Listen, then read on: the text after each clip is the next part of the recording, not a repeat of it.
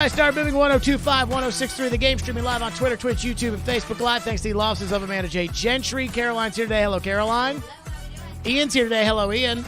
What up, what up? So there's something now that I feel like I've been holding back for a little bit that I want to share with all the fine folks out there. It's very, very important to me. It's been very, very important to me for a while. We have not brought it up because the Titans fired their general manager and got smoked by Jacksonville, and so that's been kind of top of mind. But Ian Safar is our assistant program director now. Woo! Ladies and gentlemen, congratulations to Ian Safar, who has been with this Stillman and Company, Jared and the GM program for pretty much its entire existence. True story. Jared and the GM was what? A week old? A week and a half old? When did you start working with Jared and the GM? I don't know. It was August of 2016, I think. So Jared, the GM, started on August either 15th or 16th. I think it was 16th. No, I think it was 15th. It was the end of August, I feel like, was about right. So that shows you how long he's been with the program for. We had a management change, and, Ryan Porth got kicked upstairs.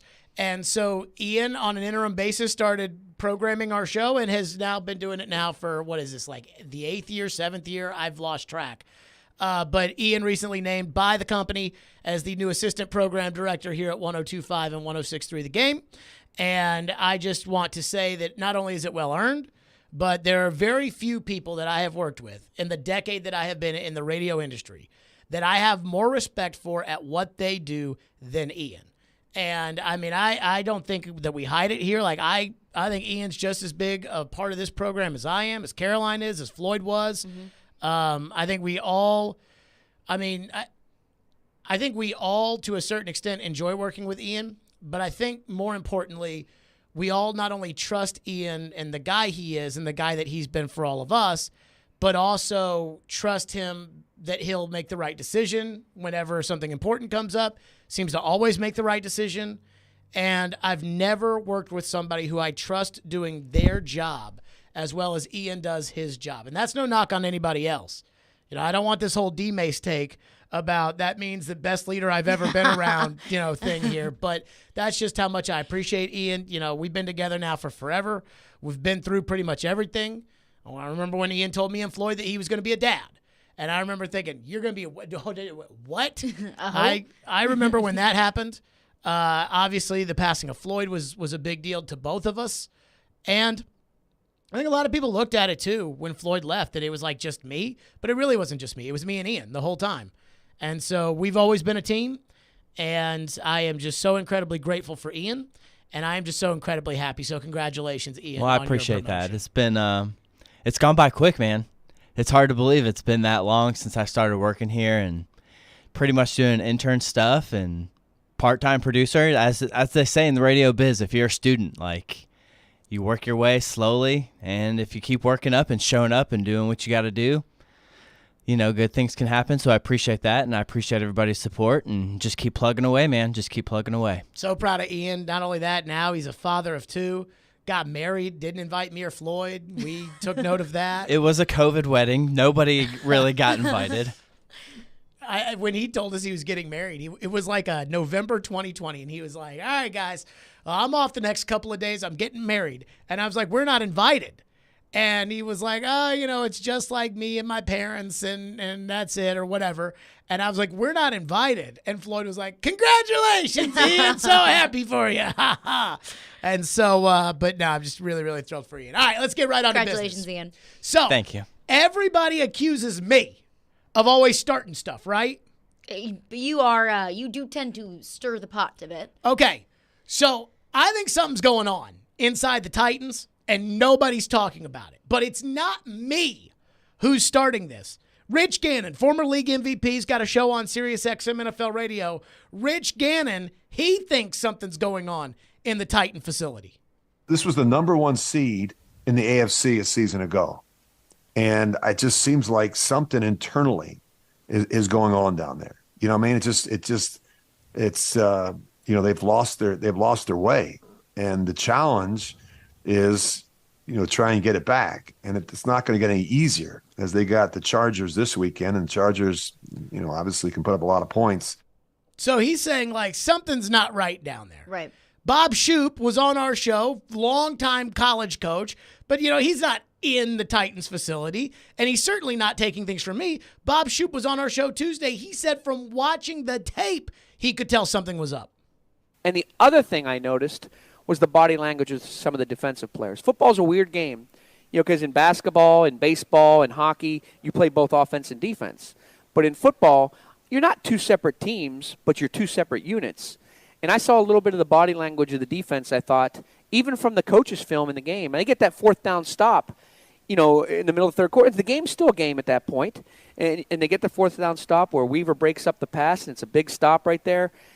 And, on the teams that I've been a part of that have been really good and really energetic, really enthusiastic, there's a lot of celebrating together. And on that play, it just seemed to be, nice job, jog off the field. And that's the one thing that I did notice, a little bit of body language with some of the defensive players. So Bob was, even the game tape was like, what are we doing here? And then it made me think, what Rich Gannon said, what Bob said, and it made me think to some of the things that we've heard from the players. This was Jeffrey Simmons on Sunday after the game. And remember, when's the best time to get the truth out of these guys? Right after the game. Right after the game, Jeffrey Simmons on Sunday. I think it's start with holding everyone accountable. I mean, it's the little things starting tomorrow. I mean, we got to be on time. It's like I said, it's all the little things that go out throughout the whole week. I mean, I don't feel like we didn't have a good week of practice, but I mean, like I said, it's the little thing. We just, like I said, the biggest thing is accountability. Okay. Then Tannehill yesterday talking about the team and the spirits and the morale. This is not the streak we want to be on, and we all understand that. And there's certain emotions that come with that, frustrations, angers, all those types of things. But everyone's got to do their part. Can't just be just a few guys. We all kind of got to buy in and do our part to, like I said after the game, channeling that emotion into a positive way and being able to lift up the guys around you and be better this week. So I'm not starting this when I say something's wrong, but something's got to be wrong, right? I mean, is it something wrong beyond the general manager just got fired out of nowhere last week? I don't think that Jeffrey Simmons is preaching team accountability because the general manager got fired. No, but to the team morale? I don't think it helps. No, absolutely not. But you're saying I think something's going on. Could that something be as simple as the GM was just fired last week, and now everybody inside that building is confused about what the future holds? I mean, maybe, he's a front office guy, though. The GM? He's not some secretary. But, it's not, I don't know. I don't think the players ultimately cared. When it came down to, they found out that John was fired, I think they were shocked like we were. But ultimately, I don't think that they cared. Now, I do think, you're right, I think it throws some anxiety into the mix as to, well, wait a minute. John Robinson signed me to be, this core special teamer, and I'm not playing much right now, and what's that mean for me and my family at the end of the year? But I don't think those guys were personally offended that Robinson got fired. I mean, it certainly is going to take away from the belief in the group that the belief can turn it around when the owner thinks they can't do it. Which is going to be a distraction, and I think it. But is that going to affect with the body language that Bob's talking about from the defense getting a fourth down stop? I mean, could something like that trickle down from Mike Vrabel? Could Mike Vrabel have been so affected by this one way or another that it affected the whole team? I don't think Mike Vrabel's been right since Todd Downing's DUI. I don't think he coached very well against Cincinnati. And I said after the Cincinnati game that I thought Mike Vrabel coached distracted. And I jumped to the conclusion that would be over the Downing thing. Now, maybe that was over the Robinson thing. I don't know. I'm going to tell you, though, the Jeffrey Simmons accountability thing and the Ryan Tannehill we all have to buy in thing and the Mike Vrabel crossroads thing and all that, I don't think that has to do with Robinson. Well, the crossroads thing came before Robinson. Not that Vrabel didn't know about it. Well, he said that he found out when we found out. Bob said he didn't believe that. Yeah, I don't believe that either. But I'm just saying what he said. So, I mean, I just wonder this. Do we think there's a culture problem there? Do we think that there is an issue with this team that is behind the scenes? Maybe it's the owner and the general manager. Maybe it has nothing to do with that. And I don't know. All I'm saying is something is wrong. And I know that people are going to say, well, there's Jared Stillman just starting to. I didn't say what Rich Gannon said. I didn't say what Coach Shoup said, what he saw on the film watching Rashad Weaver get that 4th down stop. And he was taken aback by the fact that guys weren't high-fiving off the field. Remember, this is the team that Vrabel, when Hassan Haskins jacked somebody up on a kickoff, the entire bench got up, and Vrabel was like, that matters to me when that guy jacks up that guy on that kickoff because that's what our team's about. And here's Bob a month later saying, yeah, I see, Weaver bats down a pass on 4th down, and he just kind of goes to the sidelines. By the way, you know what happened on the next play? What? Derrick Henry fumbled the snap. There you go. And so I think something's wrong. When the players are coming out and saying things like Simmons, again, we have to be accountable. And Tannehill. For a team that preaches accountability. Everybody has to do their part. I think something is wrong here. And I wonder, we used to talk about this with Laviolette. And when he was coaching the Predators, which was Peter Laviolette's got a shelf life. And then Peter Laviolette wears on his players. And after a while, it's the same every place that Laviolette's been, though I still think it's not fair to Laviolette. But it's, Peter for 5 years is great. And then as soon as that 5th year comes, like the players tune him out and he's not the same anymore. And is that going on here? Is that a scenario here where there's something between the coaches and the players are tuning out the coaches and that's why they're not being accountable? Or like Jeffrey Simmons says, we have to show up on time. Or Ryan Tannehill says we all have to buy in. Or things like that. I mean, again, I'm just throwing out there. But I am not the one that formulated the idea that something's wrong there. Because it didn't come from me. And I think you can ask the question, is this like a chicken-egg situation of did the losing happen first and then the morale started to go down? Or was there something happen that affected that locker room and the losses came with it?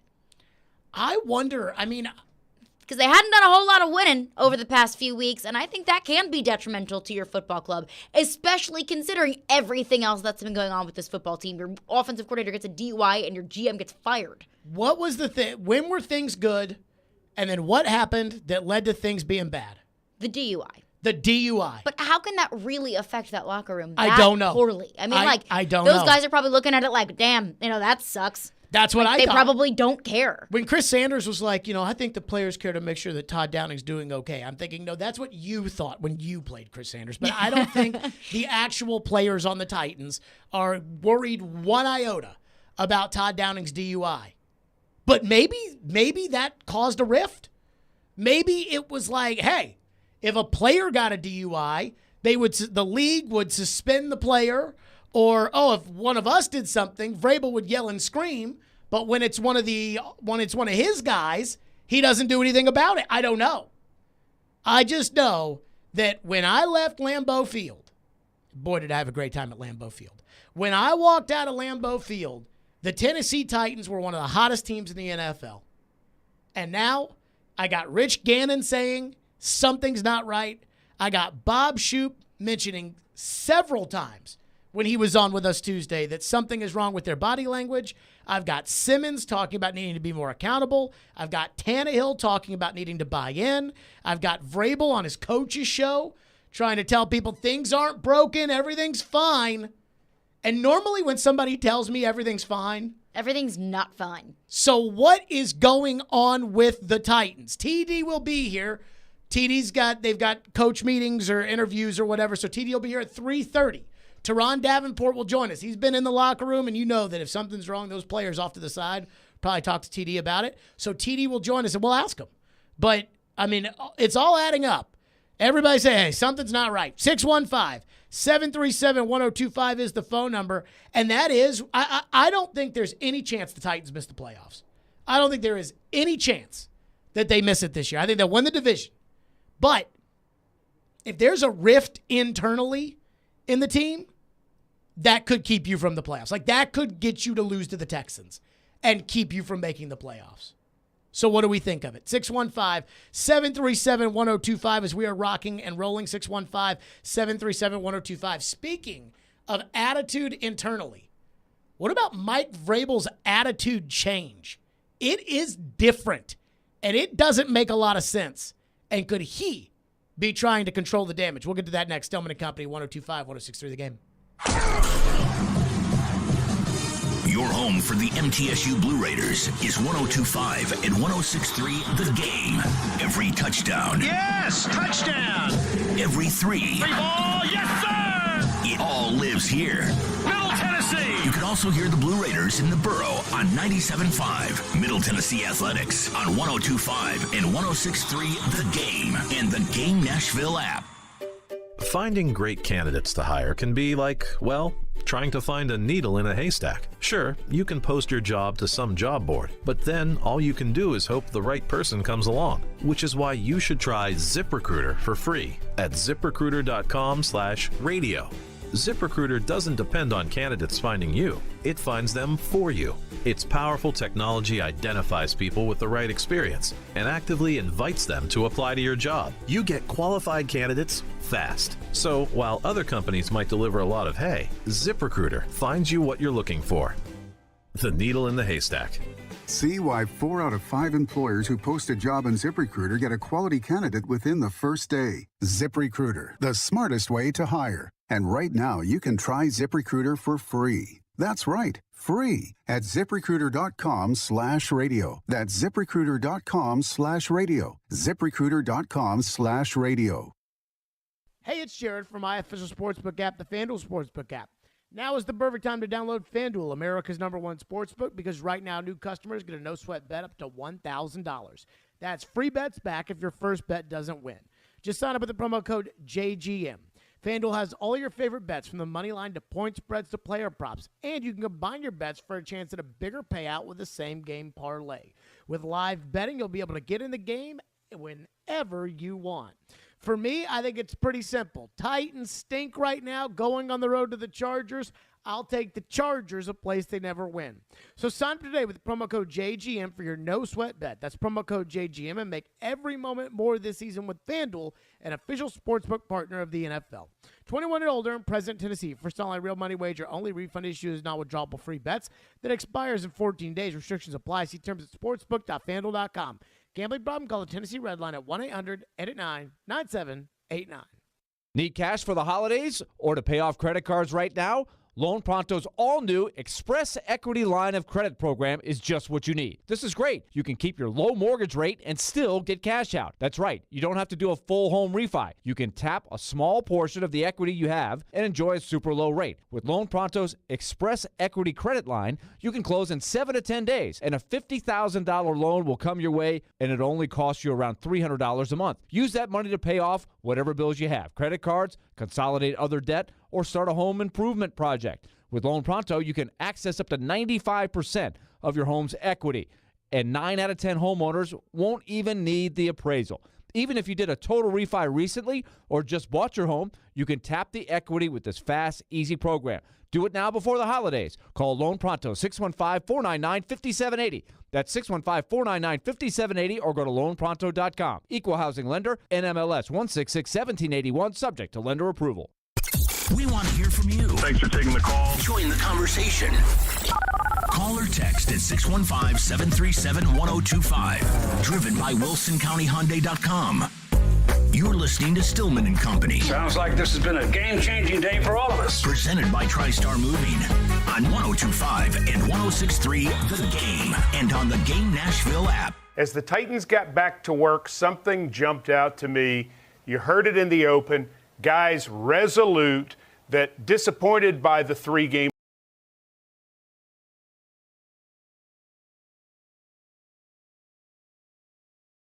Athletes and professional coaches, and we have a job to do. It's going to start by, trying to eliminate bad football. That's been the message. That was the message Monday. Hopefully getting to the point where we're good enough to take advantage of another team's bad football. We didn't quite do that enough times on Sunday. And so we have to. There's a lot of things we have to clean up, and I don't think that anything's broken. I think we have to just start playing a little cleaner.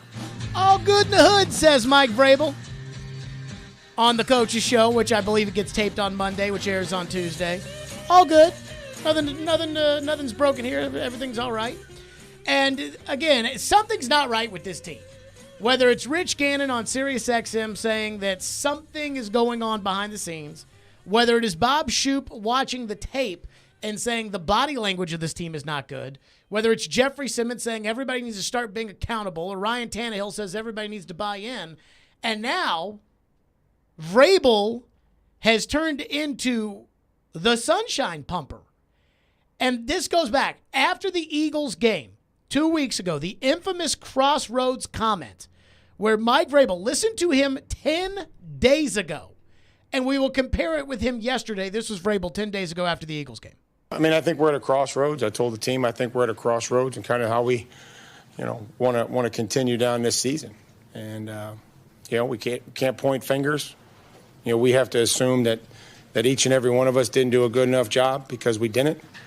We have to come to work with greater energy and greater resolve to prepare to win a football game against a division opponent. It sucks losing. It sucks getting beat the way we did.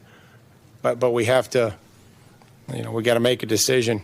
How much are we willing to invest and trust in what the coaches are doing, trust in what each and other players are doing. So I think it's a critical time for us. Okay, so it's critical time. Again, this is last Sunday, or excuse me, 2 Sundays ago. It's a critical time. We got to start believing in the coaches. We have to start believing in each other. Those are not words you say about a team that has a good culture. Then, after approaching the crossroads, they fire the general manager on Tuesday. Then they get smoked at home by crappy Jacksonville. And now, Mike Vrabel's message is, turn that frown upside down yesterday. We talked about the team being at a crossroads last week, and also the team deciding to finish out the season, what team they want to be, how they want to finish. Similar message this week from you to the team, or something different as you go to LA? Well, I think the message this week is obviously, we talked about, what we can do individually to then lift the spirits of the team and the guys around us, and try to focus on our demeanor, our attitude, how we approach each and every meeting, the reps, the practice reps, the individual period, and in turn hoping that will help the entire group. So that's where our focus is, and just try to prepare to win a game and what we think is important this week. I mean, talk about a 180. Everything that we were at a crossroads, it got worse. Now we want everybody to show up every day and try their hardest and bring their best attitude in the door. When did Mike Vrabel become a third grade teacher? Well, isn't that kind of the message that he always gives off of, we just got to, come in here and execute the game plan and I don't think I've ever hold everyone accountable. And I don't think I've ever heard Mike Vrabel talk about lifting the spirits of the team. I don't think I've ever heard Mike Vrabel. And they're like that 2018 year before he was Mike Vrabel. Like that 2018 year before they had any success, that was an up and down season. And I'm not sure I ever heard that. But, I mean, to be honest, have the spirits ever really needed to be lifted this much? 2018 was pretty bad. But you lose 3 games in a row. Your general manager just got fired. And your offensive coordinator was in the news for a DUI. Those are pretty bad things. If I'm inside that locker room, I'm thinking, man, when it rains, it pours. We just lost to the crappy Jacksonville Jags, and our schedule's not getting any easier. I know, but I feel like for the coach to do a 180 on his personality over the span of 10 days, that's alarming. Sometimes he does it over the span of 2 days. Like when? Like when you hear from him on Sunday, and then when you hear from him on Monday. Well, that's different. That's Vrabel, the intense, worn-out competitor Vrabel that talks on Sunday after a game, and then it is the relaxed Vrabel that talks on a Monday. But the Vrabel who challenges the team or doesn't talk about the past or is only worried about what's in front of them or all of those things, that Vrabel has never been the everybody needs to lift up their spirits. And I'm not sure Jeffrey Simmons has ever been talking about holding guys accountable before like that. I mean, this is to me, something is wrong. And I can have my theories as to what's wrong. But, do you have theories? I mean, I have one theory, and I'm not sure about it, but I have a theory. I mean, it's a theory that it's one of those ones I could see. I'm not accusing anybody of anything, but I could see it. I have two theories. The first theory is Vrabel's lost the team. Like, that is where, Jeffrey Simmons is like, guys aren't showing up on time, or guys need to be accountable, or Vrabel saying we need to decide to start listening to the coaches. That is lost the team type stuff. You know what I mean? Like, if what the head happened coach, for Vrabel to have lost the team? I mean, that's he's kind of an drastic. ass. And that over time, like we've seen with Laviolette, over time, that can grate on people. That can be enough where it's like, I've heard your crap for years, and I'm over it. And we've seen it with Laviolette. And again, everybody swears up and down that Laviolette has a shelf life and Laviolette broke that team and everything else. So maybe like Vrabel's attitude, and he's a very demanding coach, maybe Vrabel's attitude and the fact that he is so demanding has worn on enough of those guys to just say, like, I mean, they cut Ola Adeni the other day for no reason. But I feel like there are enough guys kind of at the leadership of this team, Derrick Henry, Kevin Byard, Jeffrey Simmons, Ryan Tannehill. They've been part of the Vrabel administration long enough. I feel like they have been bought in enough to Mike Vrabel that if there are some of these young guys that are like, look, Mike is being, like, I can't deal with his attitude anymore. But so had the Johanssons and Yossi's and Pecorines and all those guys that had been there under Laviolette. Like, I think sometimes a coach, and again, this is a theory, and I'm not accusing Vrabel of having lost the team. I'm just saying something's wrong, and you asked if I had theories. That is a theory. This is a theory, is that I think over time, just those guys kind of get sick of it. And I can see it. I mean, I think Vrabel is incredibly demanding. And I could see it. I mean, Belichick wears on people. I remember one time Floyd told me that the fun in New England is not the day-to-day process of doing the job. The fun is in New winning. England was winning. That was the day-to-day process probably sucks. The other teams are like, oh, we have so much more fun than we had in New England. It's like, that's because we fun. Like what AJ said about the is Titans. Winning. Right, exactly, yes. My second is that Todd Downing DUI screwed everything up. And I don't know how. Like, I can't. There would have to be more than simply just the DUI. All I can say, well, the players might think he sucks. I don't know. But all I can say is that since the DUI, the Titans were on the top of the mountain when they beat the Packers. And we said it that day. Do the Packers stink? Yes. Yep. Was it a monumental win where the Titans went on the road and played a good game? Yes. And so everybody was pumping the Titans' tires. And ever since then, the two things that happened, they lost to Nico Autry, which I think is incredibly important, and the Todd Downing DUI. And so it's either, clearly something's wrong.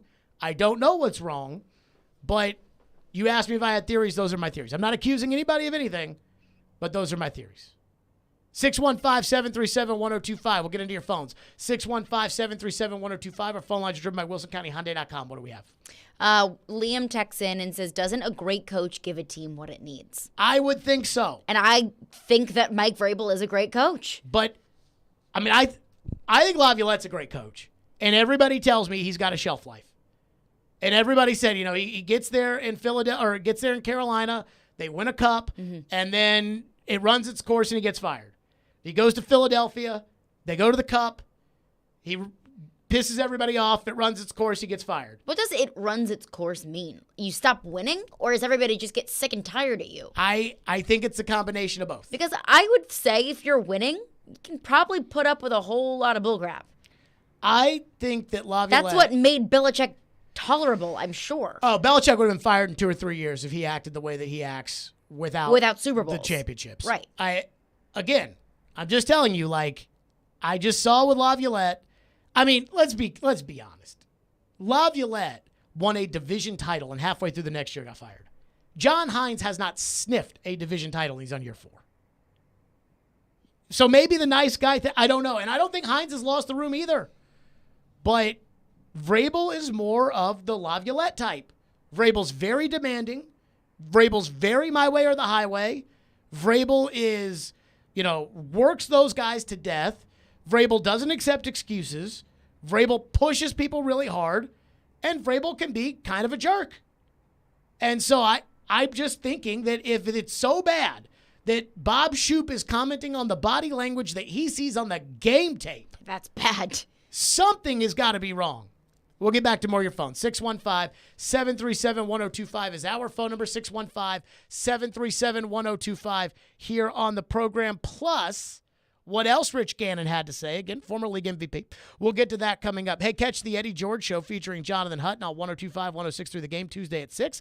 Live from 6th and Peabody, the Eddie George Show is brought to you by Low T Centers and Zander Insurance. Zander gives you more options. More options means more savings for you. Free quote at ZanderInsurance.com. Can I ask a question about this? Sure. Wasn't like the TSU football season over like 6 weeks ago? I believe so. It's been over for not 6 weeks ago, maybe a few weeks ago. So we still have Eddie George. Eddie George is still breaking down TSU football? I think TSU, Titans, college. Sure. Hey. Yeah. Eddie George is still Eddie George in the offseason. More Eddie George. 615-737-1025. Stillman and Company, 102.5, 106.3 The Game. Hi, I'm UC Saros. And this is Nashville. Now here's a try off to the side. What a stop made by UC Saros there. Unreal. You're listening to the flagship of the Nashville Predators radio network. ESPN 102.5 The Game. Middle Tennessee, you can count on an award-winning service team for all your home maintenance and improvement needs. Lee Company, we're A+ rated with the Better Business Bureau and trusted by thousands of homeowners in our community. Our team is ready to assist with all your home maintenance projects, heating and air conditioning, plumbing, electrical, appliance service, and more. Experience the convenience of calling one phone number for all your home maintenance needs. Call Lee Company today at 615-567-1000 or visit leecompany.com. When it comes to sports, it's all happening right now. Hey, it's Chase McCabe. Football, basketball, hockey, and soon enough, the World Cup. And there's no better place to wager on all of that than Superbook Sports. When you sign up, deposit, and wager in the same day, Superbook will give you a bonus up to $1,000. When the sports world is busy, it's time to get busy winning some money. So download the Superbook Sports app or visit superbook.com to wager and win today, just like me. Visit superbook.com for terms and conditions. Gambling problem? Call 1-800-889-9789. Nothing says I love you like the gift of jewelry. A sapphire ring, a diamond necklace, a colored gemstone earring, an anniversary band. And around here, the diamond destination is Genesis Diamonds. With decades of experience, our legendary value combined with worldwide connection, Genesis is here to help make this Christmas the most unforgettable ever. And to make it easy to splurge, our special 0% finance offer has been extended through Christmas Eve. So you can make any holiday purchase and spread your payments over 5 years and enjoy an interest rate of 0% with absolutely nothing down. Our showcases are filled with exquisite diamond rings, earrings, pendants, bracelets, bands, as well as a fabulous selection of luxury pre-owned Rolexes, starting as low as $35 a month with nothing down. And if you're planning an engagement this holiday season, this special finance offer includes all of our designer engagement rings and all GIA certified diamonds. Buy now, spread your payments over 5 years with zero interest and nothing down. Say I love you louder than ever this holiday with the gift of diamonds from Genesis Diamonds, Green Hills in Cool Springs. On approved credit.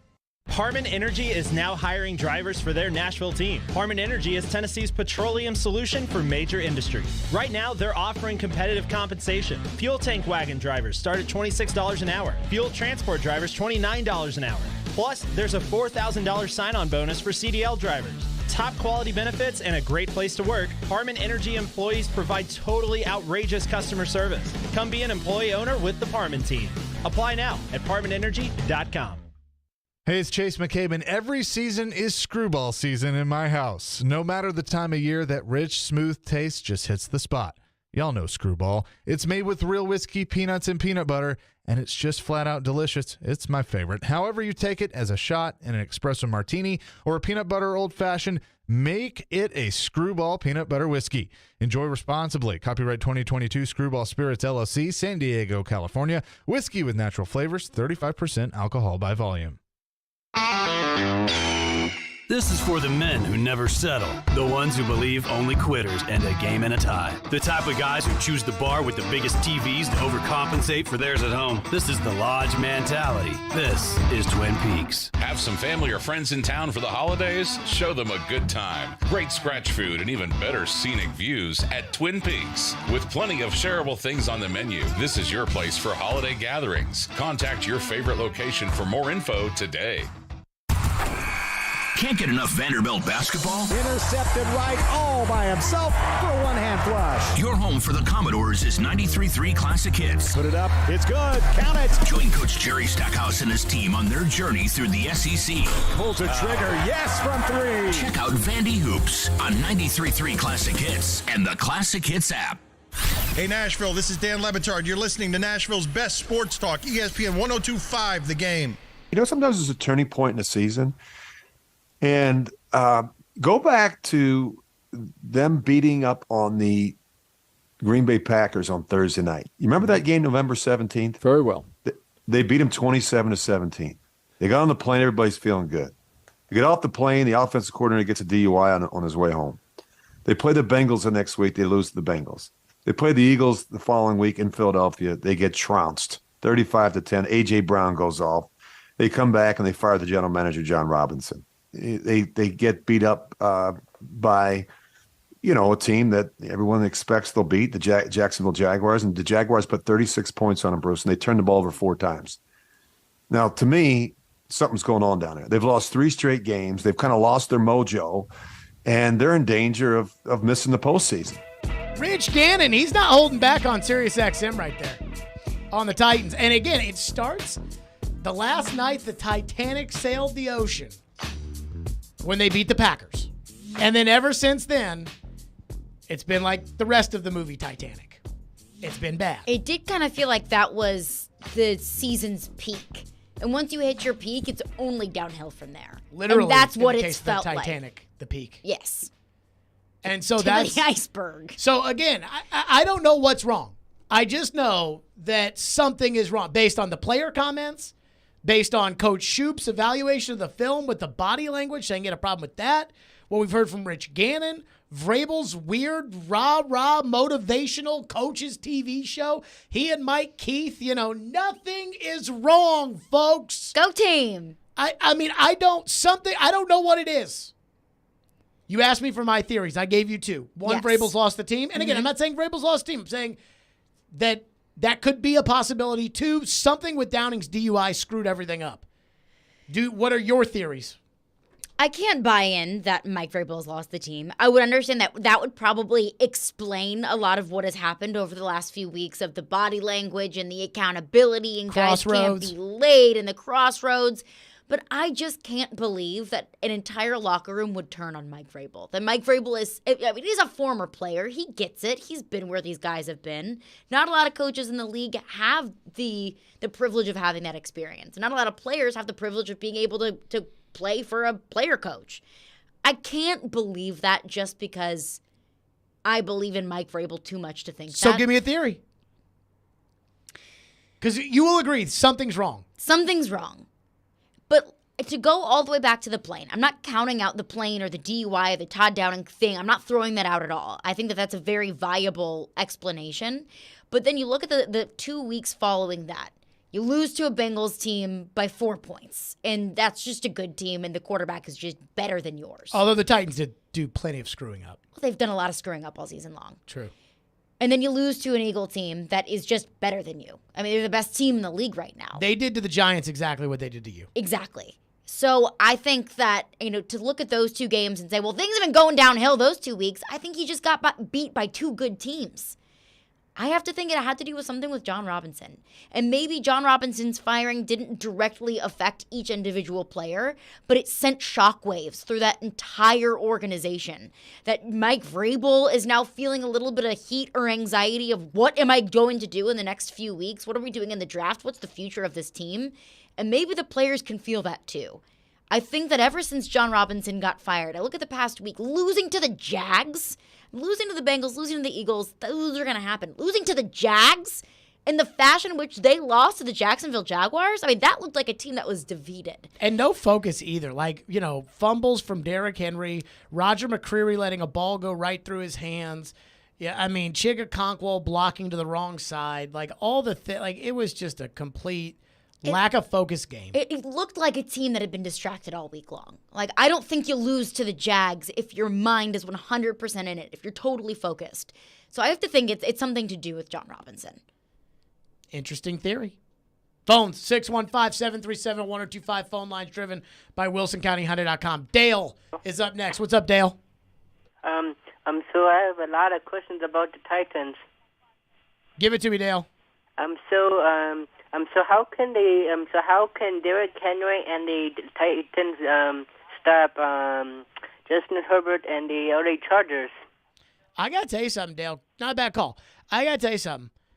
The Charger game, I know the Titans want to move on to the Charger game, and they want to talk Chargers, and, the Charger game, I don't know how they can win.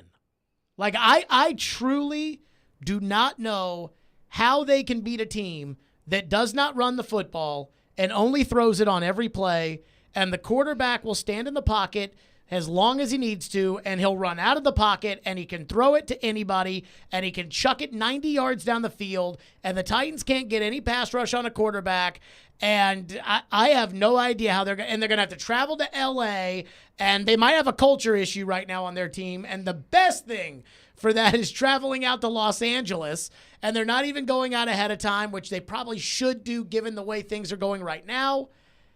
I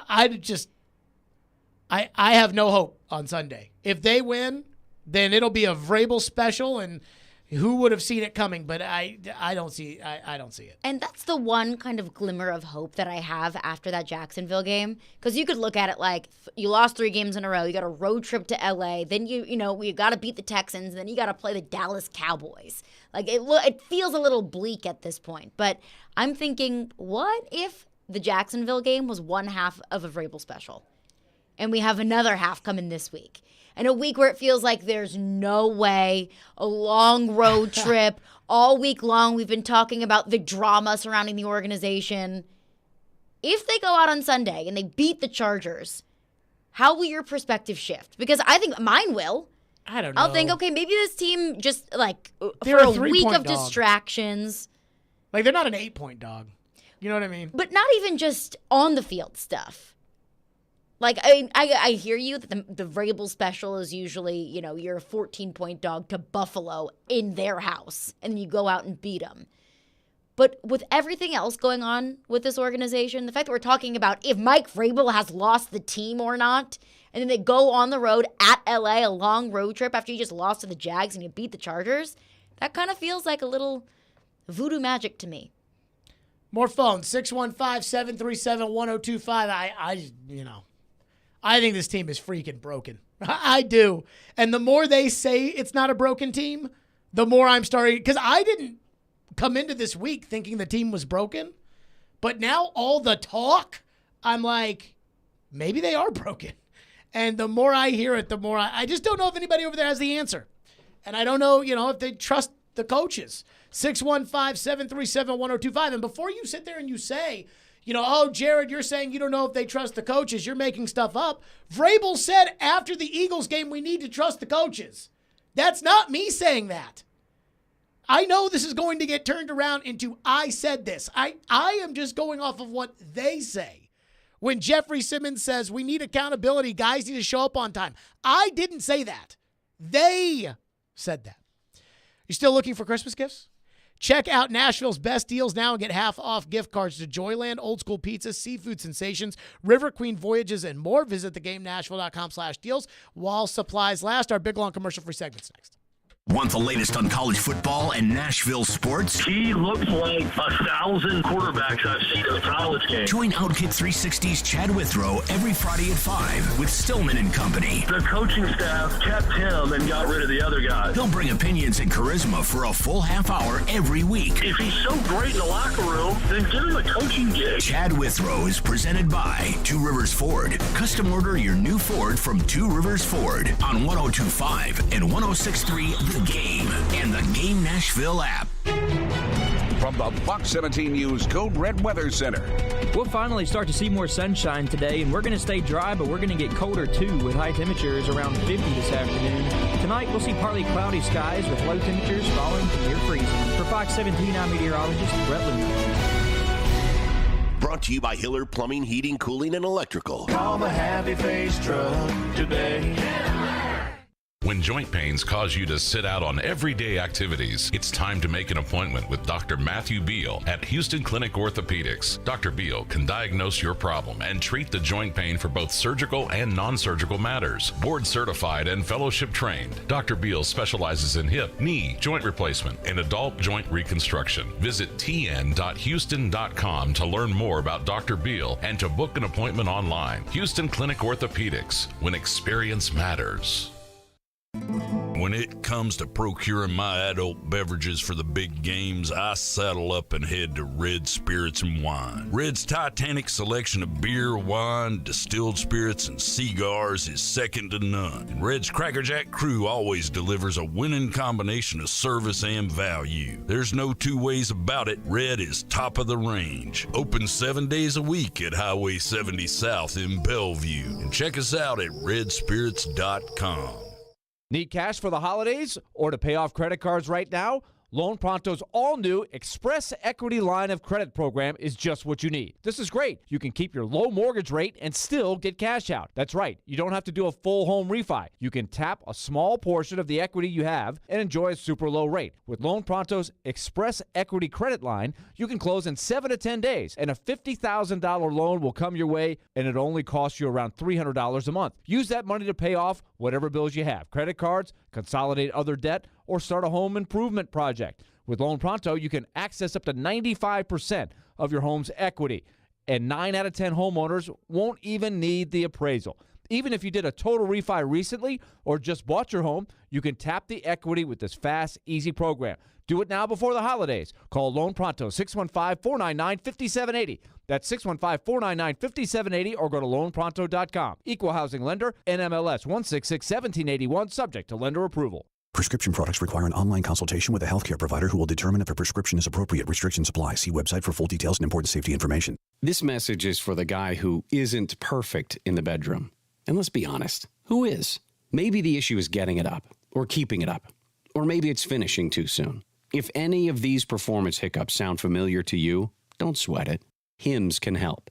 At 4hims.com, you can go online and get clinically proven prescription medication that treats these issues, prescribed for you, if appropriate, by licensed medical providers. And the medication is shipped free to your door in discreet packaging. Plus, Hims gives you unlimited follow-up visits with medical providers. No one's perfect in the bedroom every time, but with Hims, you can get a lot closer than before. And chances are, your partner will agree. To get started today, go to 4hims.com/perfect. That's 4hims.com/perfect for your free visit. FORHIMS.com/PERFECT. Chase McCabe. Competition in all positions. Willie Donick. You know what? I went on the radio and I tried. And Derek Mason. The man that sleeps on the floor never falls out the bed. Chase, Willie, and D-Mace. Weekdays from 10 to 2 on Nashville's best sports talk, 102.5 and 106.3 The Game and the Game Nashville app. You're listening to Stillman and Company. Presented by TriStar Moving. 102.5 and 106.3 The Game and on the Game Nashville app. Some of the other leaders on the team have said that they, want to take it upon themselves to make the environment more positive. As a leader yourself, what have you done to contribute to that? Yeah, I think, like I said on Sunday, I think leaders on this team, we got to step up and do more, whatever that requires. And Coach always talks about positive energy, having great demeanor, throughout the week, on meetings and practice, and people feed off each other's energy. We're all a team, we're all a family, so we got to feed off each other. And I think guys, I'm trying to do that. There you go. That was Derrick Henry today. You know what's crazy about the way that everyone's talking about? We got to come together. We got to focus this week on ending this losing streak against the Chargers. We gotta focus on this. That's what should have happened last week. And do you know why that didn't happen last week? Because of the general manager. Because every question was, what'd you think about John Robinson being fired? Because every discussion was, Ryan Tannehill, what do you think about John Robinson being fired? What does it mean to you? And that is by no fault of the media. No. The media is asking the appropriate questions. No, that's a fault of one. If the member of the media asked a question about the Jags, I would have said, boo. Let me tell you something. Ask the good stuff. The Titans have the single least invasive media in the NFL.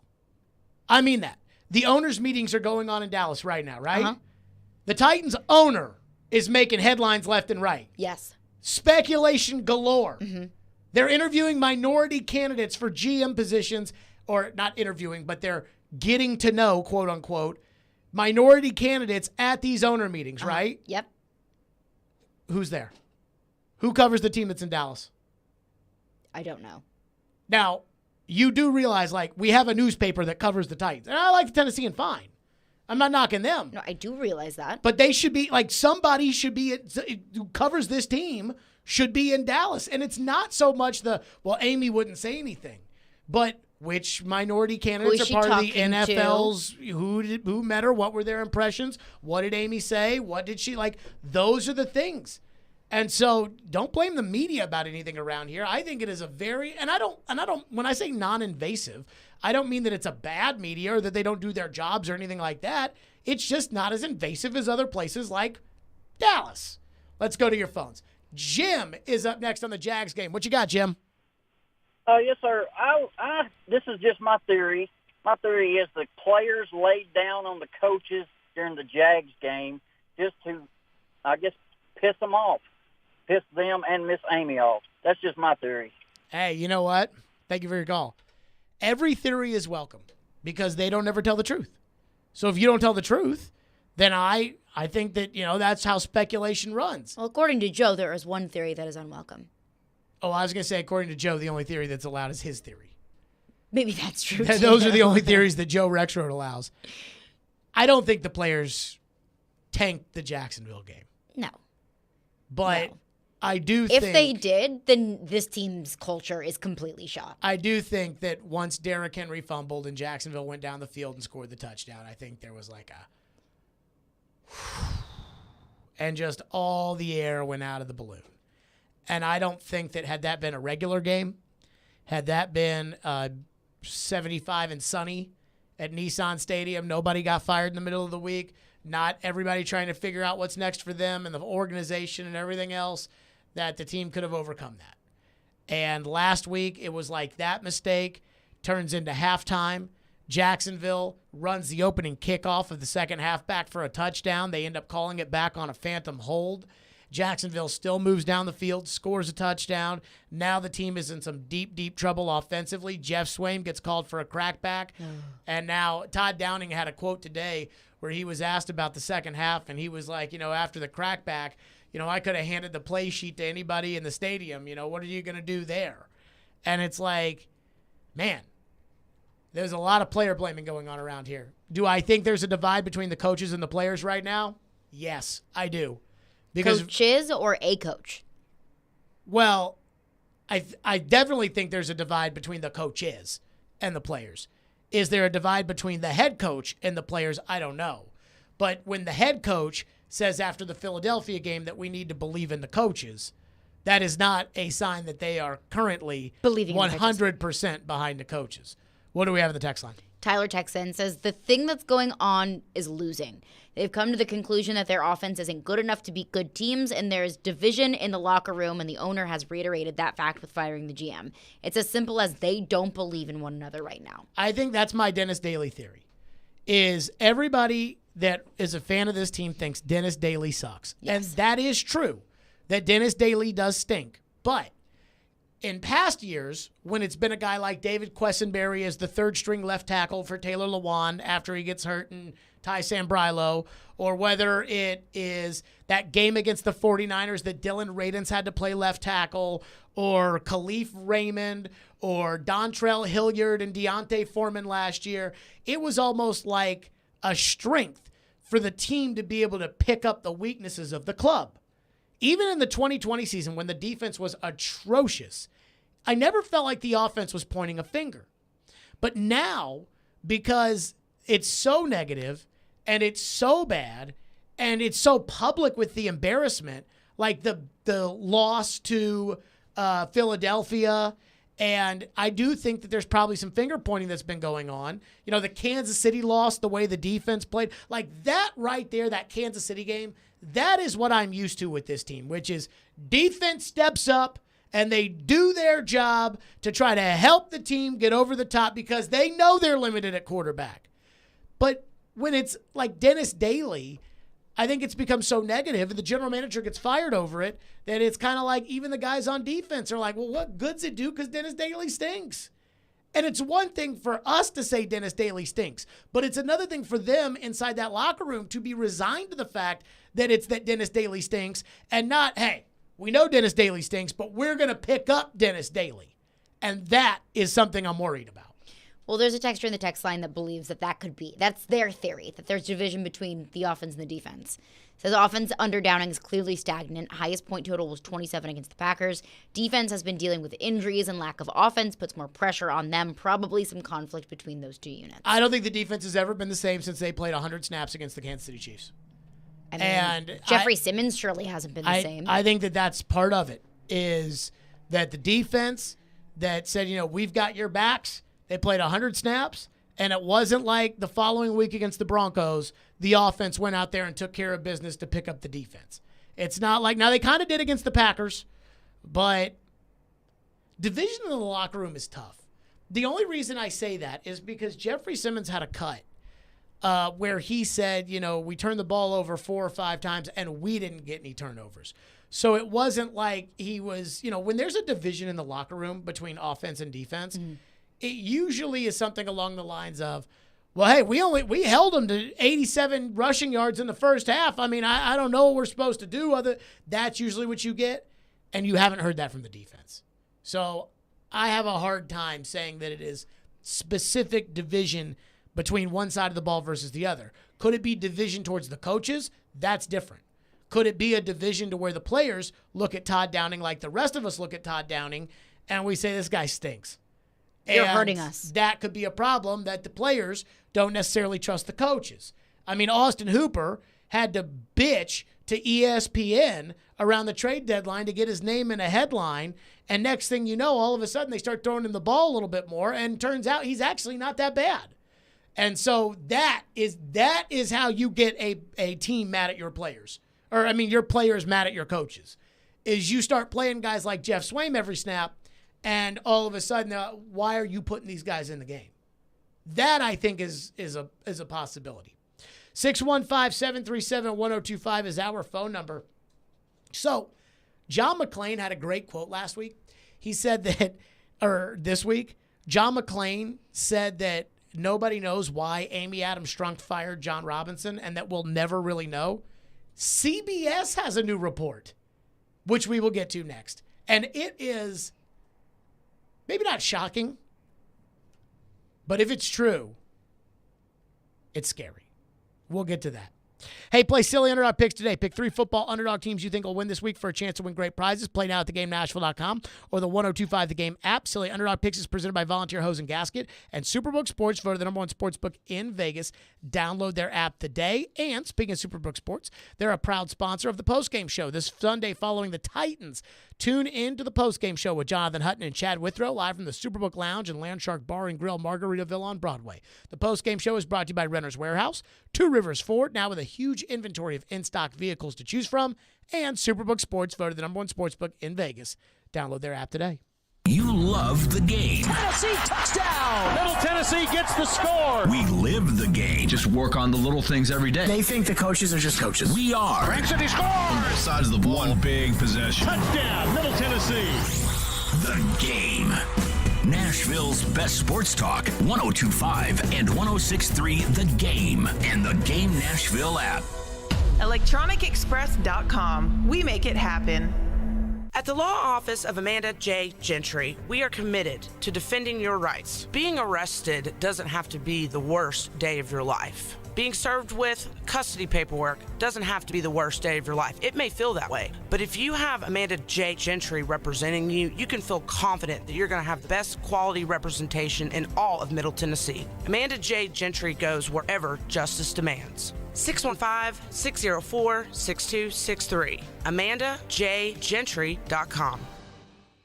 This holiday season, tee it up at Edwin Watts Golf Shops for the hottest gifts from TaylorMade and Bushnell. Featuring the TaylorMade Stealth Carbon Woods with 60 layers of carbon for faster ball speeds. And while you're there, grab a dozen TP5 golf balls. And from Bushnell, save up to $75 on the Tour V5 and Tour V5 Shift rangefinders. There's also gift cards for those favorite golfers on your list. Don't miss these holiday gifts and more happening now at Edwin Watts Golf Shops, home of the 90-day satisfaction guarantee.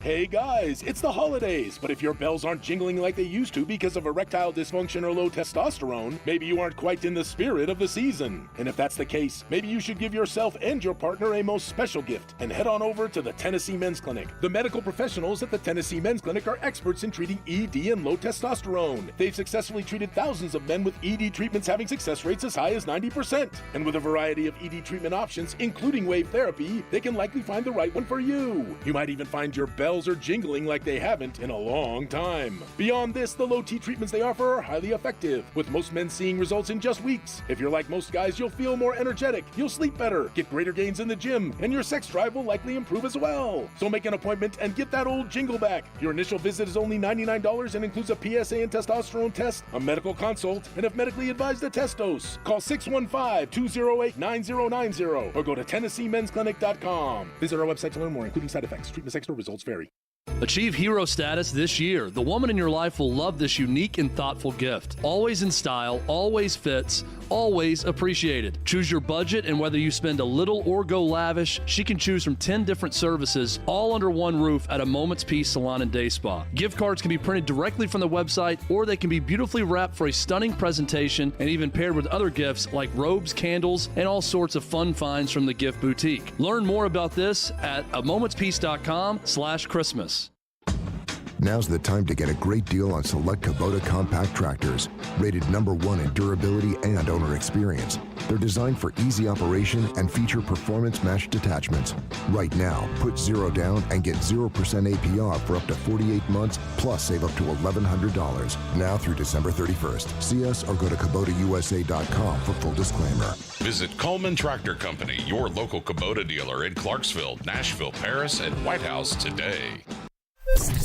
Live from the Game Nashville studios. WPRT FM Pegram, WPUC HD2 Laverne. Nashville's exclusive home for the Nashville Predators. 102.5 and 106.3. A gunny performance. Do your job. And the Tigers regain the lead. The Game. A Cromwell media station. Where you have a voice. We're one play away from an injury. He knows this. He's a study of the game. And we have strong opinions. He's been awful. I don't think they were trying, and that's why I feel the way I feel. This is Stillman and Company with Jared Stillman and Caroline Fenton. Presented by TriStar Moving on Nashville's best sports talk, 102.5 and 106.3 The Game. And on the Game Nashville app. Stillman and Company is delivered by TriStar Moving, 102.5, 106.3 The Game. Streaming live on Twitter, Twitch, YouTube, and Facebook Live. Thanks to the law offices of Amanda J. Gentry. The TD Power Hour will start at 3:30. The Titans assistant coaches were speaking. TD will be here at 3:30. So we'll get into what's going on in that building, because who knows? With TD, he'll be with us from 3:30 to 4:30 instead of 3 to 4, so 30 minutes for TD. But we have a new report from CBS Sports. And when I see CBS, I mean, this is like right from Walter Cronkite. This is Jonathan Jones, who is CBS's on the Sunday pregame shows. He's their quote-unquote insider. And it's a whole bunch of background and everything else on John Robinson. And then finally, there's one paragraph of news in here. You ready for it? Ready. Quote, from what sources have told CBS Sports, the move appeared to be motivated not by some internal power struggle between Robinson and head coach Mike Vrabel. And I think we've kind of heard that a lot, that it wasn't that. Though the two men could have disagreements like any coworkers. But CBS says that the Week 13 thumping by the Eagles and former Titans receiver A.J. Brown, along with the previous week's loss to Cincinnati, played a role in Robinson's dismissal. So Amy Adams Strunk told the AP on Friday that she had already made up her mind before the Philadelphia game on Sunday. CBS is saying that's not true. CBS is saying that it was the combination of the Bengals game followed by the Eagles game that led to Robinson's dismissal. So not everything that we've been told can be true one way or another. And after that Packers game, I don't know how she could have been thinking to fire the general manager since everybody was saying all these good things about the Titans. And Treylon Burks had his best game ever as a pro to make the A.J. trade look a little bit better.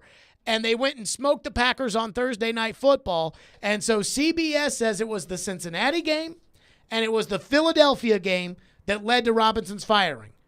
Are you buying this report from Jonathan Jones, the new insider on CBS, that quite frankly most people have probably never heard of? Well, I mean, I can't count it out because at this point I'm not counting anything out. I'm not saying are you counting it out. Are you buying it? I can't buy it. Why? I can't buy the fact that Amy Adams Strunk would fire John Robinson over losing 2 games. Oh, I can buy it. Why? Because if you're going to fire the general manager in the middle of the season, then any other decision that is made, you should be able to believe. Like if you're going to fire the general manager in the middle of the season of a team that is on its way to the playoffs, that has a winning record, that has not had a losing record over the last 7 seasons, that has been to the playoffs the last 5 times, I know the text line's going to start, but he drafted Caleb Farley. I know. You all are going to say that. Guess what? Howie Roseman of the Eagles drafted Jalen Reagor in the first round of the 2020 draft. John Robinson is not the only general manager in the history of the NFL to miss on some draft picks or sign some bad free agents or make a bad trade or two. Now, the amount of them were alarming for sure, but it wasn't like after that Packer game we were sitting here saying, that John Robinson can't put a team together. He doesn't know what he's doing. He's crazy as that. So when they fired him, everybody was shocked by it because it was so out of left field. It was so unconventional.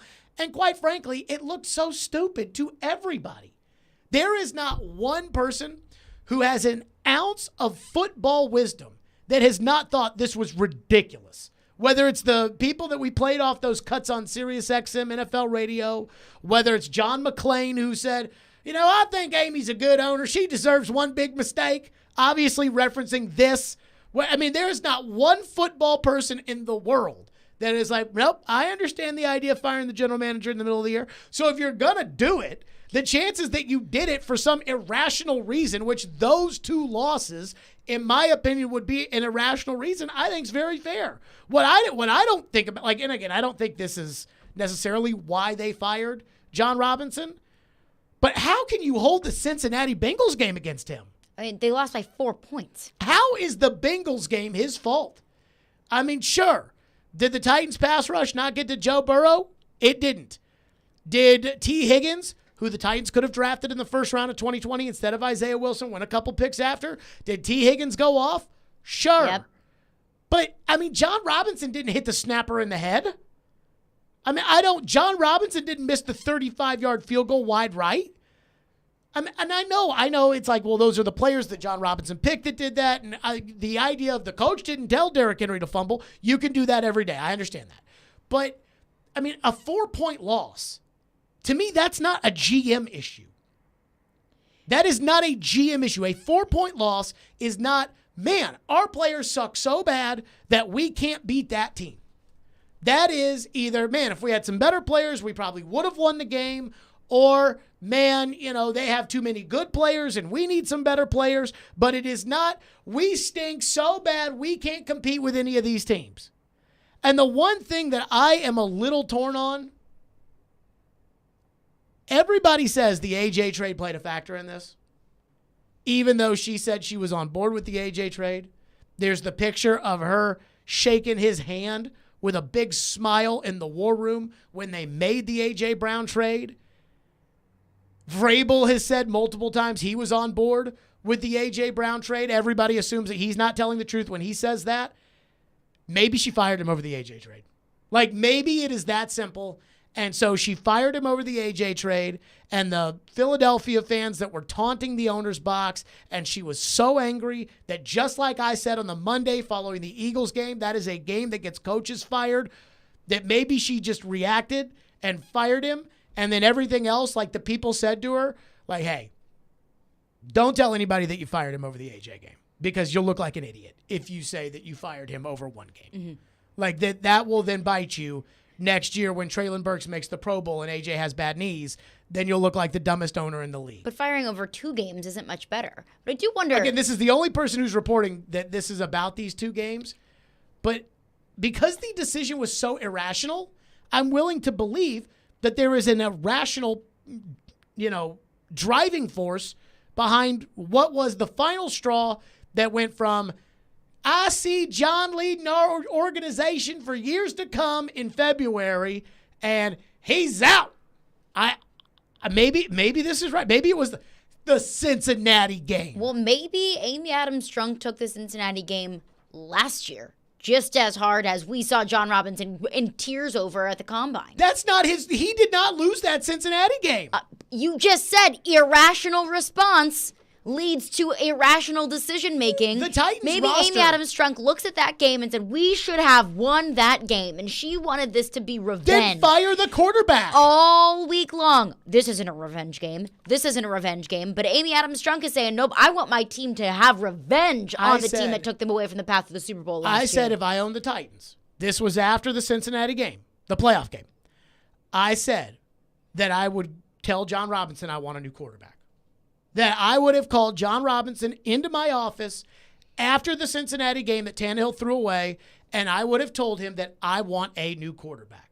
Now, if John Robinson, as my football guy, and I know that I don't know football. Like, I know I don't know football like the football people know football. If John Robinson told me, Ryan's the guy, just trust us, Ryan will be okay, and then Tannehill were to go out and have the season that he's had this year, I'd be okay with it. And if John Robinson said, if he begged me, no, Mr. Stillman, do not make me do this because whatever quarterback we bring in here, whether it's Carson Wentz or Baker Mayfield or Jimmy Garoppolo or whomever, is going to be worse than Ryan Tannehill, then I ultimately would have sided with my football guy. But that is the reaction to the Bengals loss. To me, the idea of pinning the playoff Bengals game last year on the general manager is ridiculous. I mean, what, you wanted him to cut Ryan Tannehill after he signed Ryan Tannehill? After Ryan Tannehill took you to the AFC Championship game and then Ryan Tannehill was elite? Is it not also 2020? ridiculous to fire a general manager over losing 2 games? I mean, it's ridiculous. Clearly, if this report is correct, clearly the Cincinnati game meant something a little bit more to Amy Adams-Strunk. I mean, I don't know what she wants him to do, though. Go out there and go get Joe Burrow? Show lack of progress overall, considering what you looked like versus Cincinnati last year. You get Cincinnati again this year. Doesn't go much better. Eagles are a top team. You get blown out. You don't look like you're on the same field as them. Does it look, progress, wrong direction? Is that really enough, right then, to do it? I don't think that's enough. You would think it would still be after the season, but... I mean, again, if this is true, and the Cincinnati game played a factor into John Robinson's firing, that's crazy. The one thing I keep wondering, though, is if they had won the Cincinnati game and then they had lost to the Eagles the same way they did, they couldn't fire him the next day. I don't think so, but I didn't think that they could fire him the next day regardless. On a scale of 1 to 10, with 10 being the most shocking that could be, that's like a 9.5. Now, that was up there. I mean, that was... So, again, that's the new report. CBS says everybody's got a different take. Everybody's got a different... I've heard so many different theories from so many different people who say that they have these quote-unquote sources close to the situation. And they all say different things. I mean, everything I've heard, again, and I don't know if the people I'm talking to are lying to me or not. I have no idea.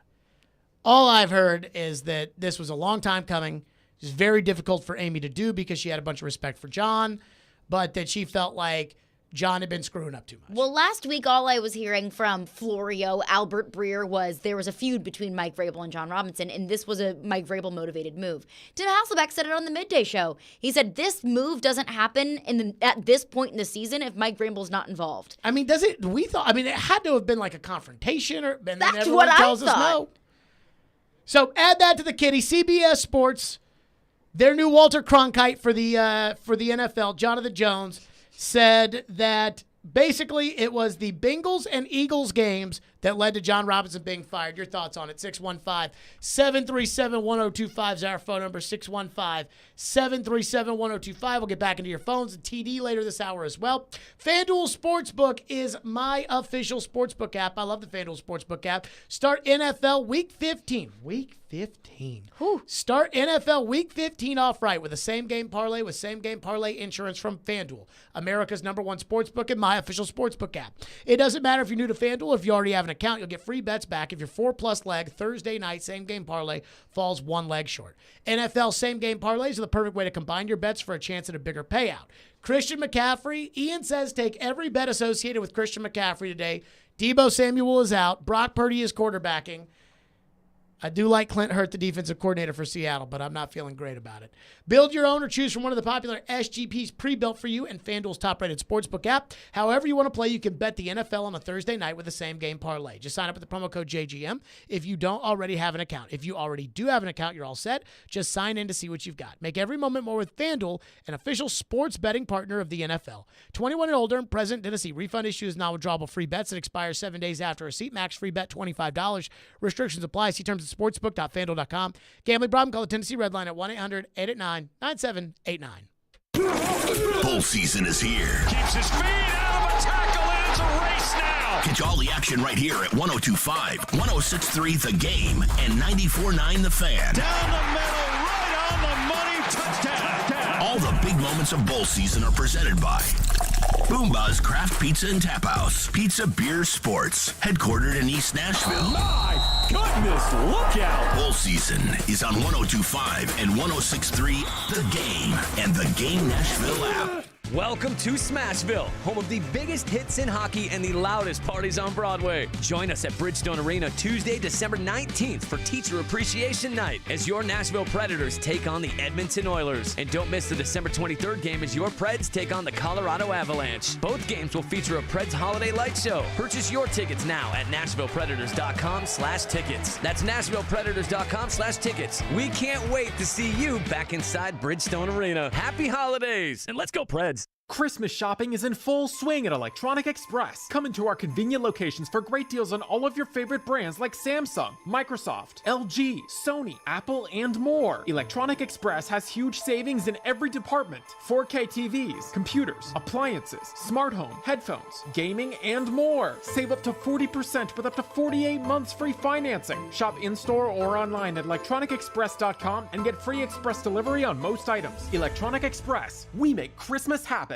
Need cash for the holidays or to pay off credit cards right now? Loan Pronto's all-new Express Equity Line of Credit program is just what you need. This is great. You can keep your low mortgage rate and still get cash out. That's right. You don't have to do a full home refi. You can tap a small portion of the equity you have and enjoy a super low rate. With Loan Pronto's Express Equity Credit Line, you can close in 7 to 10 days, and a $50,000 loan will come your way, and it only costs you around $300 a month. Use that money to pay off whatever bills you have. Credit cards, consolidate other debt, or start a home improvement project. With Loan Pronto, you can access up to 95% of your home's equity, and 9 out of 10 homeowners won't even need the appraisal. Even if you did a total refi recently or just bought your home, you can tap the equity with this fast, easy program. Do it now before the holidays. Call Loan Pronto, 615-499-5780. That's 615-499-5780, or go to loanpronto.com. Equal housing lender, NMLS 166-1781, subject to lender approval. Busch Live 2023 Tour, February 20th, Ryman Auditorium. Busch, all night, all Busch. The hits and music from the new album, The Art of Survival, out now. Tickets on sale Friday at 10 a.m. at Ryman.com. Busch, sponsored by PNC Bank and Access, proud partners of Ryman Auditorium. Never miss a moment of the show. What is this? Check it out. Subscribe to the Stillman and Company podcast on iTunes, Spotify, and wherever you get your podcasts. You're listening to Stillman and Company. Sounds like this has been a game-changing day for all of us. Presented by TriStar Moving on 102.5 and 106.3 The Game and on the Game Nashville app. As I've told people that have asked me about Amy firing John, she had her reasons, and I'm guessing if she hadn't told the truth about why she did it To me, it's something that either he offended her somehow. It just, we'll never know. We'll never know for certain. And Amy's wildly popular there, as you guys know. She's popular here with the Oiler fans who know how well she's treated the Oiler players with their alumni reunions up there and the one she had here. So I think in her tenure, she's allowed one move that people consider bad. The key, of course, what do they do to replace it? Can they be better?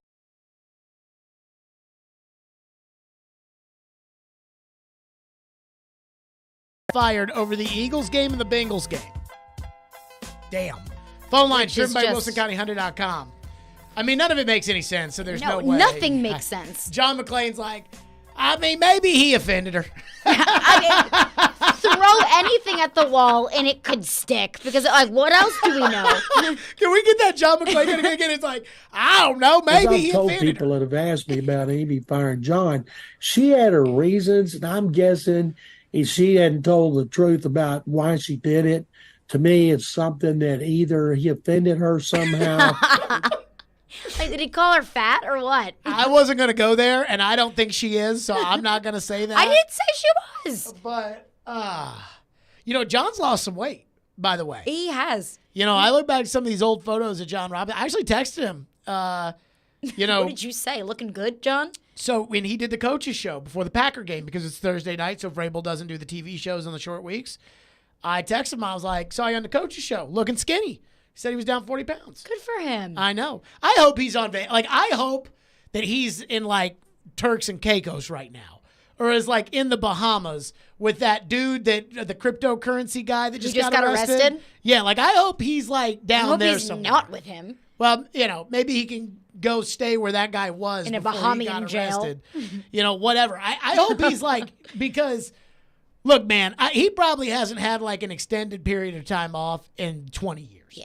So you got all the money and you got all the money coming to you. Go on vacation. Let's get to your phones though. What do we have? One texter texts in and says it's likely that the firing of John Robinson was more a culmination of the playoffs plus the entire year. The Titans lost to every team above 500 this year except Washington. Highlighted by the last two games, and the personnel on the field, depth-wise, is simply not good enough. Okay, so I actually am going to give this some credence because I do think that the playoff game is part of the after extension. Even though the extension came after the playoff game, the announcement of the extension came after the playoff game. It was probably in the works pre-playoff game. Only because Mike Vrabel said after the Bengals game the line of "as long as I'm the coach," which is going to be a while, time. Which made me think that he probably could talk that kind of smack because he knew that he had already just gotten an extension, which clearly doesn't mean that much, Mike, but that he had just gotten that extension. So my guess is they probably extended them during that bye week in between the end of the season and the Bengals playoff game. I mean, I get the idea of not being happy with the direction of the team. What I don't get is I don't get firing the guy going into the Titans would have won the division basically with a win last Sunday. And instead the owner came in and nuked it. And I don't know what she was thinking. And like John McClain said, maybe he offended her or something. I don't know. She's got her, John McClain. She's got her reasons, and we'll never know. Maybe and you're offended her or something. He is so right. So true. He's so right. What's next? Chuck Texan says you have to admit the Eagles game and the Bengals game showed a vast difference in talent between the Titans and those two other teams. I did not walk away from that Bengals game thinking that the Bengals had a significantly more talented roster than the Titans. I walked away from the game thinking that the Bengals were one of the handful of teams that have stunk bad enough to be able to get that golden lottery ticket with the number 1 overall pick.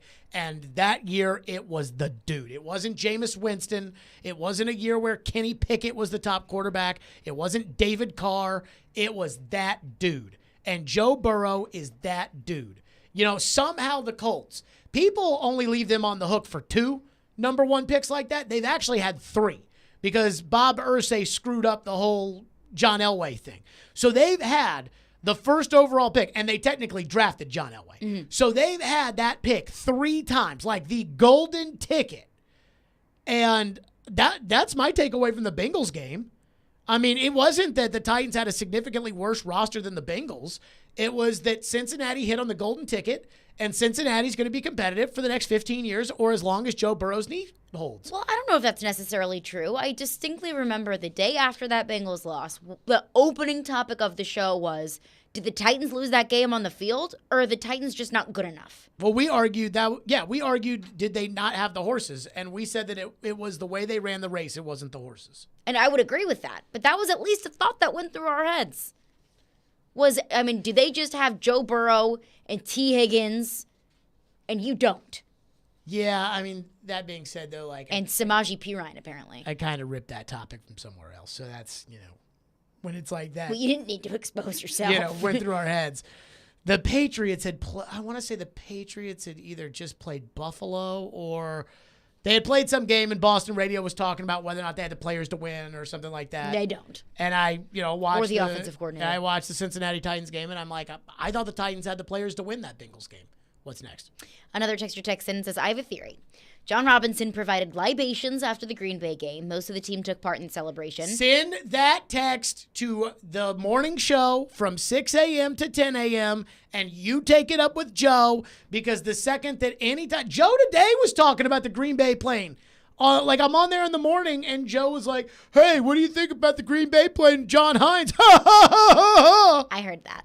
I'm like, Joe, you didn't like that joke very much. No, it's not funny anymore. It might be funny the first time, but the 19th time? And not only that, Joe's the only person in the world who thinks that that's not a possibility. I'm not counting anything out. I can be, carrying on with this. Throw anything at the wall. Joe's like, if you talk to some people, they'll tell you that had nothing to do with it. I'm like, they also tell us the AJ game had nothing to do with it. So you tell me that if they had beaten the Philadelphia Eagles, John Robinson would have been fired 2 days later? No! Boy, that would have been something. That would have been something. If the Titans beat the Eagles and then John Robinson got fired? That would have been something. So, you can't tell me that, everything is not possible. Especially when the owner won't do a press conference about it. So then you can't judge whether or not she's telling you the truth. Well, Joe says she told us what happened. She was not pleased with his job performance. Yeah, Joe used the press conference. Not press conference, the... AP interview? No, press release. Oh, yeah. You said you put out a press release. Quote. I said everybody puts out a press release. Whenever somebody talks about press releases, I always say, do you really wish the best for them going forward? I'm sure she wishes the best for John Robinson moving forward. But does everybody in those press releases? I don't think that Auburn wishes the best for Brian Harsin moving forward. We wish him and his family the best moving forward. Remember, OJ put out a press release and said that he was going to find the real killers. So you guys tell me, how much credence we leave to a press release. What were they going to say? This is a press release from Amy Adams Strunk. He stinks. You're never going to see that. No. TD is here. We got to get to the bottom of this. Rich Gannon says something's wrong. Bob Shoop says the body language isn't right. The Titans are kumbaya-ing their way at the facility. The Vrabel's coaches show starts off with nothing's broken, we promise. TD's been over there. What's he seeing? Tune in for the pregame show this Sunday live from Twin Peaks in Cool Springs. Located at 1634 Galleria Boulevard, join me and former Titans receivers Chris Sanders and Derek Mason from 1 to 3 prior to the Titans and the Chargers. The pregame show is brought to you by TriStar Moving, Parman Tractor and Equipment, Screwball Peanut Butter Whiskey, Superbook Sports, and Ounce of Hope Cannabis Company.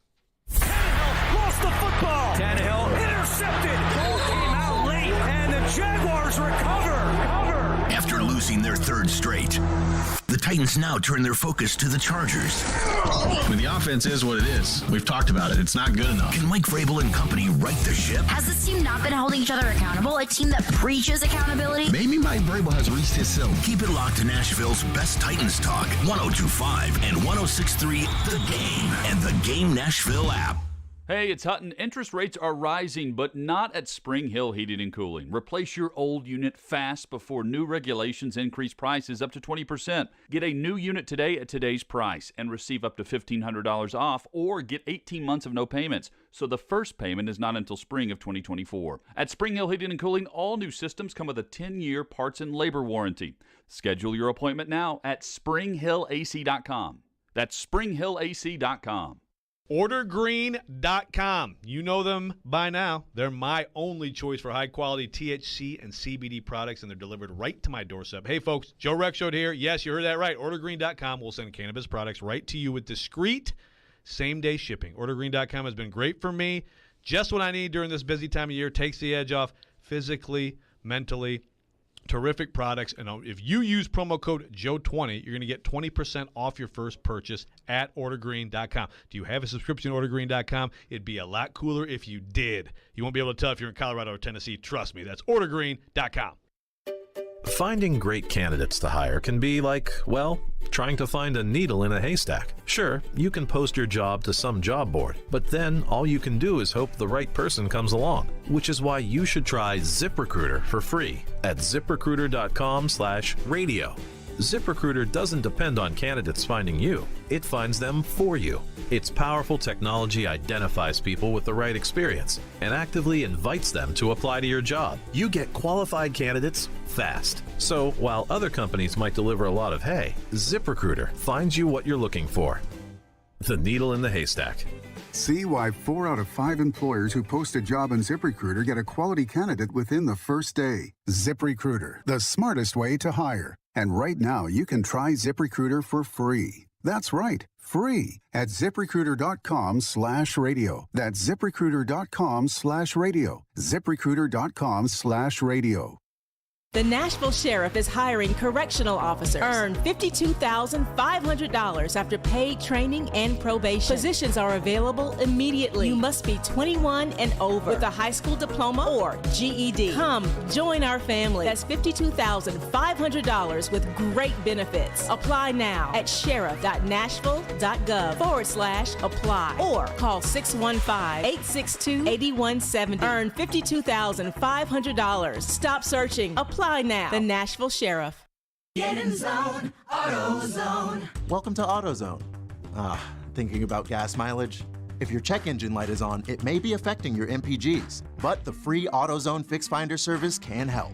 With the most complete free warning light report backed by technician-verified fixes, you'll know what's affecting your gas mileage and more, and you don't have to drive too far to find the fix. The free AutoZone Fix Finder service is available at all 6,200 stores. Get in zone, AutoZone. See details at AutoZone.com. And now a message from Puffs Plus Lotion Tissues. Ordinary tissues can leave you with a red nose, so choose Puffs Plus Lotion for all of your blows. Puffs have lotion to soothe sensitive skin, so you can wipe without wincing. It's a win-win. Puffs have cushiony thickness, which brings relief too, so the days of sore red noses are gone and through. When you're after soothing softness, a nose in need deserves Puffs indeed. Coming up on the Friday edition of Chase, Willie, and D-Mace, Caroline Fenton is in for Chase McCabe as we continue to get you set for Titans and Chargers on Sunday. We'll have Ask D-Mace at 12:30 with Eddie George at 1. Party starts at 10 on 102.5, 106.3, The Game. Hey, it's ESPN NFL analyst Tim Hasselbeck on Nashville's best sports talk, ESPN 102.5, The Game. As the Titans got back to work, something jumped out to me. You heard it in the open. Guys resolute, that disappointed by the 3-game losing streak, but certainly not broken and not having their confidence broken. No, I mean, we're there, we're professional athletes and professional coaches, and we have a job to do. It's going to start by, trying to eliminate bad football. That's been the message. That was the message Monday. Hopefully getting to the point where we're good enough to take advantage of another team's bad football. We didn't quite do that enough times on Sunday. And so we have to. There's a lot of things we have to clean up, and I don't think that anything's broken. I think we have to just start playing a little cleaner. The start of the coaches show, nothing is broken, according to Mike Vrabel. TD is here for the TD Power Hour, presented by Craneworks and Rental Works. Your home and source for crane equipment rental. Visit craneworks.com. TD, you have been at the facility. You've talked to the head coach. You've talked to the quarterback. You've talked to the running back. You've talked to the coordinators. You've talked to the assistant coaches. You've talked to everybody this week. We hear constantly, hey, we've got to stick together, or we've got to be accountable, or the we're not broken from Mike Vrabel. TD, what is the state of the Tennessee Titans as is right now? Well, I think first things first, they're facing a level of adversity that is different than what they've ever faced before. Obviously, the 3-game losing streak, that's something the last time they had something like that was week 2 of Mike Vrabel's tenure. You also look at the GM being gone. I think there's a reason why there's so much focus on being positive because there's so much that you could be negative about. So I think the state of this franchise right now is one that is, just as Coach Vrabel said a couple weeks ago, at a crossroad. Like, they could either go this way, pointing up, or this way, pointing down. And it's really going to depend on how these guys are able to respond. And, before we came on, I was telling you, like, I took it for granted that they were going to bounce back and beat the Jaguars. They didn't do that. And now, this is uncharted territory, in my opinion, for them. Here's what's tough for me.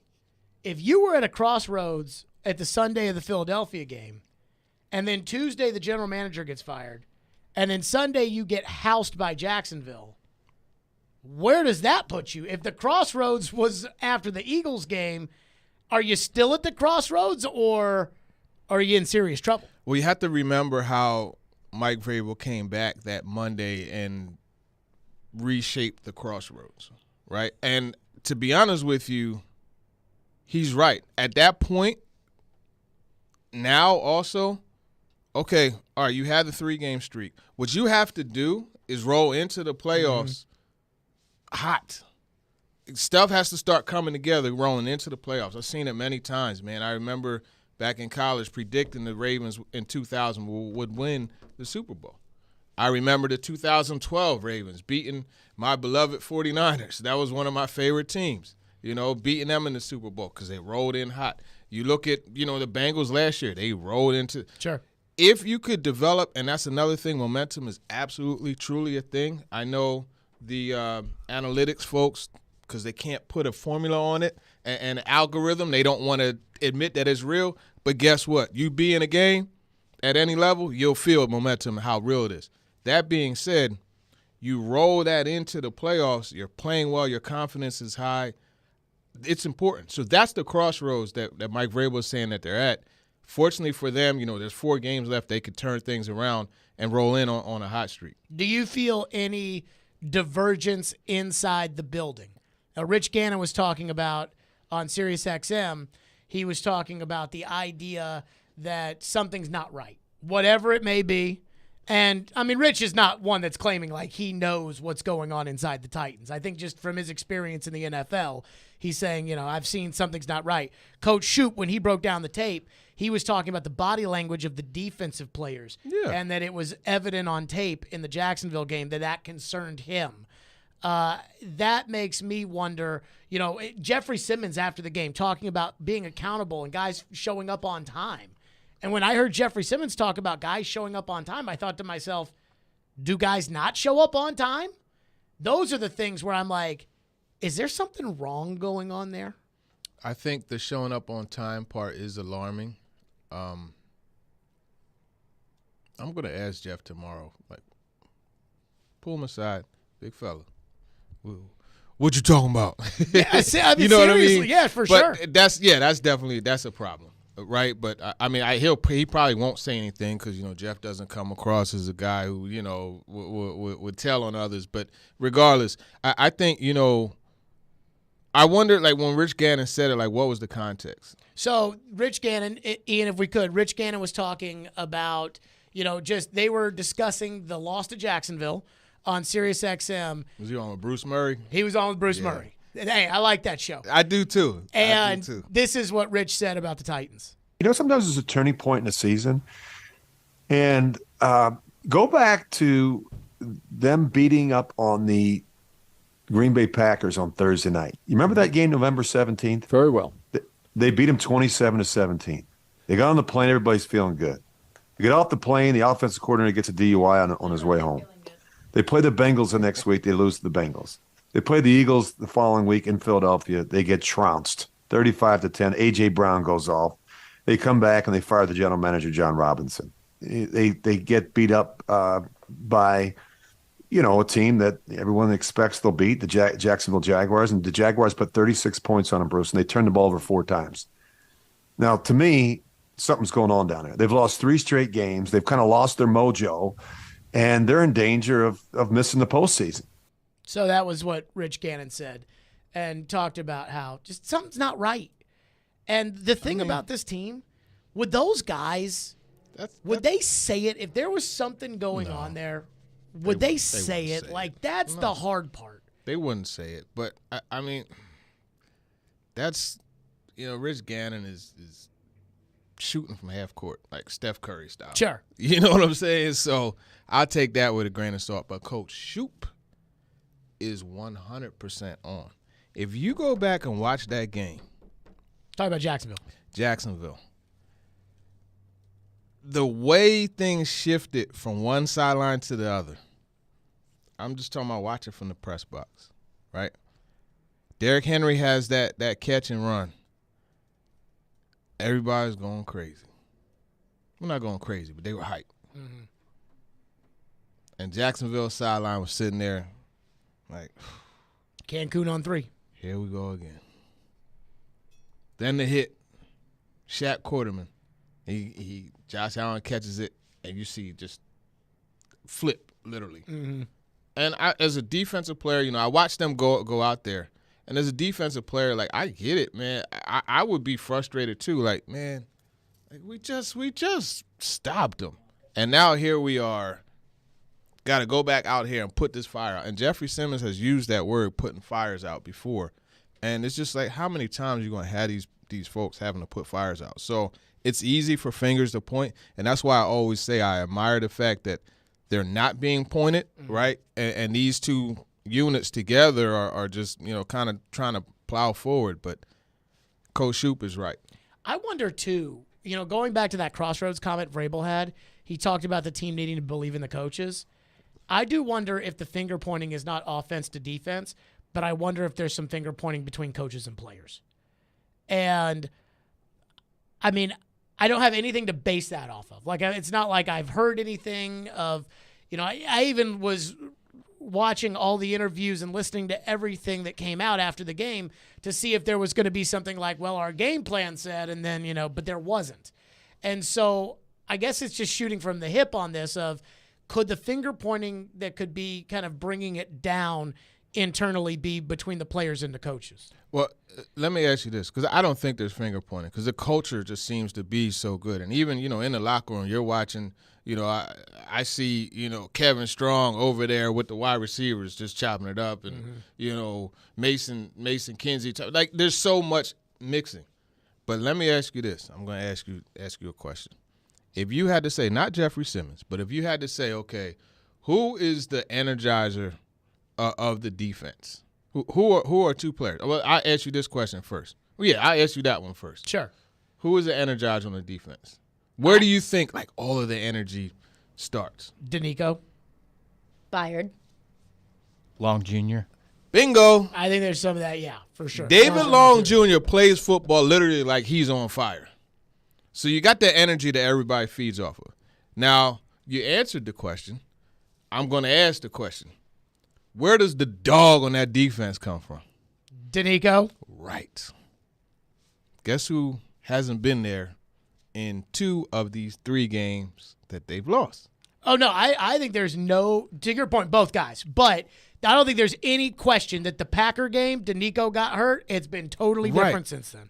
And see, you have to look at those things as factors also. I mean, they're out there – shooting a 6-shooter with 2 bullets in it, so you have to look at the fact that they're offensively, they need a big play. Who are they going to? Traylon Burks. Mm-hmm. Guess who wasn't there? So I think when you look at those things, you have to factor in the fact that they are not at full power. And I think last year, because of the success that they had, it's taken for granted that people aren't out there. So you definitely have to look at that. Christian Fulton's not playing. You go back to the offensive line. Who's the guy everybody complains about? Dennis Daly.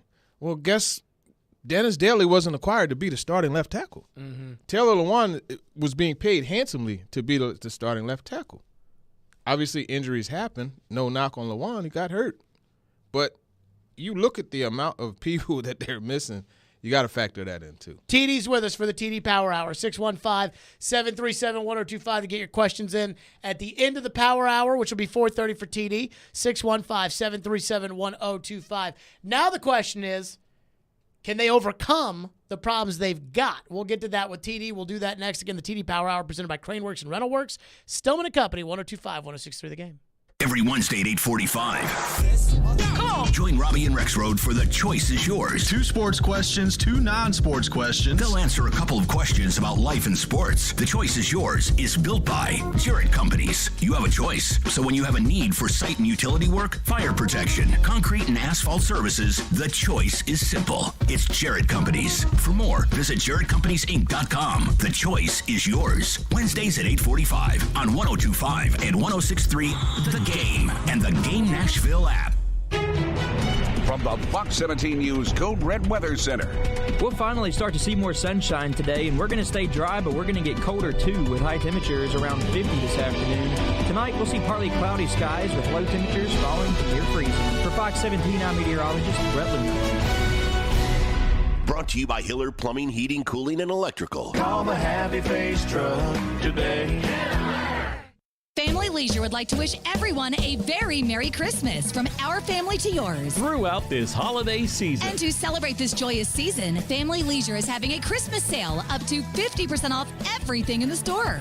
Wow, that'll really help out. Arcade games, game tables, pool tables, even shuffleboard tables are on sale. Foosball and air hockey tables as low as $1.99 as well. A pool table and game table from Family are a great gift for the family. Family Leisure has spas in stock and on sale and ready for immediate delivery. Wow, that sounds like a great gift to us. Family Leisure has up to 50% off on infrared saunas, ready for immediate delivery as well. But what about something for the kids? Family Leisure has deluxe outdoor play gyms on sale and starting at just $26.99 installed. Vuli trampolines start at $22.99. That all sounds great. That's Family Leisure's Christmas sale going on now. At both huge locations, Franklin and Antioch.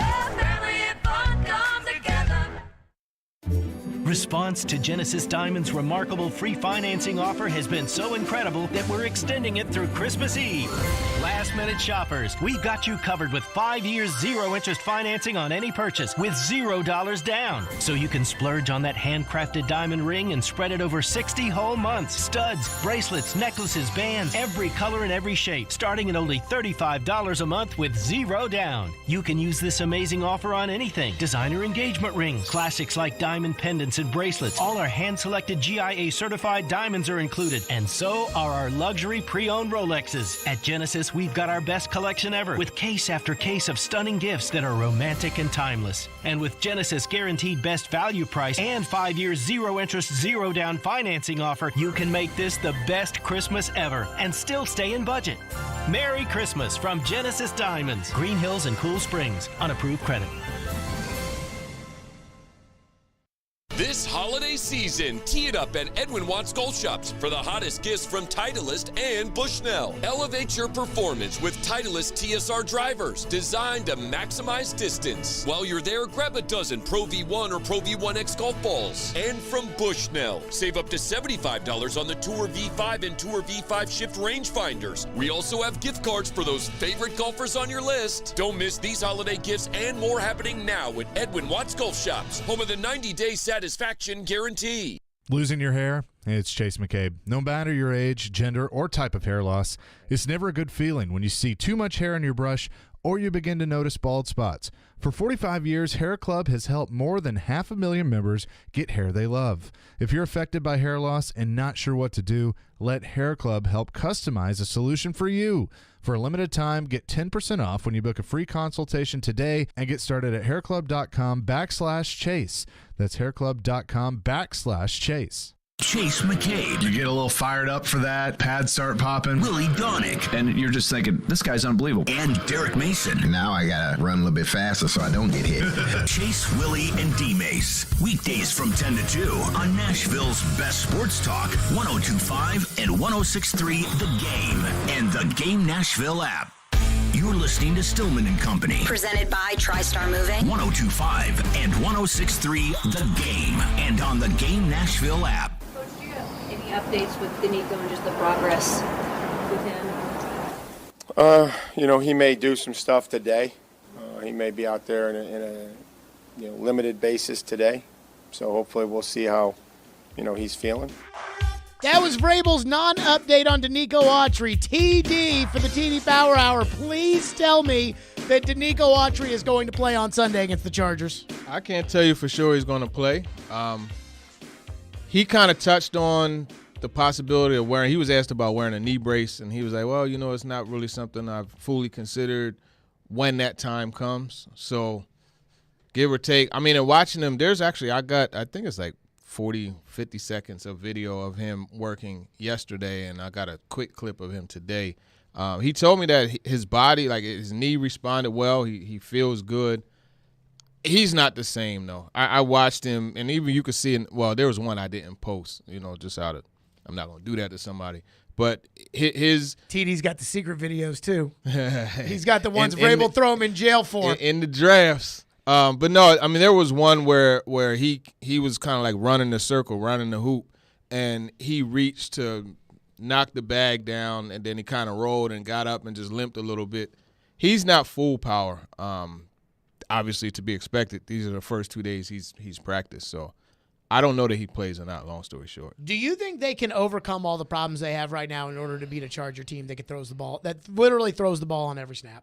I think the Chargers matchup is like the worst matchup. Like, I don't think the Chargers are some great team, but I think exactly what the Chargers do is exactly what the Titans don't want to have to play right. And that's why they're the worst matchup.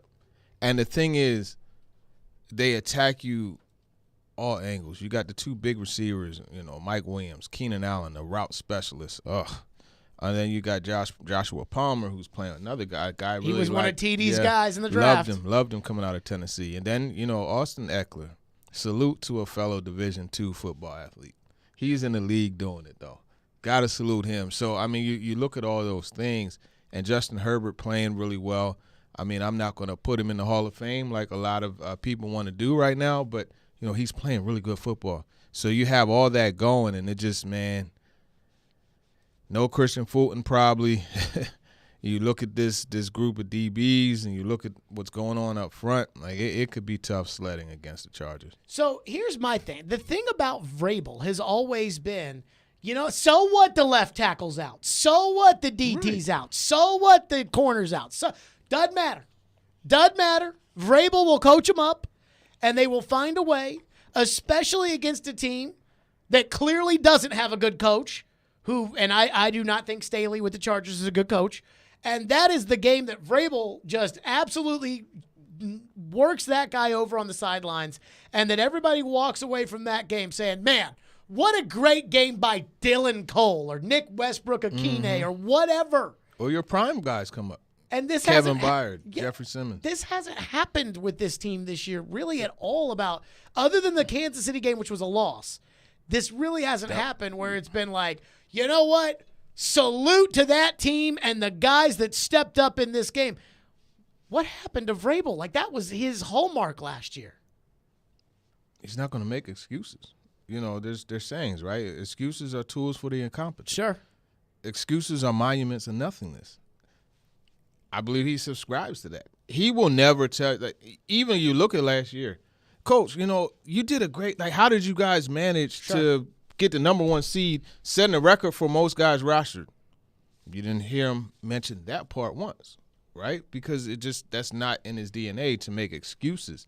And, I mean, you have to be real, and that's what I tried to do last segment and say, there's a lot of horses missing in this race for them. Absolutely. So that's a big problem, but it's just, this year, to your point, those guys, that Kevin Byard, that Jeffrey Simmons, that Derrick Henry, you're not seeing those incredible performances that pull the team through all of that, and that's been an issue.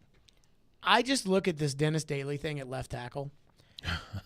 I think this is very hard for me to explain my feelings on Dennis Daly. I don't think Dennis Daly's very good. But I don't think the way that Dennis Daly is treated by the fans is fair. Really?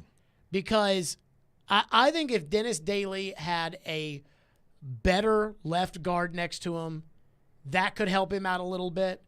I think Aaron Brewer's kind of always got his hands full, with his size and some of the DTs that they put on him.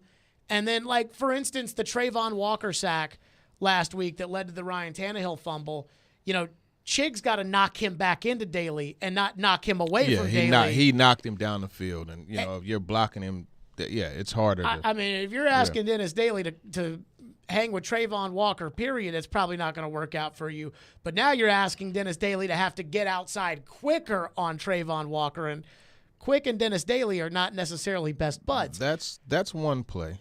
I mean, like we could go to the previous week where you had a false start. Oh, the one where he tried to kick the guy outside when he was supposed to kick. No, he had Hilliard outside. He kicked him inside. You had a false start, and then you turn around and gave up a sack to Josh Sweat.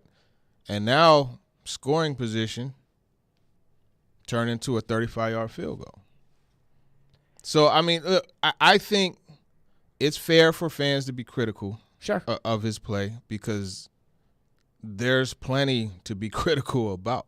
But you know what? It's not just – you mentioned Aaron Brewer who struggled.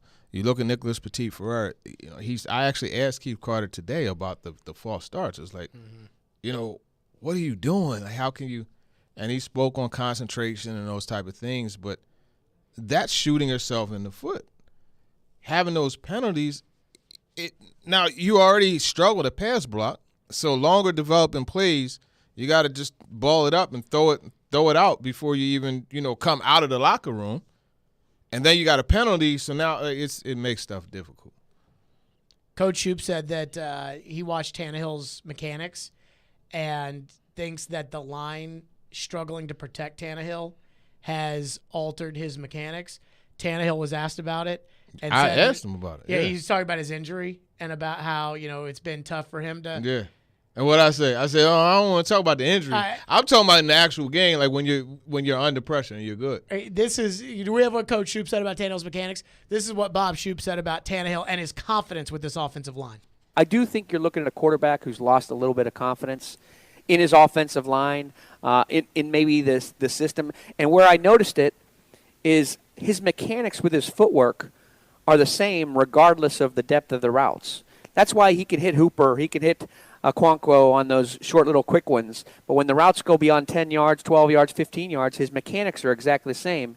And the reason I feel qualified a little bit to say this is when I was at Penn State, I watched Christian Hackenberg go through the exact same thing. He had lost a little bit of confidence in the offensive line, and somehow, some way, his mechanics suffered. And so then Tannehill was asked about it by Corey, and he talked about the injury. Then he was asked about it by you.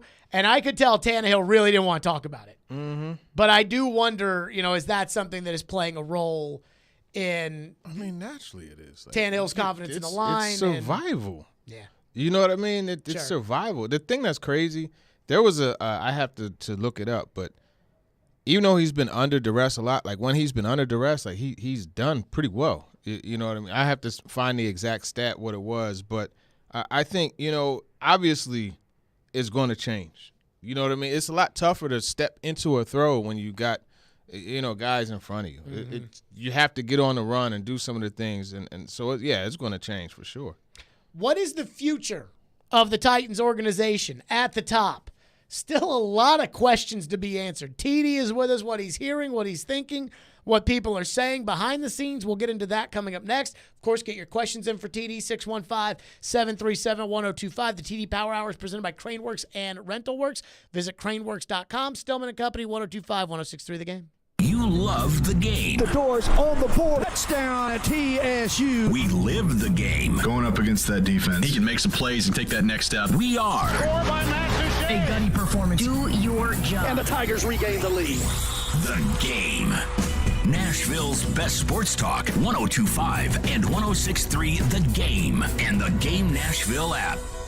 ElectronicExpress.com. We make it happen.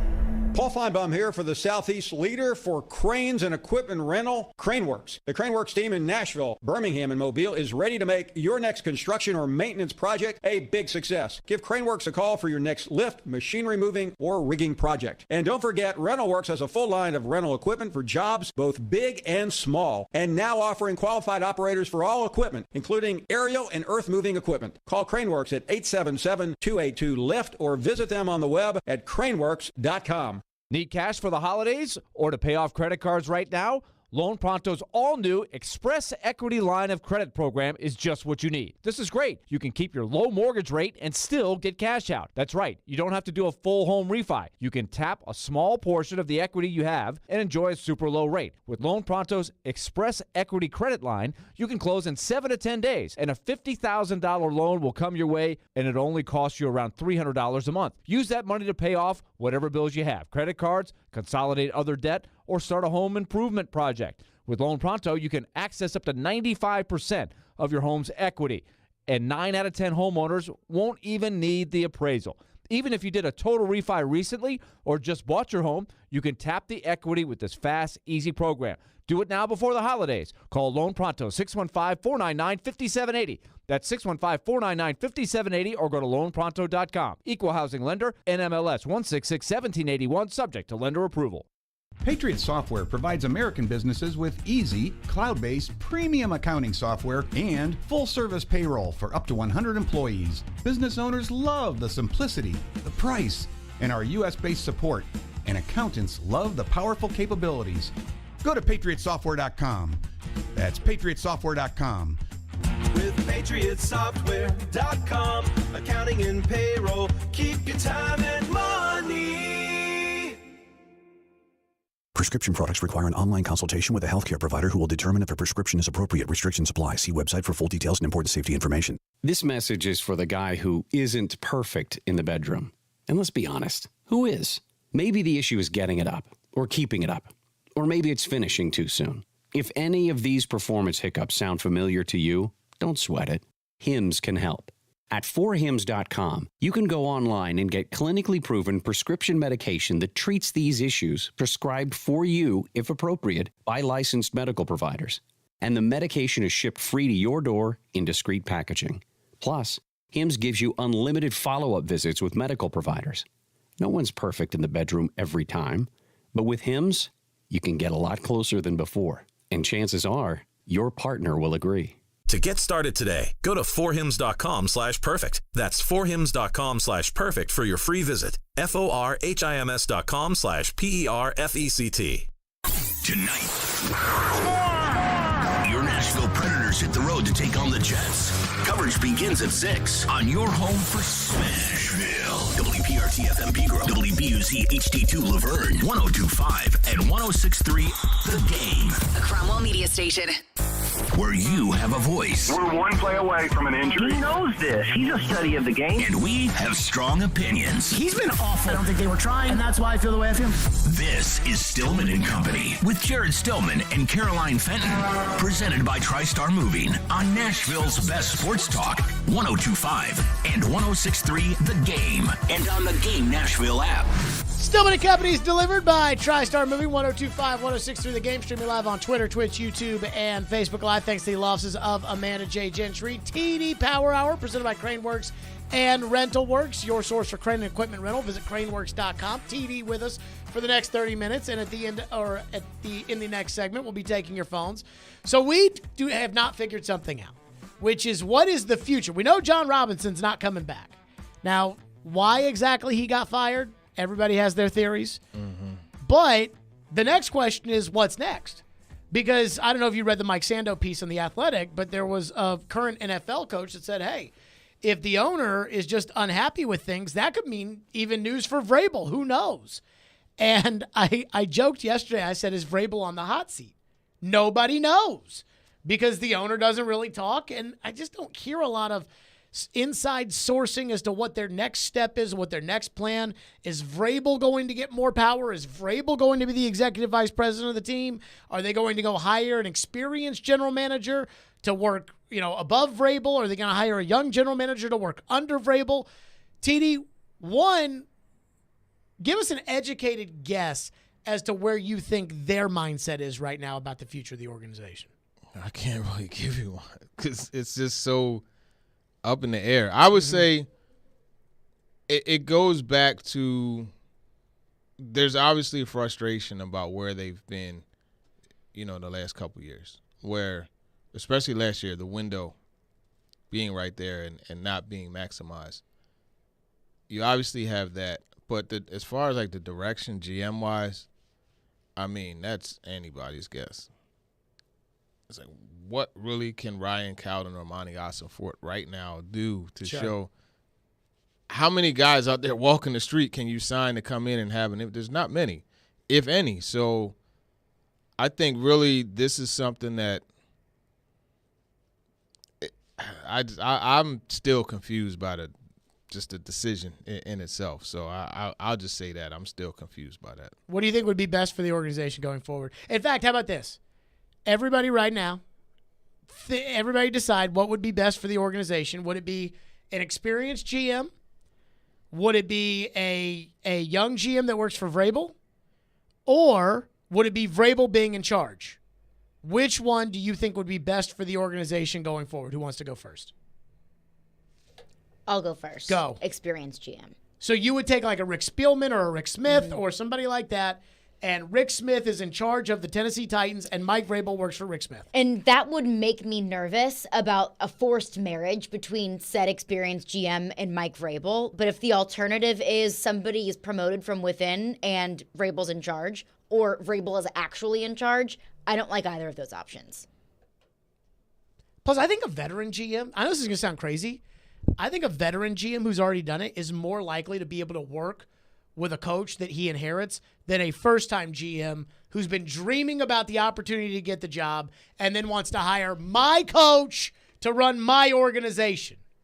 But I think that's why Ryan Cowden and Monty Ossenfort are very good candidates because, they would be first-time GMs. But you look at, like Ryan Cowden has years in. I mean, Monty has, 2 years with the organization, but Cowden has years. He's been with Vrabel from the start to the finish. Mm-hmm. That's good. I think when you look at that, even though he's new, I feel he's prepared for the job. And Monty Ossenfort has extensive experience overall within the league. So both of those guys I think could be new GMs but good candidates. And the thing that I think is an advantage with them is they know this roster inside out. Yep. They know the roster completely. So that would definitely help. They know Mike Vrabel. Mike Vrabel knows them.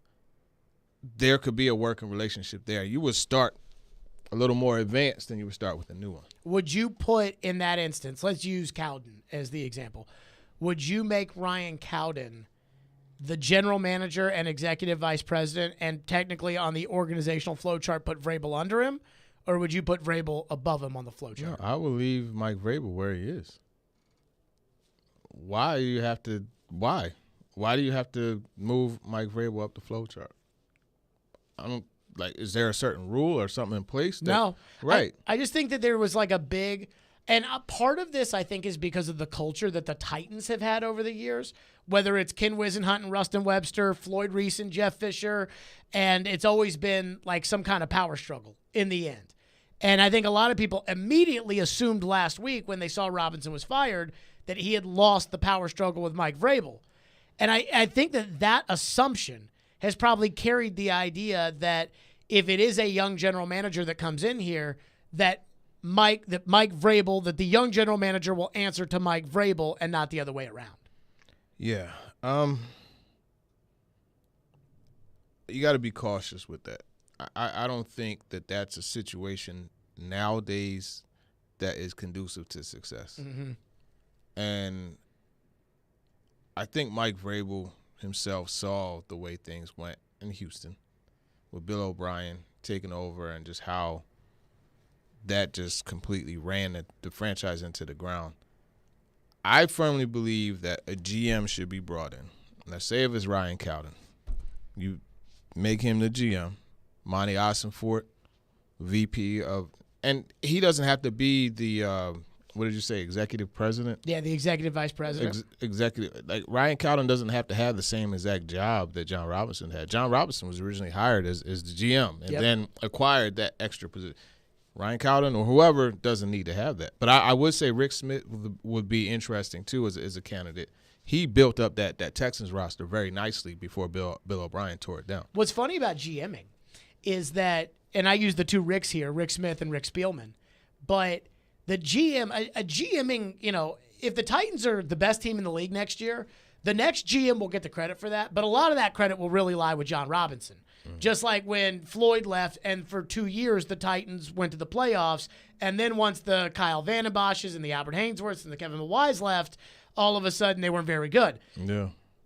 Rick Spielman and Rick Smith both put together teams that when they were kicked out the door were actually pretty good.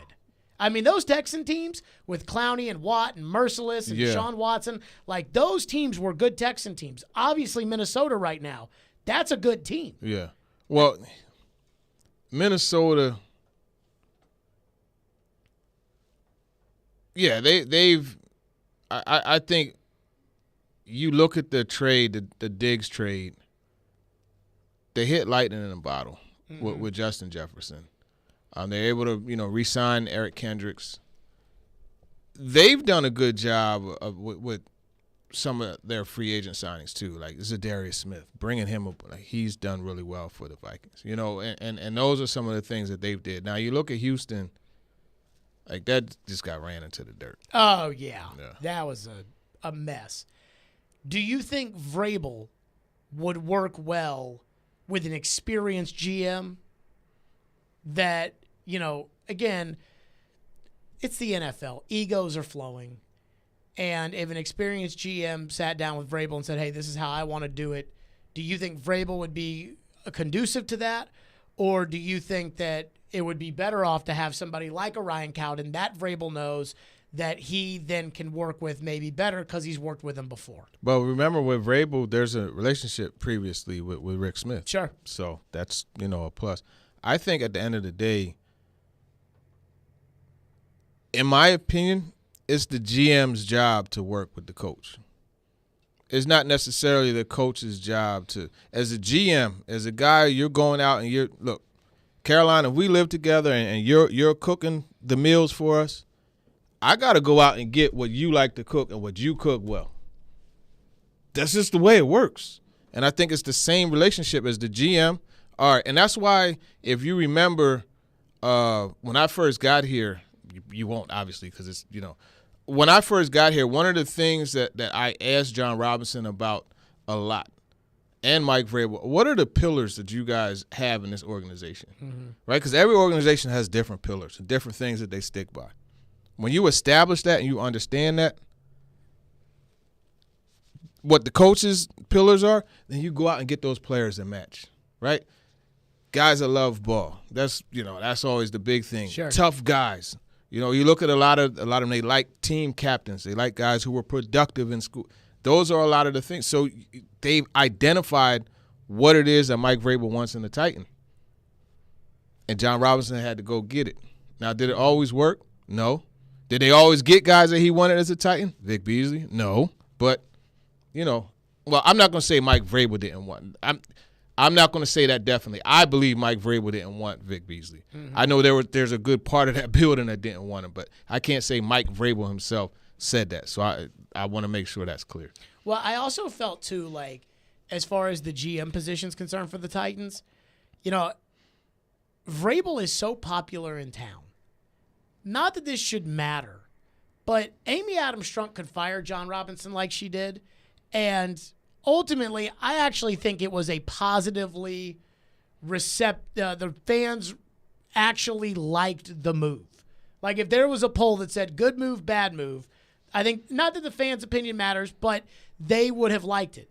I think Vrabel is so popular that if they were to put in a situation that's not conducive to Vrabel's success, that could really be a problem with the team overall.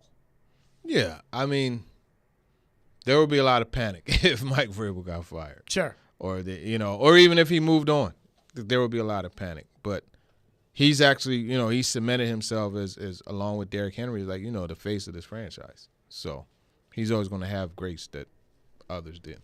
Let's get your phones for TD. 615-737-1025, 615-737-1025. The TD Power Hour is presented by Craneworks and RentalWorks.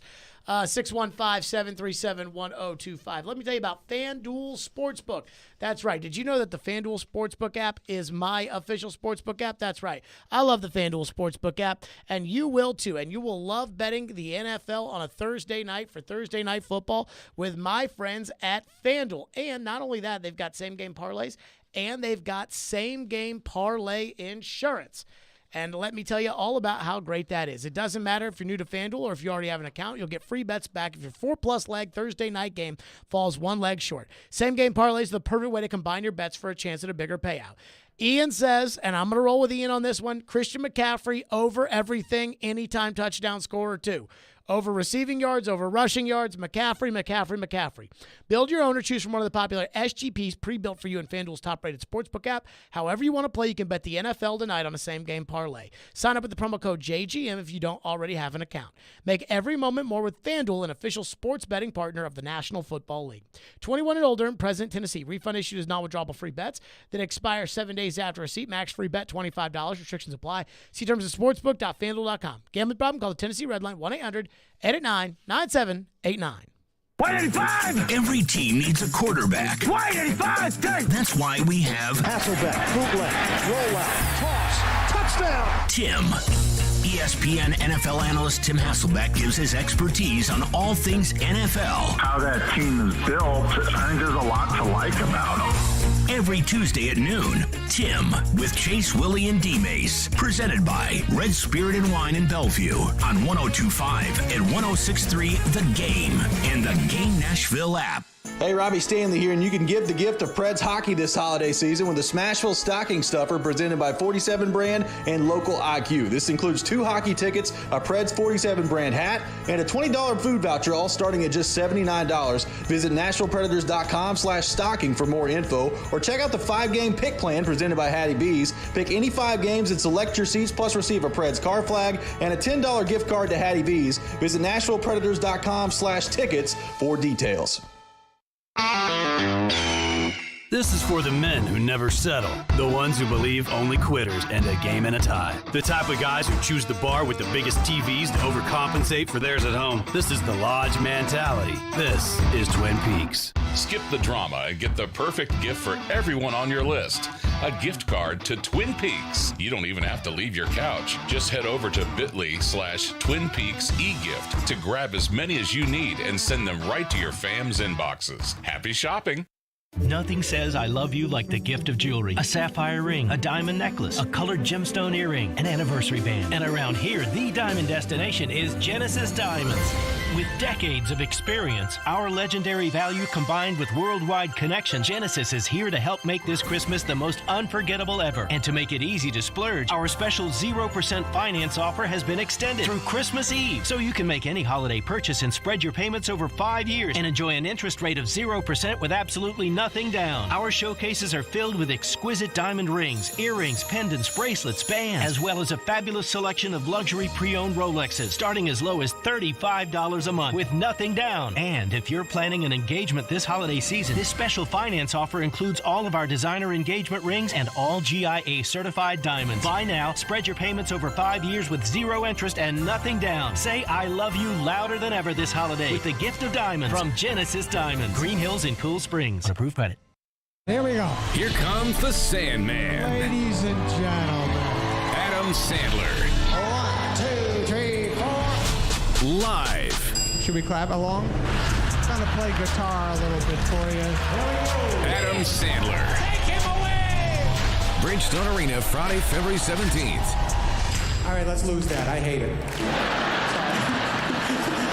Get tickets this Friday at noon at LiveNation.com. It's on. It's happening.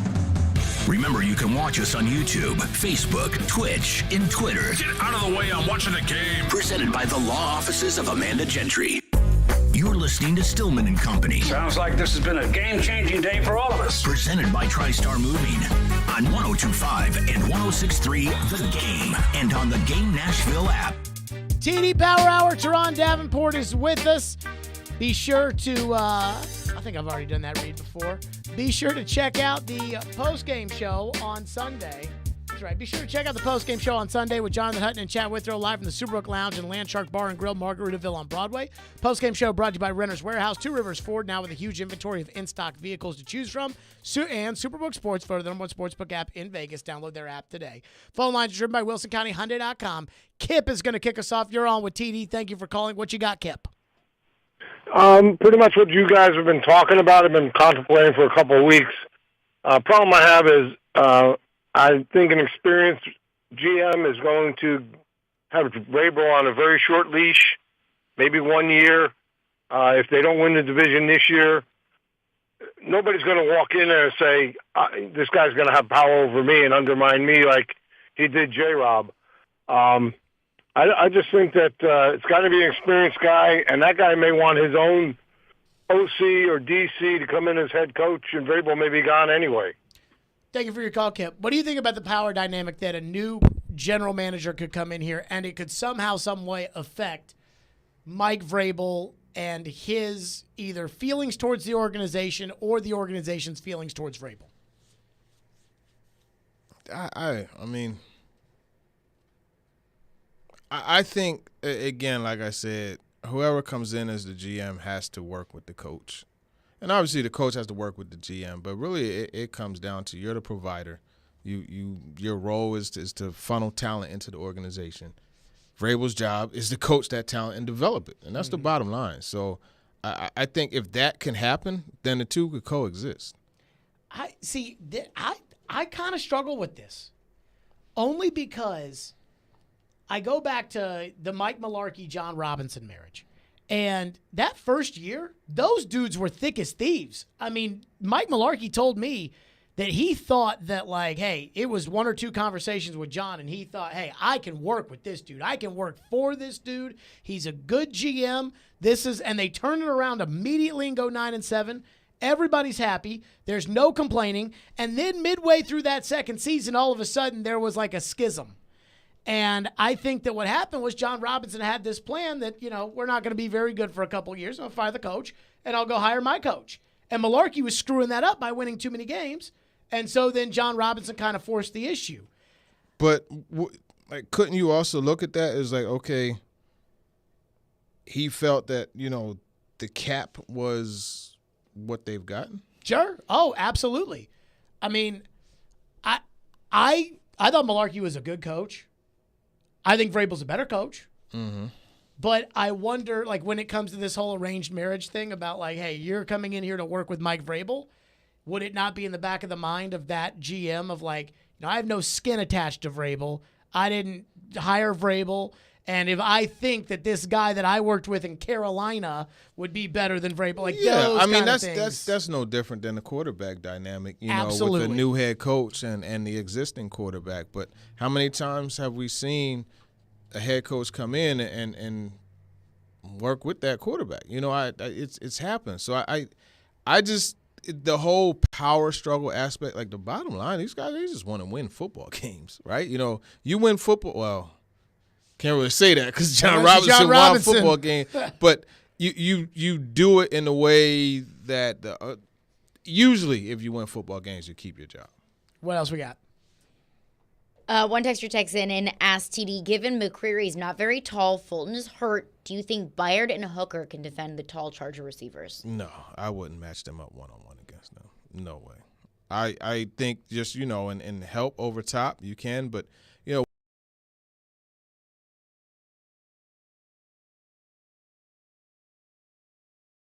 what goes up must come down. And in football, like at the receiver position, they teach you fight or look the ball all the way into the tuck and secure it into the tuck.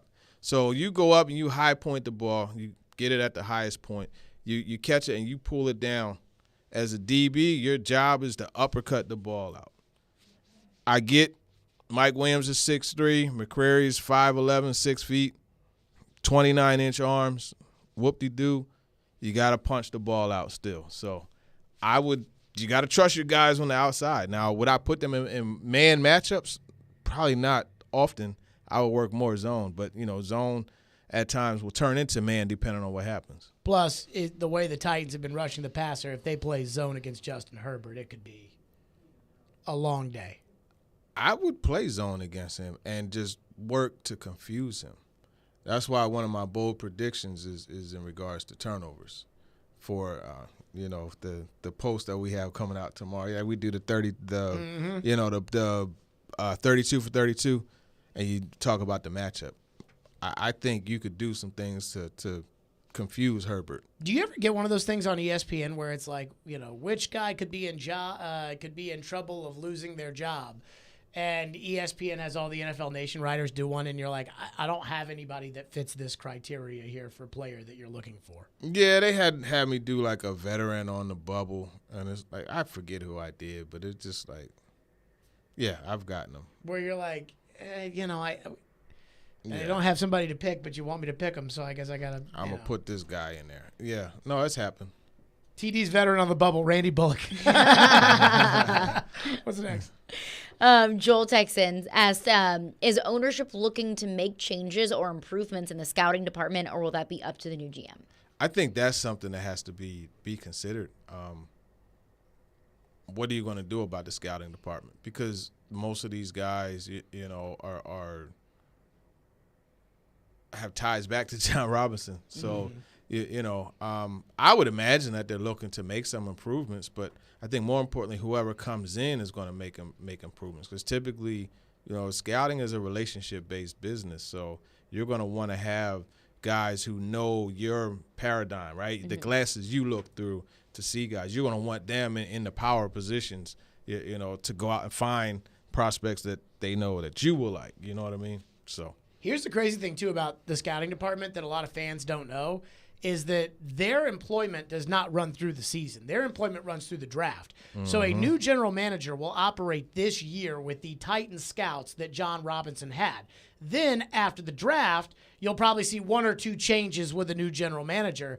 But it's tough if a general manager likes certain things or values certain things, and the entire scouting staff has been taught to value something else, and they've been out scouting something else the whole time. It can really throw things for a loop. Yeah, it definitely can. So that's a great point. There could be changes made after this draft, and a lot of times that's when you see those changes. Mm-hmm. So everybody's on the hot seat. Everybody. You know what's crazy, Nobody's though? Safe. We had an Ask the GM one time where somebody asked Floyd, and you remember he had a coaching background, and they said, would you rather have a great coaching staff or a great scouting staff? And he said he'd rather have a great scouting staff than a great coaching staff, which I think is amazing because everybody knows who the offensive and defensive coordinators are, and a lot of people know who the positional coaches are. So, they know, Keith Carter's the offensive line coach. Mm-hmm. Who's the area scout for the southeastern part of the United States? Nobody knows. Yeah. No fan is sitting there saying, Ray Johnson needs to be better at scouting Middle America and those Big Ten schools because that corner we got from Nebraska is no good. And yet they point to John Robinson. Every time. See, I actually thought that John was going to have to overhaul the scouting department. After the Wilson, Farley, Radens, that ownership would come to him and say, hey, we're overhauling the scouting department. Not you're out. But yeah, they just went right to the top. Yeah, unfortunately. Another texter asked, why did they get rid of Ola Daney? That one I'm really curious about. Craig Aukerman spoke to that a little bit today. Some of the guys that stepped in while he was out, they performed well, and there wasn't as much of a need. And I think Terrell Basham being signed has kind of made him a bit expendable also. Unfortunately, Ola went to Pittsburgh, failed the physical, and now, is a free agent again. So that's a tough situation for him. What do you make of Vrabel being asked if he regrets using one of the 8 return to IR spots on Ola only to cut him? And Vrabel's response was, no. Yeah. I mean, what do you say in that situation? What do you say? Chris in Lewisburg, Texas says, I don't think we'll ever know the true story, but are you noticing anything different about Vrabel that concerns you? No, not really. Not really. No. I mean, you do have some of the statements, the crossroads statement, The coaches show. But I wouldn't take it as concerning. Me personally, like, I like when you ever see, like, an animal gets wounded, like, it's doing everything it can to protect himself. Like, you wound the animal, like, it's going to try to. And I think that's kind of where this this Titans team is right now. Ravens are too, for heaven's sake. But, that's where the Titans are right now. I think the organization itself. Another texter says, what should the Titans' game plan be against the Chargers? Run the football. You really want to establish the run. Take the crowd. Well, not going to be much of a crowd there. But you want to set the tone of a physical football game, shorten the game, and make sure that your defense is your time of possession. Get Derrick Henry going, play action off of that. And then defensively, like I said, a lot of, give Justin Herbert a picture of cover 2, right? Pre-snap.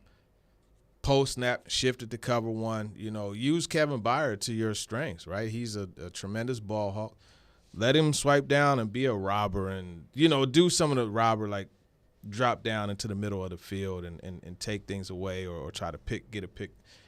That's what you have to have. You need turnovers right now. This offense needs as much help as it could get. So, TD, what do we think about the injury situation this week?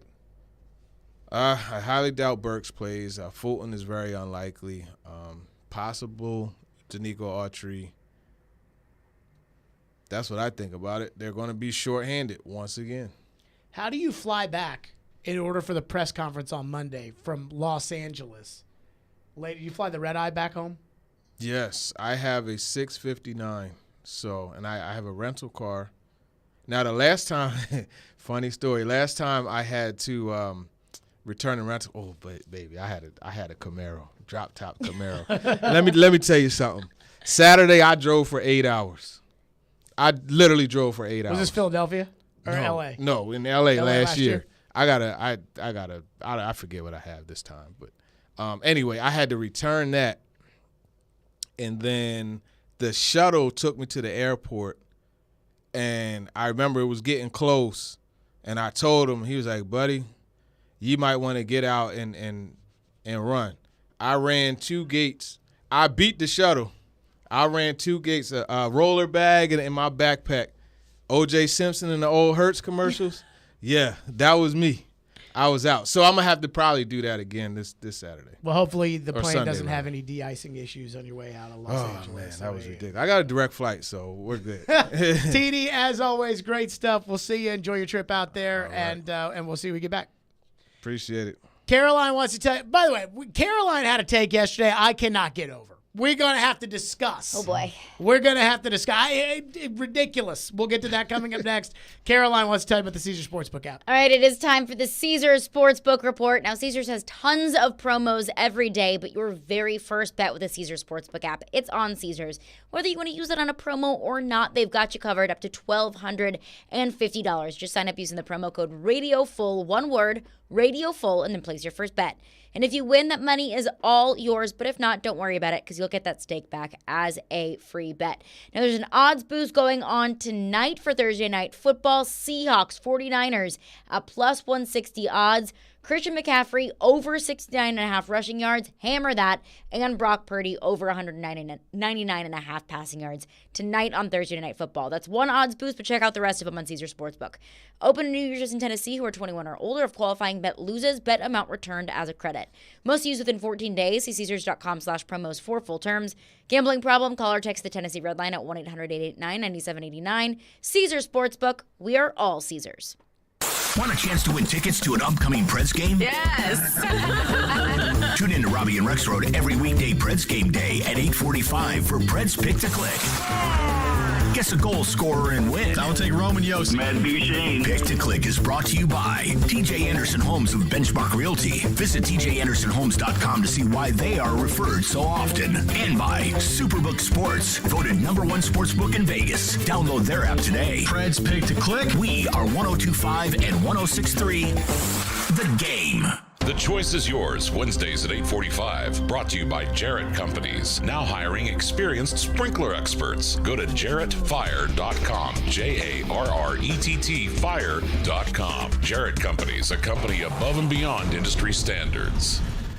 There's never a good time for your furnace to go out, especially in the winter. But it's always a good time to call Lee Company. Our heating and air conditioning pros are available 24/7. No heat? Don't wait. Call Lee Company now at 615-567-1000. Our expert technicians will diagnose the issue and fix it right the first time. When you're cold, you need someone you can count on to bring the heat. Call Lee Company now at 615-567-1000 or visit leecompany.com.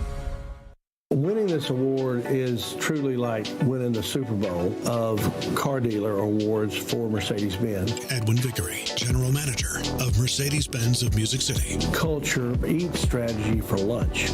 You have to hit on all cylinders to win this award. You can strategize all you want. You got to still have the right tools, and our tools are our people. Live the dream with 3-time Mercedes-Benz Best of the Best Award winner, Mercedes-Benz of Music City. Go to mbofmc.com. At Houston Clinic Orthopedics, their physicians are specialty trained orthopedists that treat injuries and disorders of the upper extremities. Not all painful conditions require surgery. Therefore, their physicians look for non-surgical solutions first. Depending on your condition, you can be treated with a brace, splint, anti-inflammatory medications, rehabilitation, or if necessary, surgery. To experience world-class orthopedic care, visit tn.houston.com. where experience matters.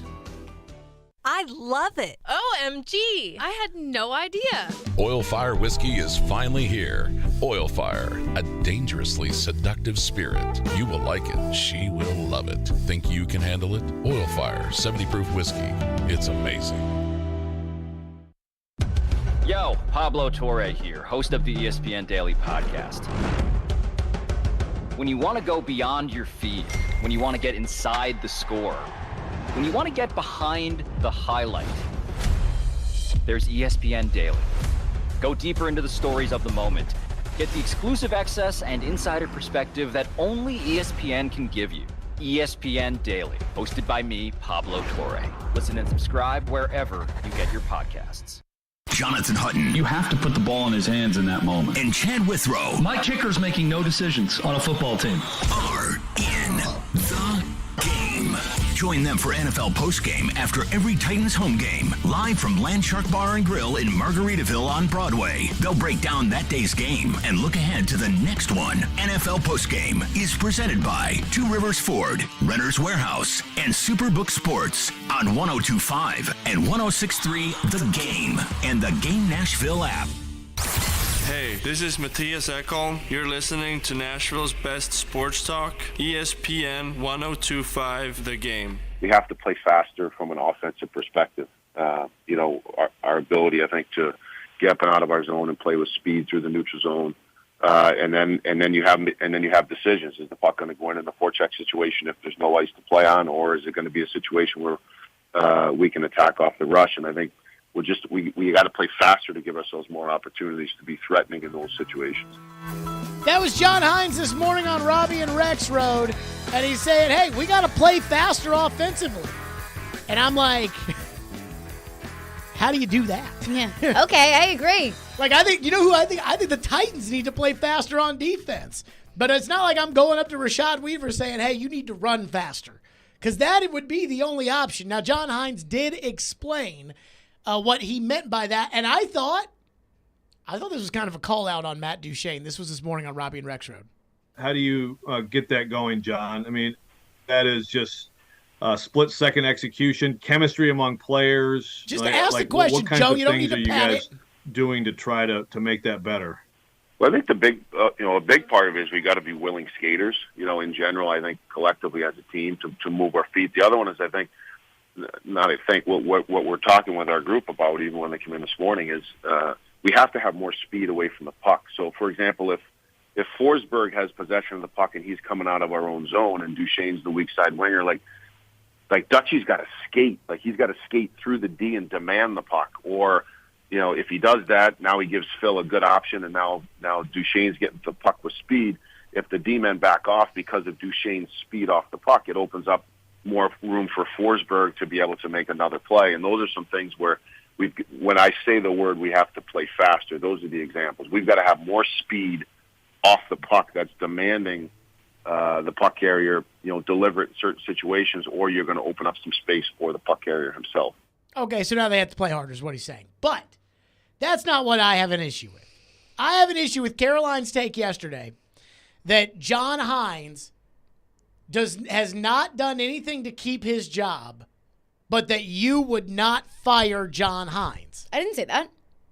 I did not say that. You awarded Jared versus Joe to Joe because you agreed with Joe that John Hines should not be fired. Or Joe's take was that John Hines should not be fired right now. Actually, no, that's not why I awarded Joe the win yesterday. You just talked over me, and I didn't get a chance to tell Joe why he won. Ian, is that not what happened yesterday on Jared versus Joe? I have no idea. Yes, you do. I have it written down in my notes because the first question that I asked you and Joe was, can the Titans turn things around? You said no. Joe said, I thought it was just a distraction. It shook their confidence. I think they can turn things around. That's why I awarded Joe the win. Well, we didn't because you talked over me and I didn't get a chance to say it. Don't blame me. I am blaming you. My take with John Hines is, I think he's done plenty to get fired. Ever since he took over as the head coach for the Predators, this team has regressed. I mean, this team has not done anything more under John Hines that they didn't do before. They look worse this year than they did last year. And I think he's done plenty to lose his job. My point was, I don't trust the general manager to pick the next head coach. And I don't trust the head coach to develop any of these young players that they may get if they did decide to tank. So that was my whole thing, was it's just a cycle of mistrust that I have within the leadership of the organization. I think John Hines has done plenty to lose his job. Mike, if you found out today John Hines has been relieved of his duties and Carl Taylor has been added from Milwaukee on an interim basis, and he will be the interim head coach of the Predators for the rest of the year, and then they'll reevaluate, would you have any problem with that? I really wouldn't. Would you even be shocked by that? I would be shocked, but I would understand it 100%. I mean, I'd be shocked because I feel like that organization has pledged their allegiance to John Hines. It is pretty wild. I truly believe that this actually has something to do with me. Like the John Hines thing. And I don't think it's like we're going to keep John Hines because Jared Stillman's so anti-John Hines and we want to stick it to Jared Stillman. But I think it's because I was so anti-John Hines when they hired him. And I will be fair that I think that a part of why I was so anti-John Hines was because I was so pro-Peter Laviolette. Mm-hmm. But they hire John Hines. I mean, they go through no coaching search. They fire Peter on a Monday night at 5:00, and they hire John Hines at like 9 a.m. on Tuesday. Because I kept thinking back, like, we didn't do any. Now, the Titans had just beaten the Patriots in the playoffs, but we didn't do any talk about, is it the right decision to fire Laviolette or not or anything like that. And I'm like, why didn't we do it? It's because they hired Hines right away. And, I mean, there was no resume there for John Hines, and I was so anti-John Hines. And maybe this was unfair. I don't know. But I was out on John Hines after a month. I was like, I am not buying anything this guy is selling. And outside of a half of a season in 2021, John Hines has done nothing as the coach of the Predators. Good man. I like John Hines fine. Yeah. I like him fine. But he's done nothing. But they've dug their heels in so much on defending John Hines that I feel like because I was so anti-John Hines at the beginning and they were like, no, you'll see, that they've dug in so much in defending John Hines that what they've done is it's almost like the results on the ice don't even matter when evaluating him. I listened to, the talk about, what's wrong with the team, and it's like, well, the power play's off. Like I was listening to you guys yesterday, you, Willie, and Derek, and it's like, well, the power play's off, and, they just need the guys that have been good on the power play in the past to be good on the power play now. I'm like, that's what got the last coach fired. And it's not going to get this coach fired, and he doesn't have one iota of the achievements of the last coach. And I'm like, the standard is not the same. And that frustrates me. And I just think they're so dug in on it that they're not going to do it. I mean, I'm torn as to whether or not I want them to fire John Hines. I'm completely torn. Why? Because they're not going in the right direction right now. They're in serious trouble this week. Like Winnipeg, then the defending champion Avalanche, And then you get Edmonton Connor again. McDavid again. And, I mean, I say McDavid. That's so disrespectful to Draisaitl. It's really Draisaitl. The greatest forward in the history of Bridgestone Arena. But, I mean, like, they very easily could lose all 3 of these games. So now you're talking about 7 in a row. And how far back they'll fall out or whatever. So the team's not going in the right direction. Normally you fire the coach in order to get the team in the right direction. I don't want the team to go in the right direction. I want the team. Yeah, I do. And they will not tank on their own. They will not decide we need to tank. It will have to happen Detroit Lions style. We tried to be good, and instead we're the Detroit Lions. We tried to be good, and instead we're the Cincinnati Bengals, and that's why we get to draft Joe Burrow. So, and they can't naturally tank to the level of a Chicago or an Arizona or an Anaheim or somebody like that.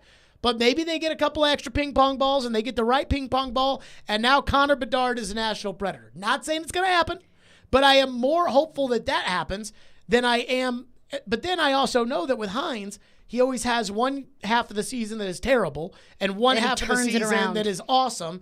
And so if they keep him, will the second half of this season be awesome? And so that's where I'm torn on wanting to keep John Hines. Plus, I just don't want, like, I like John Hines, the guy. I really, really do.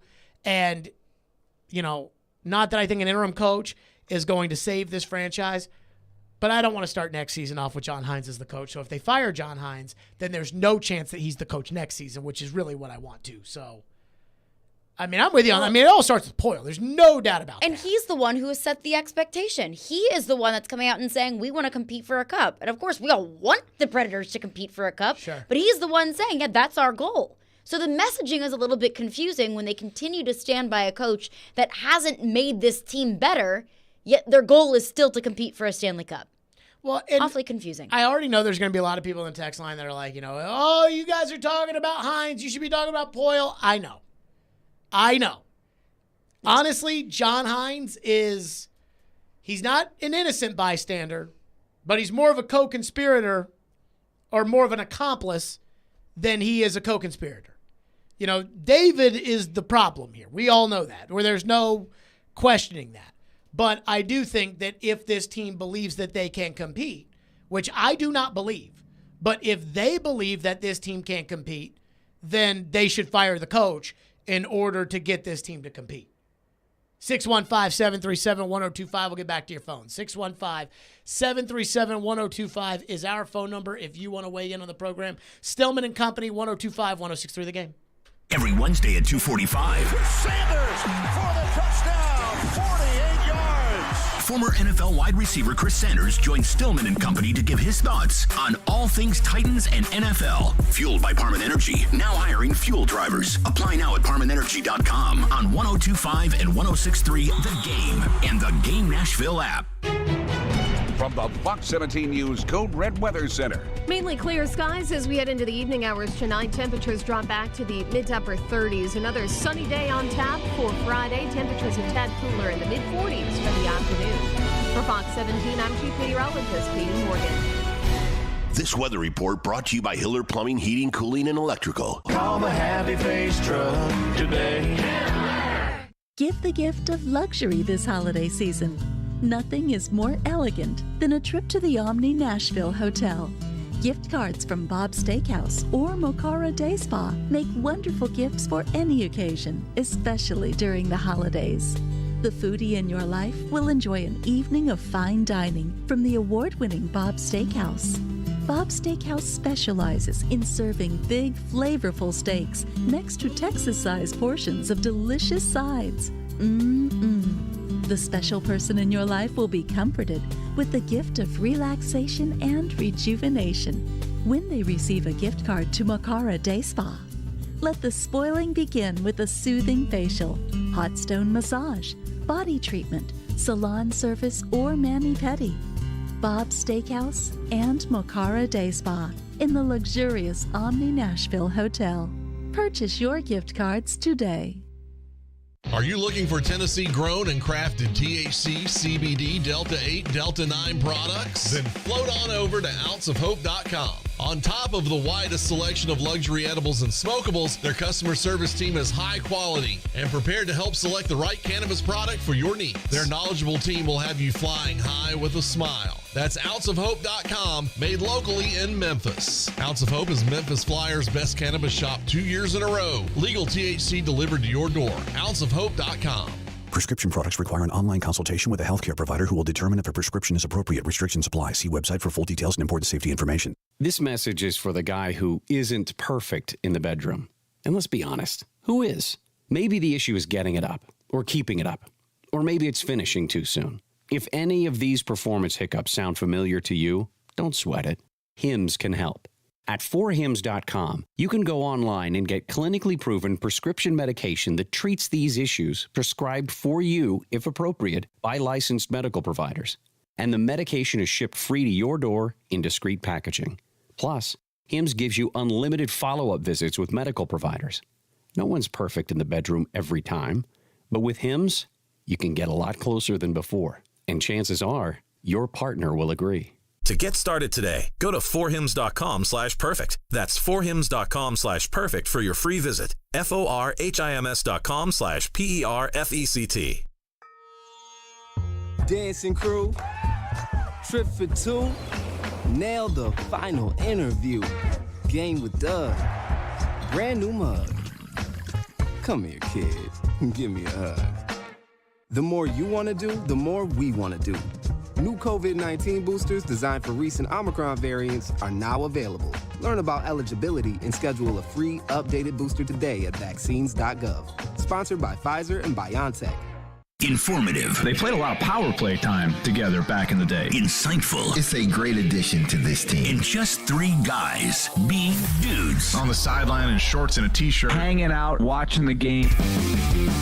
Chase, Willie, and D-Mace. Weekdays from 10 to 2. No such thing as bad press. On Nashville's best sports talk, 102.5 and 106.3 The Game and the Game Nashville app. You're listening to Stillman and Company. Presented by TriStar Moving. 102.5 and 106.3 The Game and on the Game Nashville app. So Desmond Ridder will be the starter. It's a performance-based decision. Obviously where our circumstances are. Like I talked last time about trying to get over the hump, some of these close games and where we tried to push the offense. We feel like it's the best decision, not only where he's at, but where the team's at, as we prepare to go down to New Orleans. So we signed Logan Woodside for depth at the quarterback.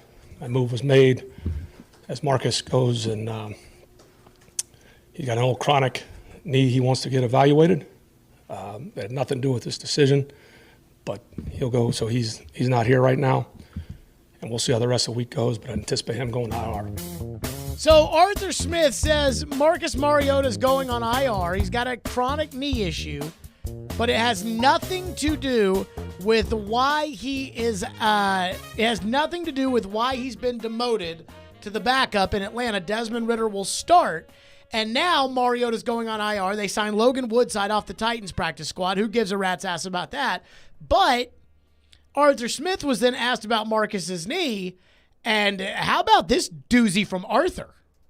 Sorry, on Marcus, you said it's Marcus who you anticipate going on IR. And I would anticipate that, yeah. And that had nothing to do with the move here, Josh, but there's, like a lot of athletes, some chronic, nothing that's been an issue this season, but that's their prerogative. And so, as this happens, that's why we signed Logan on Saturday, to make sure we have depth there. And we'll, once that decision is made, then I'll update you. But he's not here right now. So in case, just giving you full transparency. But he would, if you had not made the switch, this knee thing wouldn't have come out. He wouldn't have. Josh, I'm not a medical expert. Just telling you it had nothing to do with the decision, and we'll just see how the week plays out. So the translation from Arthur Smith is that Marcus quit on the Falcons. It's loser's cramp. It's literally. This knee that hasn't been a problem all of a sudden is a problem. And here's the problem I have with this. Marcus Mariota is not a quitter. Like, I know Marcus Mariota. I know Arthur Smith. I know Marcus Mariota is not a quitter. I am shocked by the idea that Marcus Mariota would literally quit on his team. Because what Arthur Smith is insinuating, and I don't think Arthur's a liar, but what Arthur is insinuating is that they went to Marcus, they said, Marcus, were going to play Desmond Ridder, and Marcus said, oh, my knee hurts. I'm not going to be able to play anymore this year. I'm going on IR. And then Arthur was like, well, we don't think you should do that. And Marcus was like, well, I'm going to get a second opinion, and the second opinion says I should. And what I know of this is I know Arthur Smith is not – I know Arthur Smith's not a bad guy, and I know Marcus isn't a quitter. This is the only thing I can come up with. I believe Desmond Ridder sucks, and the Atlanta Falcons know that. So what they're going to do is they are going to play Desmond Ridder so that Desmond Ridder shows everybody that he sucks and that this is a, hey, we're trying to see what the young guys got kind of thing. But what they're really trying to do is they're really trying to make sure that Marcus doesn't win too many games. Because Marcus, as we all know, Marcus is not a franchise quarterback as much as I wanted him to be one while he was here. Marcus is not a franchise quarterback, but you can win games with Marcus. You can't win a lot of games with Marcus, but you can win 7, 8, 9 games with Marcus as your quarterback. We all saw it. We all know you can do it. And Arthur Smith knows that, and so does Arthur Blank, the owner of the Falcons. So what they're going to do, they're going to play Ridder. He's going to be terrible. They're going to lose all these games, and they're going to be in the market for Bryce Young or C.J. Stroud. Now, they probably won't be as bad as the Texans, so they probably won't get to the bottom, but maybe they could get in the Will Levis discussion or somebody else. And so that's what they're doing. And so they are essentially tanking. The Atlanta Falcons have decided they're going to tank. And because of that, Mariota quit on the team because he must think that the decision they're making is wrong. That the idea of, wait a minute, I see this guy in practice every single day. This guy sucks. And the Falcons know he sucks too. And so they're going to Marcus saying, well, we want to give him a chance. And Marcus thinks, I am 100 times better than him. This is ridiculous. Because I saw Marcus handle his demotion when he was here. I talked to Marcus the day after it happened. And I didn't just talk to him like when he talked to the media, but like I went on, Marcus and I were talking on the side for a little bit. And I'm not going to tell you anything that Marcus said to me, but I will tell you, Marcus Mariota handled his demotion as well as I have seen anybody do that ever. Ever. So what happened? I think that Marcus Mariota thinks that his team is quitting. And so it's like, if you're going to quit, then I'm going to quit too. He thinks his team. The idea of tanking, which we know happens, but for those sports people, it is so unheard of. It is such blasphemy that you would ask us to go out there and lose. I mean, think about the Dolphins, right? That whole tanking thing about whether or not everybody knew they were doing it. And then when all of a sudden it was alleged that they were doing it, which everybody knew that they were doing, it was like, oh, we got to launch an investigation. And I never, ever, ever would pay my coach to lose. It's like, dude, we know you traded everybody. You traded Laramie Tunsil. You traded Minka Fitzpatrick. You traded Kenyon Drake. You traded Ryan Tannehill. You let Jarvis Landry leave as a free agent. You traded everybody on your team. You got rid of all of them. You played with Josh Rosen at times as your quarterback. We know what you were doing. That's what the Falcons are doing, and Marcus isn't going to be part of it. And Marcus is like, I'm not going to waste my time when I can go on IR. You're going to cut me at the end of the year anyways. So I'm not going to waste my time with this franchise where I'm getting demoted for a guy who didn't earn the right to play over me. That's all I can come up with just because of what I know of Marcus. And I know Marcus isn't a quitter. And so, but how stunned were you by that? I mean, other than the whole elbow thing, strumming in his elbow, what happened here, and he kind of got some weird kind of injuries. And the one thing that kind of stuck out to me was the whole Clowney situation here with the Titans, where Clowney kind of pulled himself from the season almost to preserve his career. Marcus doesn't really strike me as that kind of guy. But that's kind of something that popped into my head, is he trying to preserve himself? Like, does he think his future is here? But I don't know. Your theory makes sense too. Well, now Chad Withrow's the one guy who has said over and over again that Marcus did not play on that Sunday night game against the Colts as a business decision. Now, I haven't heard anybody else say that. I'm not saying Chad's wrong, But he's the only one who has constantly said that was a business decision that Mariota didn't play. That being said, what I know of Mariota, I don't think he's a quitter. So I have to believe. I'll be shocked. How many games left? 5? 4. 4? I'll be shocked if Desmond Ridder wins 2. I think that's why Marcus is quitting, because he knows how bad he sucks. And he's like, I'm not doing this. That's the only thing it can be. 615-737-1025 is our phone number, 615-737-1025. In front of the cameras, the Titans are saying everything is fine. There is nothing to worry about. But behind the scenes, seems like it might be a different story. We'll get to that coming up. Hiller Plumbing, Heating, Cooling, and Electrical. I love my friends at Hiller. Hiller is giving away cash for the holidays, and they are celebrating from now until the end of the year with special deals. Hiller wants to make sure every child experiences the joy of Christmas this year, so they're donating $50 in toys for Toys for Tots with every tankless water heater purchase. And they're giving away a $250 Visa gift card with each unit. Get a $500 Visa gift card when you buy select new HVAC systems, or get a $500 Visa gift card with the purchase of any new whole home generator. More details are online at happyhiller.com. As always, Happy You'll Be Here. The service is free, and these deals are only available until the end of the year, so schedule today. That's Hiller Plumbing, Heating, Cooling, and Electrical. My guys, proud supporters of the Preds, the Vols, and Vandy. Hiller, call the Happy Face Truck today. Stuck at work without a radio? Wait a minute. Disastrous. I hate that. It's got to be there. That's okay. Download the Game Nashville app or go to thegamenashville.com and listen live. We are Nashville's best sports talk, 102.5 and 106.3. The Game. ElectronicExpress.com. We make it happen.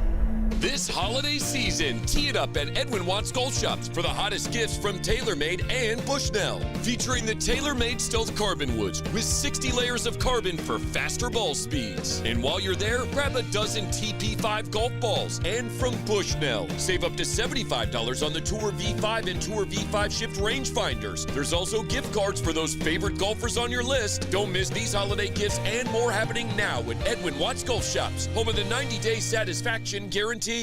Signs First, Nashville's leading locally owned and operated sign and physical media company, has been supporting local community organizations for over 30 years. Signs First offers a 10% discount to all churches, nonprofits, and charities. Go to sfnash.com. With PatriotSoftware.com, accounting and payroll, keep your time and money. Mike Campbell here, serial entrepreneur. Here's what our payroll customer, Laura, thinks about us. Patriot Software and their amazing team are a crucial part of our business. They handle the details of payroll and tax payments, so we can focus on delivering exceptional customer service to our own clients. Patriot's payroll is affordable, easy to use, and it keeps us organized. They're receptive to their customers and strive to demonstrate that each day. Without a doubt, we will be using their payroll services for many years to come. Thank you, Patriot Software. 5 stars. Go to PatriotSoftware.com to get your payroll pricing for up to 100 employees. Use promo code RADIO and get 2 months of payroll processing free. That's PatriotSoftware.com. With PatriotSoftware.com, accounting and payroll, keep your time and money. 312 Pizza Company is home to Southeastern Carolines with Caroline Fenton. Finding great candidates to hire can be like, well, trying to find a needle in a haystack. Sure, you can post your job to some job board, but then all you can do is hope the right person comes along, which is why you should try ZipRecruiter for free at ZipRecruiter.com/free. ZipRecruiter doesn't depend on candidates finding you. Its powerful technology identifies people with the right experience and actively invites them to apply to your job. You get qualified candidates fast. So while other companies might deliver a lot of hay, ZipRecruiter finds you what you're looking for. The needle in the haystack. 4 out of 5 employers who post a job on ZipRecruiter get a quality candidate through the site within the first day. ZipRecruiter, the smartest way to hire. And right now, you can try ZipRecruiter for free. That's right, free. Just go to this exclusive web address, ZipRecruiter.com/free. That's ZipRecruiter.com/free. ZipRecruiter.com/free. Live from the Game Nashville studios. WPRT FM Pegram, WPUC HD2 Laverne. Nashville Nashville's exclusive home for the Nashville Predators. 102.5 and 106.3. A betting performance. Do your job. And the Tigers regain the lead. The Game. A Cromwell Media Station. Where you have a voice. We're one play away from an injury. He knows this. He's a study of the game. And we have strong opinions. He's been awful. I don't think they were trying, and that's why I feel the way I feel. This is Stillman and Company with Jared Stillman and Caroline Fenton. Presented by TriStar Moving on Nashville's best sports talk, 102.5 and 106.3 The Game. And on the Game Nashville app. Stillman and Company is delivered by TriStar Moving, 102.5, 106.3 The Game, streaming live on Twitter, Twitch, YouTube, and Facebook Live, presented by the law offices of Amanda J. Gentry. The Titans say everything is fine. Everything is fine. I know they've lost 3 in a row for the first time since 2018. They fired their general manager last week. They're getting their butts kicked on offense. Now they're starting to get their butts kicked on defense. They've got no offensive line. They've got no pass rush. Their corners can't cover, and they're playing Justin Herbert and the Chargers. But everything is fine. Just tune into Mike Vrabel's Coaches Show, and they will tell you everything's fine. As the Titans got back to work, something jumped out to me. You heard it in the open. Guys resolute, that disappointed by the 3-game losing streak, but certainly not broken and not having their confidence broken. No. I mean, we're there, we're professional athletes and professional coaches, and we have a job to do. It's going to start by, trying to eliminate bad football. That's been the message. That was the message Monday. Hopefully getting to the point where we're good enough to take advantage of another team's bad football. We didn't quite do that enough times on Sunday, and so we have to. There's a lot of things we have to clean up, and I don't think that anything's broken. I think we have to just start playing a little cleaner. Vrabel says we're good. We're good. Ryan Tannehill yesterday. This is not the streak we want to be on, and we all understand that, and there's certain emotions that come with that, frustrations, angers, all those types of things, but everyone's got to do their part. Can't just be just a few guys. We all kind of got to buy in and do our part to, like I said after the game, channeling that emotion into a positive way and being able to lift up the guys around you and be better this week. Tannehill says we all got to buy in. We're good, though. We just all have to buy in. Jeffrey Simmons on Sunday after the Titans loss said everybody needs to be accountable starting on Monday. I think it's start with holding everyone accountable. I mean, it's the little things. Starting tomorrow, I mean, we got to be on time. It's like I said, it's all the little things that go out throughout the whole week. I mean, I don't feel like we didn't have a good week of practice, but I mean, like I said, it's the little thing. We just, like I said, the biggest thing is accountability. Can I ask a question? Sure. What if they lose? So they're playing a Charger team that TD said is the worst matchup for them, and I agree with, because the Chargers like to do one thing, that's throw the ball. And Herbert loves to run around and he loves to throw outside the pocket. The Titans aren't getting any pressure anyways on these quarterbacks. And so they're playing a bad matchup in Los Angeles with a decent pass rush. And so that's a horrendous matchup against the Chargers. The Chargers are favored in this game. And so the Titans this week are all, we got to buy in, we got to believe, we all got to hang together, we got to be accountable. It starts tomorrow, everybody today. What if they lose? You can't say the same thing 2 weeks in a row. You can't say it's like they were at a crossroads after the Eagles game, and then they got smoked by Jacksonville. Well, what's that say about the crossroads you were at after the Eagles game? And then if you lose 4 in a row and you lose this one to the Chargers, then what does it say about the crossroads you're at? And really, if right now is, hey, everybody's got to have a good attitude, everybody's got to lift their spirits, everybody's got to work together, everybody's got to be accountable, like Jeffrey Simmons said, it's not broken, and then you lose, how do you preach the same message? Well, I feel like there are 2 different ways of looking at it. One way you could say, well, they lost that game. They're 0-4 in their last 4, but the Titans are still going to win the division. They're still going to make the playoffs. And I didn't think the Titans were going to beat the Chargers going into the season anyway. So they'll just, turn things around, get ready to take on the Texans next week. That's one way of looking at it. Or you can look at it as, man, the morale of this team the last 3 weeks has just done a nosedive. I'm talking about, how does the team react to this? And that's what I'm trying to get to is, like, how does the team, if the morale is already low and then you lose yet another game, and you got a gimme game coming up, I mean, how do you turn things around? The impression to me of that team would just be like really, like, we just feel so defeated. It does feel like they're putting their chips inside the middle of the pile, and they're saying, this Charger game is going to be, we are relying on our culture. We are relying on our mental toughness. We are relying on our togetherness and our belief, and we're going to push this all in the middle. And this Charger game, it all comes down to this. And that is a very scary thought because... But does it all come down to this game? I think it really does. I mean, again, I could see the Titans beating the Texans and even beating the Jags at the end of the season. I'm not sure I necessarily could see them beating the Cowboys given their offensive line situation and the Cowboys pass rush. I'm not sure I could see that. But even if they win those two and they make the playoffs, now you got to play Cincinnati at home in the first round. And I think Cincinnati would run them out of the stadium. And so Cincinnati, Baltimore, whomever. I mean, just because they make the playoffs doesn't necessarily mean that the season didn't collapse down the stretch. I mean, this team was right there with Kansas City. This team was right there with Cincinnati. This team was midway through the season was second in the AFC. They were 7-3 at one point.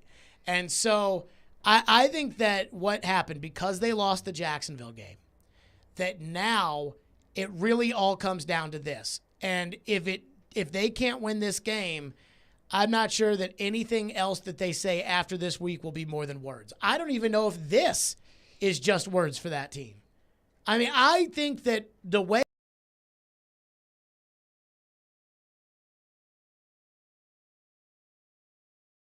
maybe some of the uneasiness still exists, but the shock of it's gone. And the distraction of it and all the questions about it, of what happened with John Robinson, are gone. Right, the Band-Aid's been ripped off. This is the week with which the Titans, are studying extra hard and practicing extra discipline and, making sure that they read that game plan twice and really putting it down to the nub. And if they can't win given all that, I don't know what this team has to cling to believe in. I don't even know really what this team has to cling to believe in right now, but they're trying. But if they lose again and it's 4 in a row, I mean, that is an epic collapse. That's very avoidable. And if they didn't fire their general manager, they probably would have won the Jags game. But I know you all in the text line are all mad about Caleb Farley, so you think it's all justified. But, I mean, I got to tell you, the season, and maybe it's not fair because I said last week that if they lose the Jags game, that I think the season is over. And they lost the Jags game, and I think the season is over. I mean, even if they win this Charger game, I don't think they have a chance to win a playoff game. Not a chance. But at least it would give me some hope that they have a little bit of a pulse. But if they go and they lose to the Chargers, what's Vrabel going to open the coaches show with next week? Mike Keith saying, I know we said last week that this team was going to find a way, but now, this week, we're going to find a way. That's exactly what he's going to say. Yeah, but at what point does it even ring hollow for them? It's like the Predators. When Willie was talking yesterday about, it's still early in the season. It's fine. It's like, dude, it is midway through December. We are after Thanksgiving. Almost 30 games in. This team is no good, and even, everybody knows it now.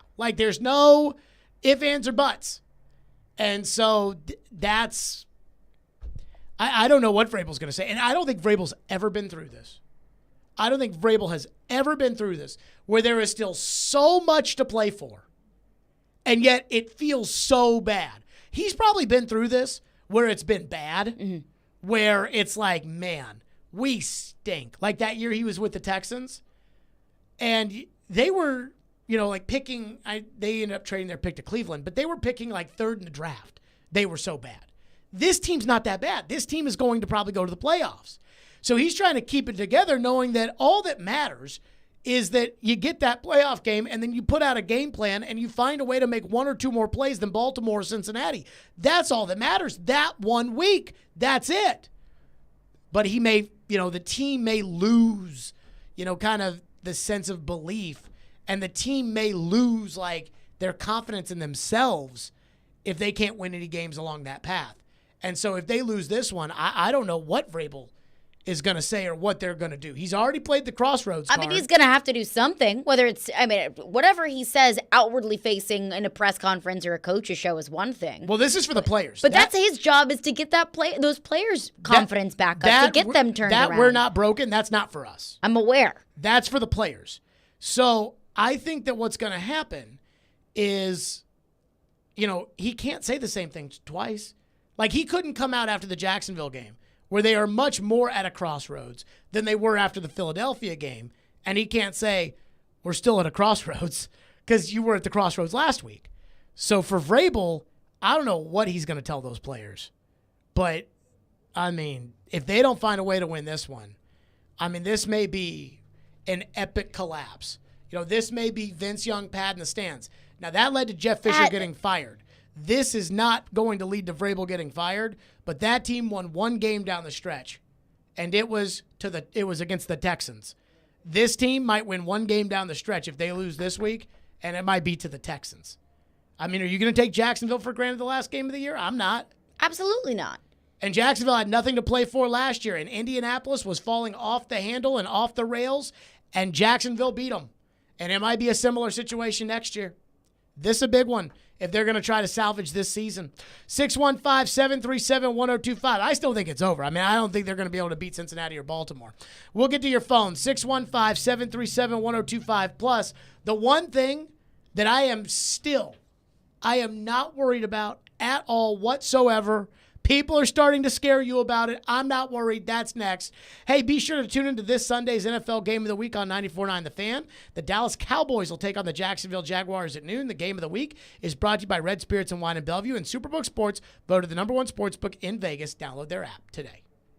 Every Wednesday at noon. No matter the down and distance and no matter the score, they're going to give him the football. Outkick 360's Jonathan Hutton joins Chase, Willie, and D-Mace to talk all things Titans and NFL. I hope that they're not throwing flags simply because the league wants to see more of them. He's got opinions and insights on the two-tone blue. They are not as good at wide receiver and the playmaking department. Catch Hutton every Wednesday at noon. Presented by Blend Bar with Davidoff Cigars and by Ed Lee's Barbecue on 102.5 and 106.3 The Game and the Game Nashville app. Response to Genesis Diamond's remarkable free financing offer has been so incredible that we're extending it through Christmas Eve. Last minute shoppers, we've got you covered with 5 years zero interest financing on any purchase with $0 down. So you can splurge on that handcrafted diamond ring and spread it over 60 whole months. Studs, bracelets, necklaces, bands, every color and every shape, starting at only $35 a month with $0 down. You can use this amazing offer on anything. Designer engagement rings, classics like diamond pendants and bracelets. All our hand-selected GIA certified diamonds are included, and so are our luxury pre-owned Rolexes. At Genesis, we've got our best collection ever, with case after case of stunning gifts that are romantic and timeless. And with Genesis guaranteed best value price and 5 years zero interest, $0 down financing offer, you can make this the best Christmas ever and still stay in budget. Merry Christmas from Genesis Diamonds, Green Hills and Cool Springs. Unapproved credit. Family Leisure would like to wish everyone a very Merry Christmas from our family to yours throughout this holiday season. And to celebrate this joyous season, Family Leisure is having a Christmas sale up to 50% off everything in the store. Wow, that'll really help out. Arcade games, game tables, pool tables, even shuffleboard tables are on sale. Foosball and air hockey tables as low as $1.99 as well. A pool table and game table from Family are a great gift for the family. Family Leisure has spas in stock and on sale and ready for immediate delivery. Wow, that sounds like a great gift to us. Family Leisure has up to 50% off on infrared saunas, ready for immediate delivery as well. But what about something for the kids? Family Leisure has deluxe outdoor play gyms on sale and starting at just $26.99 installed. Vuli trampolines start at $22.99. That all sounds great. That's Family Leisure's Christmas sale going on now. At both huge locations, Franklin and Antioch. Christmas shopping is in full swing at Electronic Express. Come into our convenient locations for great deals on all of your favorite brands like Samsung, Microsoft, LG, Sony, Apple, and more. Electronic Express has huge savings in every department. 4K TVs, computers, appliances, smart home, headphones, gaming, and more. Save up to 40% with up to 48 months free financing. Shop in-store or online at electronicexpress.com and get free express delivery on most items. Electronic Express, we make Christmas happen. When joint pains cause you to sit out on everyday activities, it's time to make an appointment with Dr. Matthew Beal at Houston Clinic Orthopedics. Dr. Beal can diagnose your problem and treat the joint pain for both surgical and non-surgical matters. Board certified and fellowship trained, Dr. Beal specializes in hip, knee, joint replacement, and adult joint reconstruction. Visit tn.houston.com to learn more about Dr. Beal and to book an appointment online. Houston Clinic Orthopedics, when experience matters. Here we go. Here comes the Sandman. Ladies and gentlemen. Adam Sandler. 1, 2, 3, 4. Live. Should we clap along? I'm going to play guitar a little bit for you. Adam Sandler. Take him away! Bridgestone Arena, Friday, February 17th. All right, let's lose that. I hate it. Get tickets this Friday at noon at livenation.com. We want to hear from you. Thanks for taking the call. Join the conversation. Call or text at 615-737-1025. Driven by WilsonCountyHyundai.com. You're listening to Stillman and Company. Sounds like this has been a game-changing day for all of us. Presented by TriStar Moving on 102.5 and 106.3 The Game and on the Game Nashville app. You know, sometimes there's a turning point in a season. And go back to them beating up on the Green Bay Packers on Thursday night. You remember that game, November 17th? Very well. They beat them 27-17. They got on the plane. Everybody's feeling good. They get off the plane. The offensive coordinator gets a DUI on his way home. They play the Bengals the next week. They lose to the Bengals. They play the Eagles the following week in Philadelphia. They get trounced, 35-10. A.J. Brown goes off. They come back and they fire the general manager, John Robinson. They get beat up by, you know, a team that everyone expects they'll beat, the Jacksonville Jaguars. And the Jaguars put 36 points on them, Bruce, and they turned the ball over 4 times. Now, to me, something's going on down there. They've lost 3 straight games. They've kind of lost their mojo, and they're in danger of missing the postseason. That was Rich Gannon on Sirius XM NFL Radio. Let me say this before we get to your phones. I am not worried whatsoever about the Titans missing the playoffs. Remember last year when Indy won a couple of games and the Titans got hurt and lost some games and everyone, oh, they're going to Titans. Oh, here they come. Then I'm like, I'm not worried about the division. Don't worry about it. I'm not worried about it. Don't worry about it. And then Carson Wentz lost those last 2 games and the Titans won their games and ended up as the number 1 seed. I told you all, don't worry about it.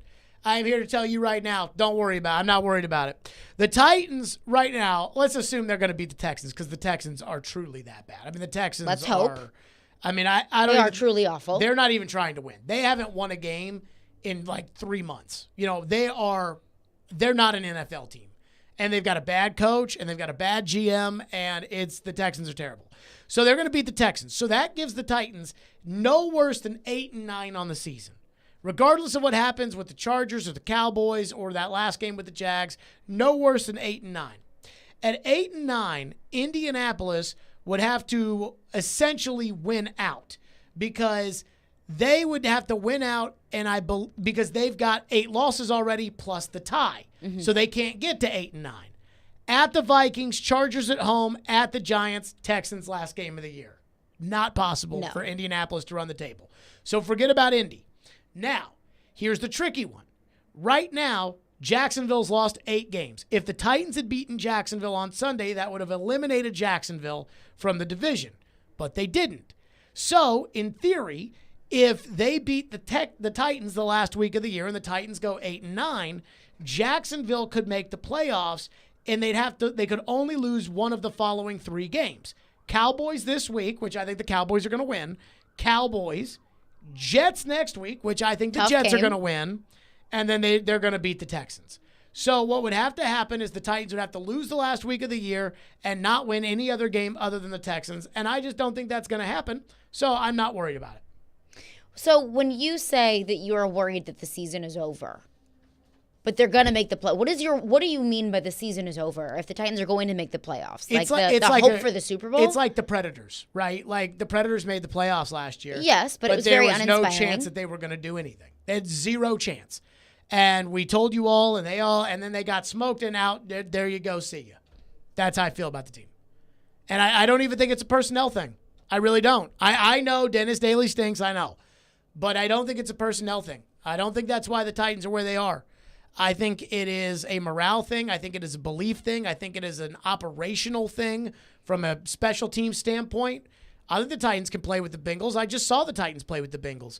I think the Titans can play with the Ravens. I think the Ravens are a one-trick pony. The Ravens lost to Jacksonville too. Screw the Ravens. But I don't think the Titans believe in themselves. I don't think the Titans are together right now, and I don't see that changing.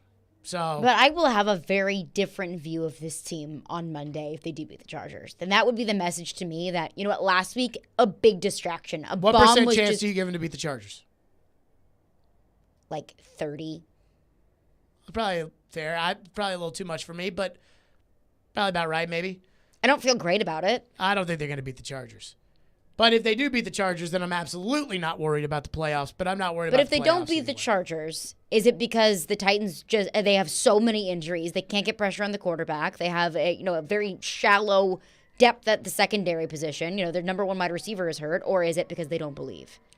I mean, I know this. I know over the years, whether it was 2018 against the Houston Texans or whether it was last year when Derrick Henry went down and all the other injuries they had, this team always coalesced. When you thought there's no way that they can band together and find a way, they always did. And this year it's different. And I think it all started last Tuesday. And I think they would have won last Sunday if what happened Tuesday didn't happen. But I guess nobody was there to explain to the owner the implications of what it meant, or they did, and she didn't care.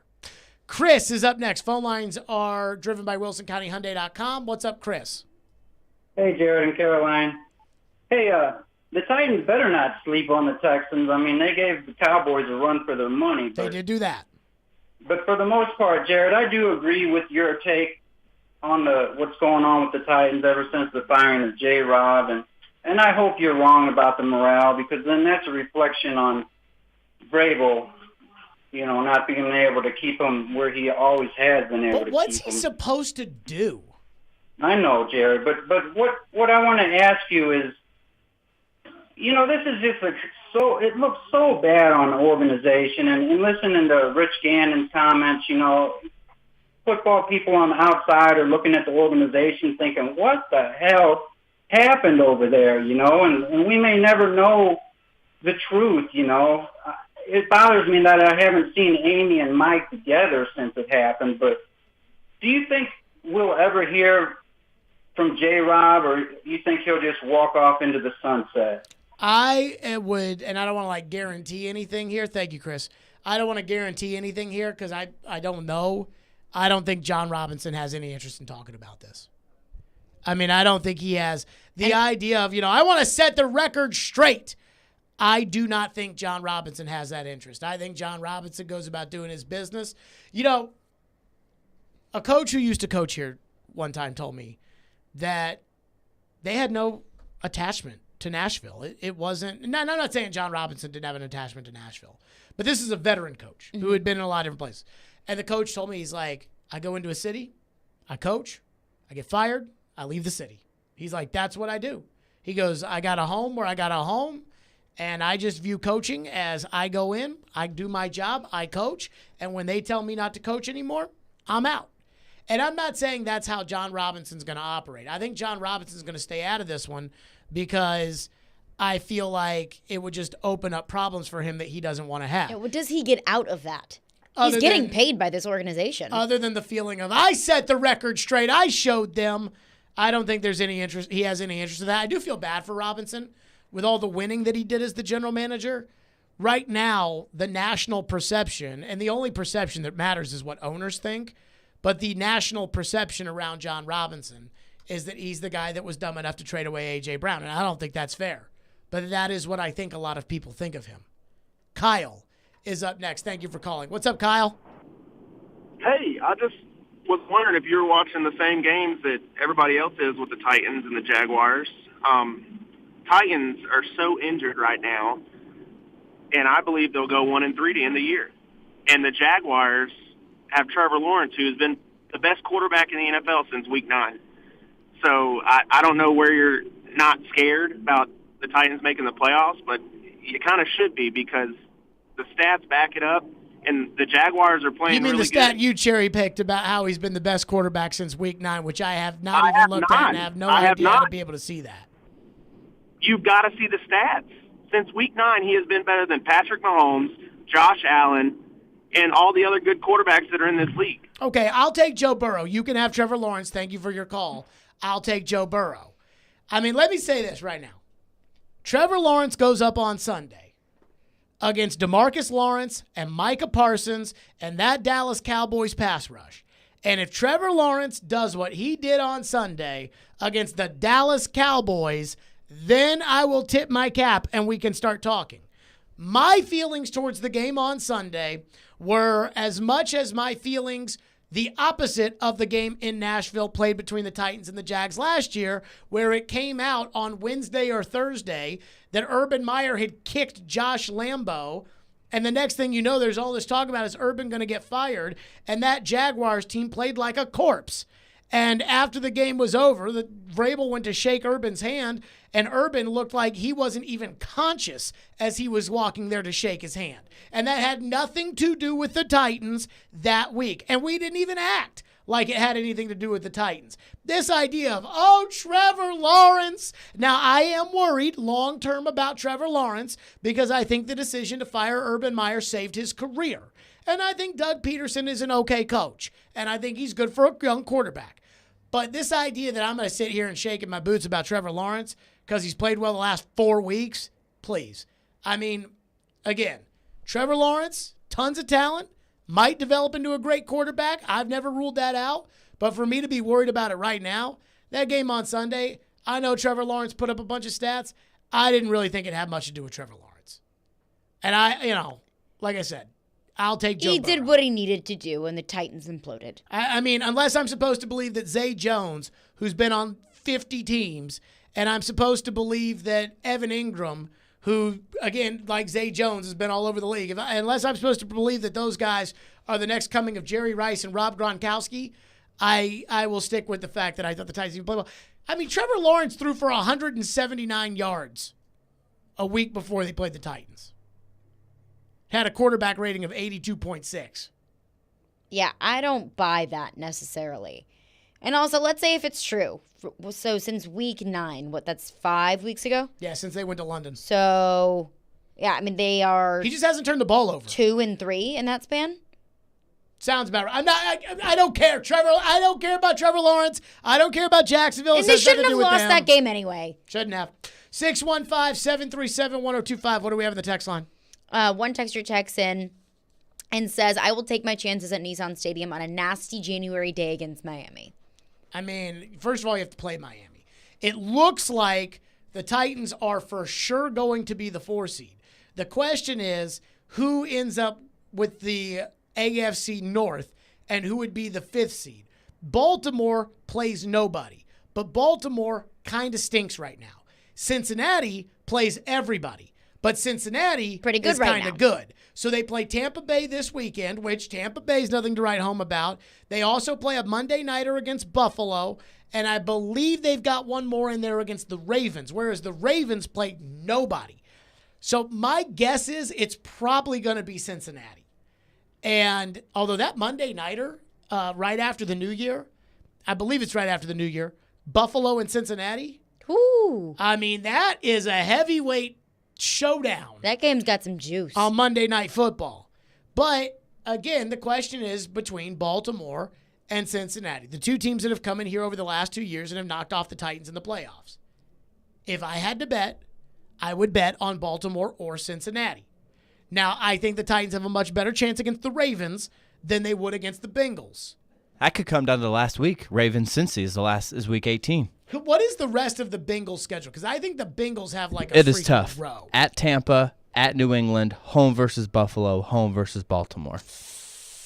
They'll beat the Bucks. They'll beat New England. The Bills will be a great game. You're right. That's on January 2nd. And the Ravens? And then the Ravens have at the Browns, home versus Atlanta, home versus Pittsburgh, at Cincy.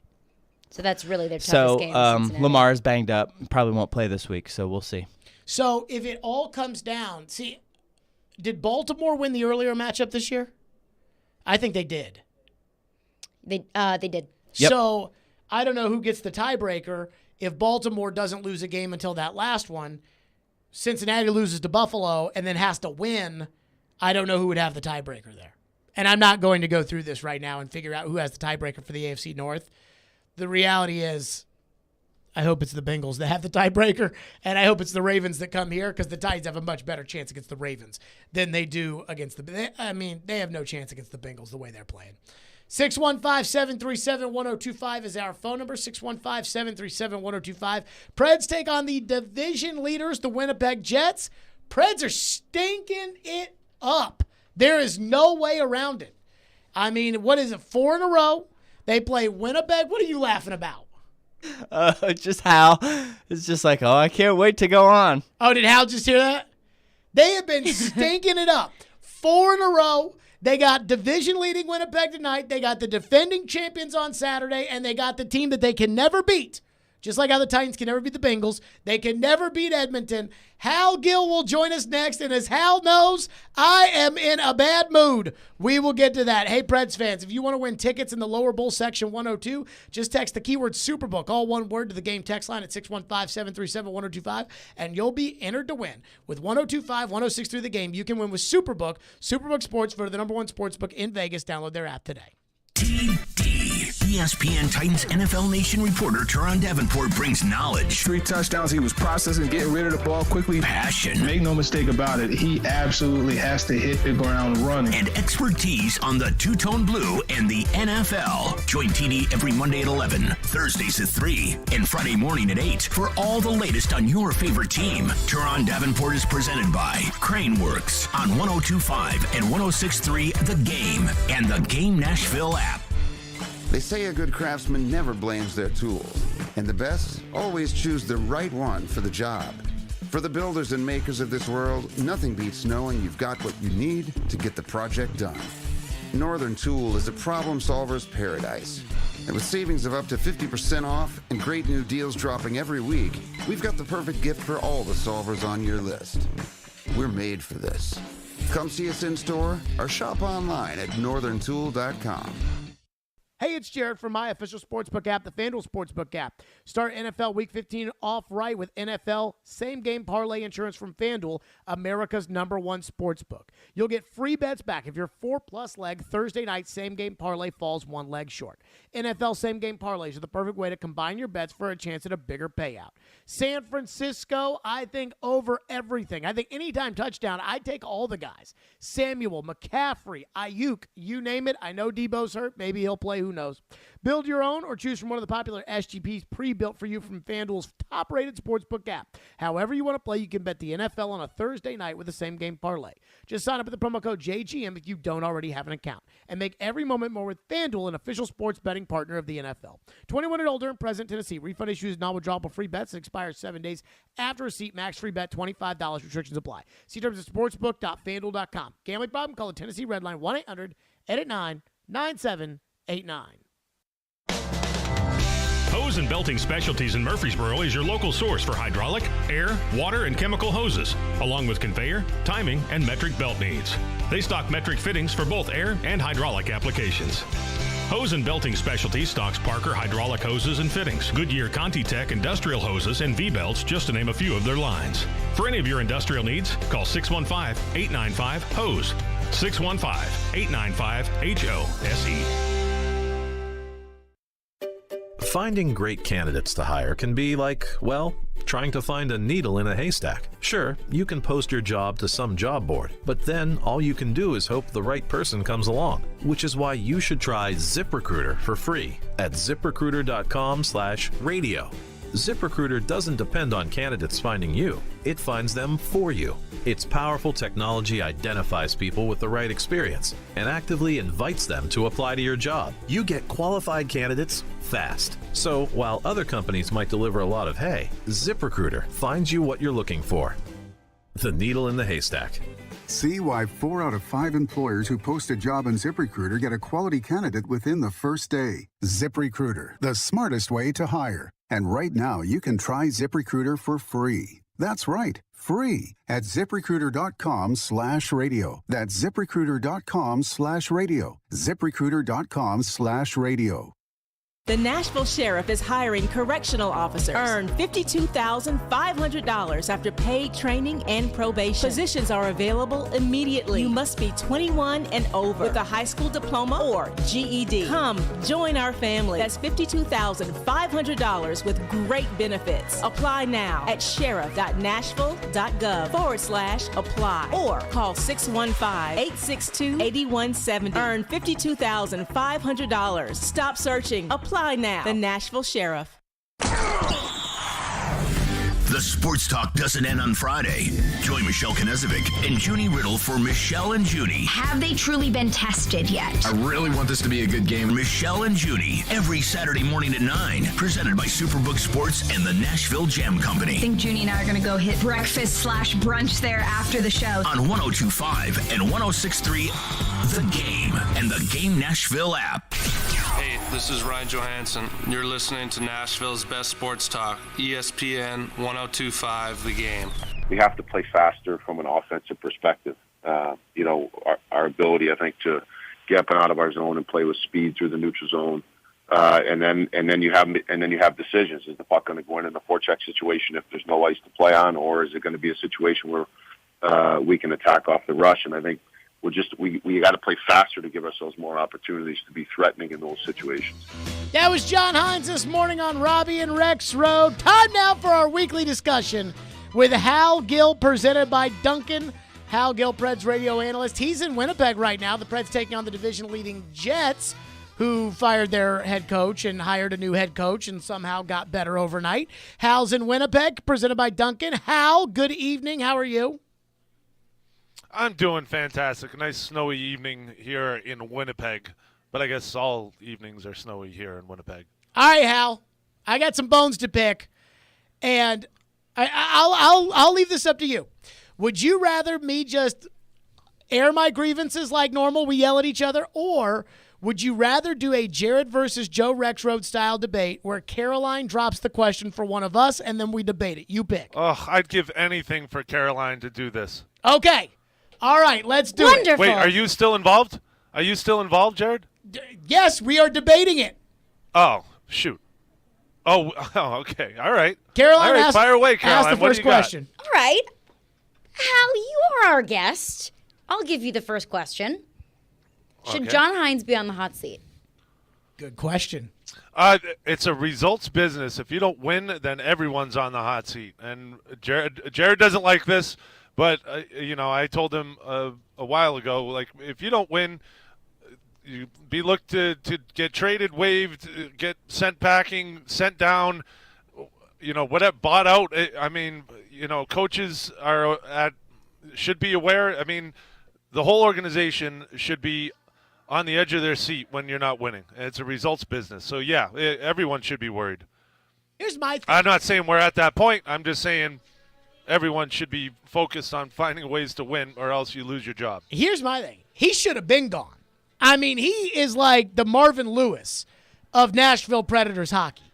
I mean, I don't know. I wonder this question. What has he done? Like, when I ask you this question, the 4 seasons he's been the coach of this team. I was talking to Caroline. I thought this was like a Caroline It's a debate, and we're debating. My question for you is, what has he done? Like, why should he not be fired? What has he done? Well, I like what he's doing. The bottom line is that the bottom 6 What do have you performed. like? I feel like defensively the team has played better. I like their game. They just need their best players to score goals. Now, if you put that on John Hines, or do you put that on the best players? That's the trouble. Ultimately, something's got to change if it doesn't come around. Yeah, but I put the onus on the best players. You get paid to go score goals, and you better go score goals. So I put that on John Hines when it's all of them together. The last coach got fired because the best players that were making the most money were not playing to their caliber at that time, and Laviolette got fired right then and there.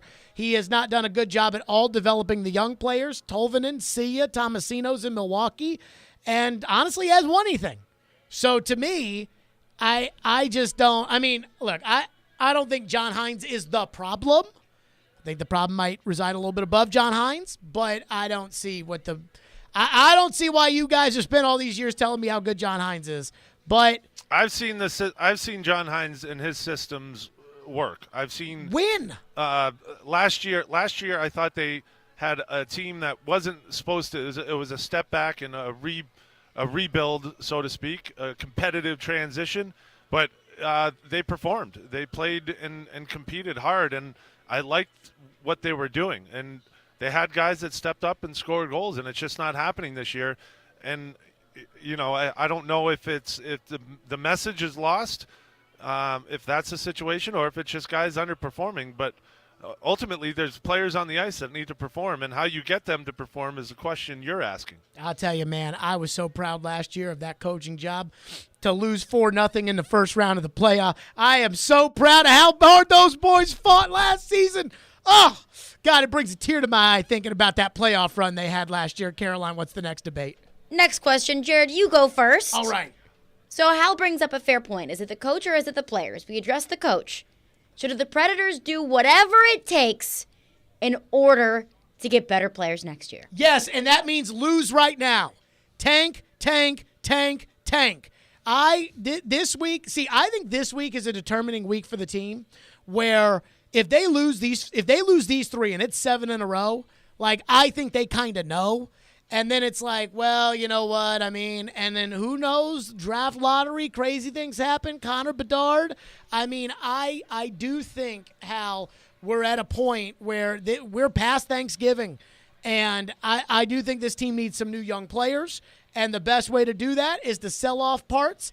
And how did you get Calle Yarncroke? Because you weren't very good, and you traded David Legwand. How did you get Philip Forsberg? You weren't very good. Martin Erat wanted to trade. You traded him. You got Philip Forsberg. I think that kind of reset needs to happen. So I think this is a big week for that. Yeah, I would agree. This is a big week. I think but let's remember, it's also not an easy week. You're playing the Jets, who are a pretty darn good team this year. You're playing Colorado. That's going to be tough. Going back, you got Edmonton again. The thing I have is, if you look at the teams that you're playing, Winnipeg, their high-end players are performing. Scheifele, Wheeler, Pierre-Luc Dubois, Kyle Connor. These are elite players in the NHL, and they're performing. And you look at, we saw what McDavid and Draisaitl did. My goodness, they're next level elite. But the Preds need to get their guys going, and so that becomes a question for me: is can these guys go toe-to-toe against teams when their best players are playing well? Yeah, I think defensively they've done a good job. 5-on-5, they've done a good job. The power play consists of your best players. They need to score, and I think if you look at these games that they're losing, they're not blowout games. They're right in there. They're all one-goal games, and so if you can turn it around in these next couple games, I think you have a good team, because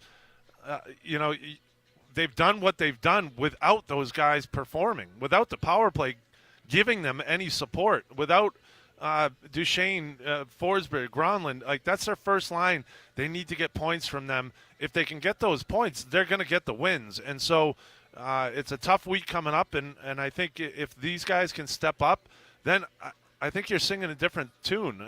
You know what bothers me about they're that, not far from winning games. You know what bothers me about that, though? And I'm not saying you're wrong. I mean, I'm not totally on board, but I'm not saying you're wrong. But you say, if they can get the big-time guys to step up, the big-time guys performed great last year, and we still saw how far that got them. And that's where I look at this, and I'm like, okay, so they turned it into what they were last year, and then – But if you look at what the team was last year, there were two problems I saw. That they needed another guy defensively. They went out and got Ryan McDonough. They needed second-line support. They went out and got Nino Niederreiter. And so, they got another goalie in Lankinen that I think has played well this year. So, you look around and you say, there was a rebuild last year, and they kind of made it, the team identity came around. They started to play together. And then this year, it hasn't been there, but they made those adjustments. I don't think they're that far off, Jared. And it's a fine line between winning and losing. And I think, confidence is such a huge thing. I think that if you see this team catch fire a little bit, I think the confidence is going to build, and they're going to turn it around, and I think they can put up a fight. I don't think they're a team that is a tanking team. I just don't. Hal Gill, one last quick one, Caroline. All right, last one for you. I mean, we've been hearing. If that could ever happen with you, Jared. True. We've been hearing a lot of, they'll get it turned around. Just give it time. They'll get it turned around. They've been trying different things. John Hydes has been trying different things on the power play, changing up lines, so on and so forth. At what point do you have to say, we can't try anymore? Hal, you go first. Well, you try. I mean, you have to put in the work. Look, right now, you're missing 4 of your starting defensemen. You're going down to the 7th, 8th, and 9th defense pair. I mean, you're digging deep in the shells, and you're competing 5-on-5. If you take away the power play goals for the Edmonton and you take those elite players out of the game and you find a way to stop them, you win that game. And you look tonight, these guys have been battling. I think that St. Louis game, a 0-0 game going into overtime, these guys are competing. They're defending well with 4 defensemen out of the lineup. So these guys are going to come back around, and they're going to get healthy. And I think if they can find a way to squeak out a couple wins on this little road trip here, I think you're going to see a confident team if they can get it started. And that's the hard part, is getting it started. So I know, Jared, you want to have the panic button, but just back off it a little bit, buddy. Back it off. Just stay away from that panic button. I think this is the week. I think if you lose 7 in a row in the middle of December, and I think this is the week. Yeah, it's a tough look. It's a tough hit. Absolutely. And, this one, now the thing that's crazy. But they got to worry about tonight. See, remember I told you in player's mindset, you can't look too far ahead. You got to play this one. They need to go get a win. This is going to be a good game, by the way. This is going to be a physical, hard. This is a big team, and their top-end guys are playing really well. So it's going to be a battle, I think. I am holding you to that. Hal Gill, before you tell us about Duncan, I do want to let everybody know that if they're looking for a great Christmas present or stocking stuffer, the Predators Pro Shop, and this is a totally free, the Predators Pro Shop ain't paying me anything to tell anybody this. The Predators Pro Shop has Hal Gill bobbleheads. I noticed that this weekend at the game. I saw the Hal Gill bobbleheads. Now, get one of those right there at the You got to get one of those. You got to get the Chris Mason one as well. So the whole set. It's the bag chucker bobblehead where we're cheersing each other and going into the holiday season. Who doesn't want that? Exactly. Now, I didn't buy one, but if you want to buy one, they are right there, and they make Hal look much better looking than he is in real life on his bobblehead. That, Thank you. You're welcome, Hal. Your bobblehead is just exquisite. Okay, tell us about Duncan. Speaking of exquisite. I'm glad you appreciate my bobblehead, buddy. Hey, you know what? I'm in the land of Tim Hortons and cold up here in Winnipeg, but you guys are lucky. You're in Nashville, and Nashville has dunks popping up everywhere. I told you about the snack and bacon last week. Did everyone go and get it? Did you get it, Jared? Have you ever had the snack and bacon? I don't eat pork, but I do like Duncan. I don't eat pork, but you don't dig on swine, but it's delicious. It's one of my favorite things. But there's plenty of different choices: egg sandwiches, donuts, of course, bagels, croissants, anything you want. You can get it there. Chicken biscuits are fantastic. One of my son's go-tos when we're out getting our day done. So treat yourself and go out. There's plenty of double espresso options, wintry mixes. Go out and get your dunks and treat yourself. It's a holiday season. You should be happy. Go get your dunks.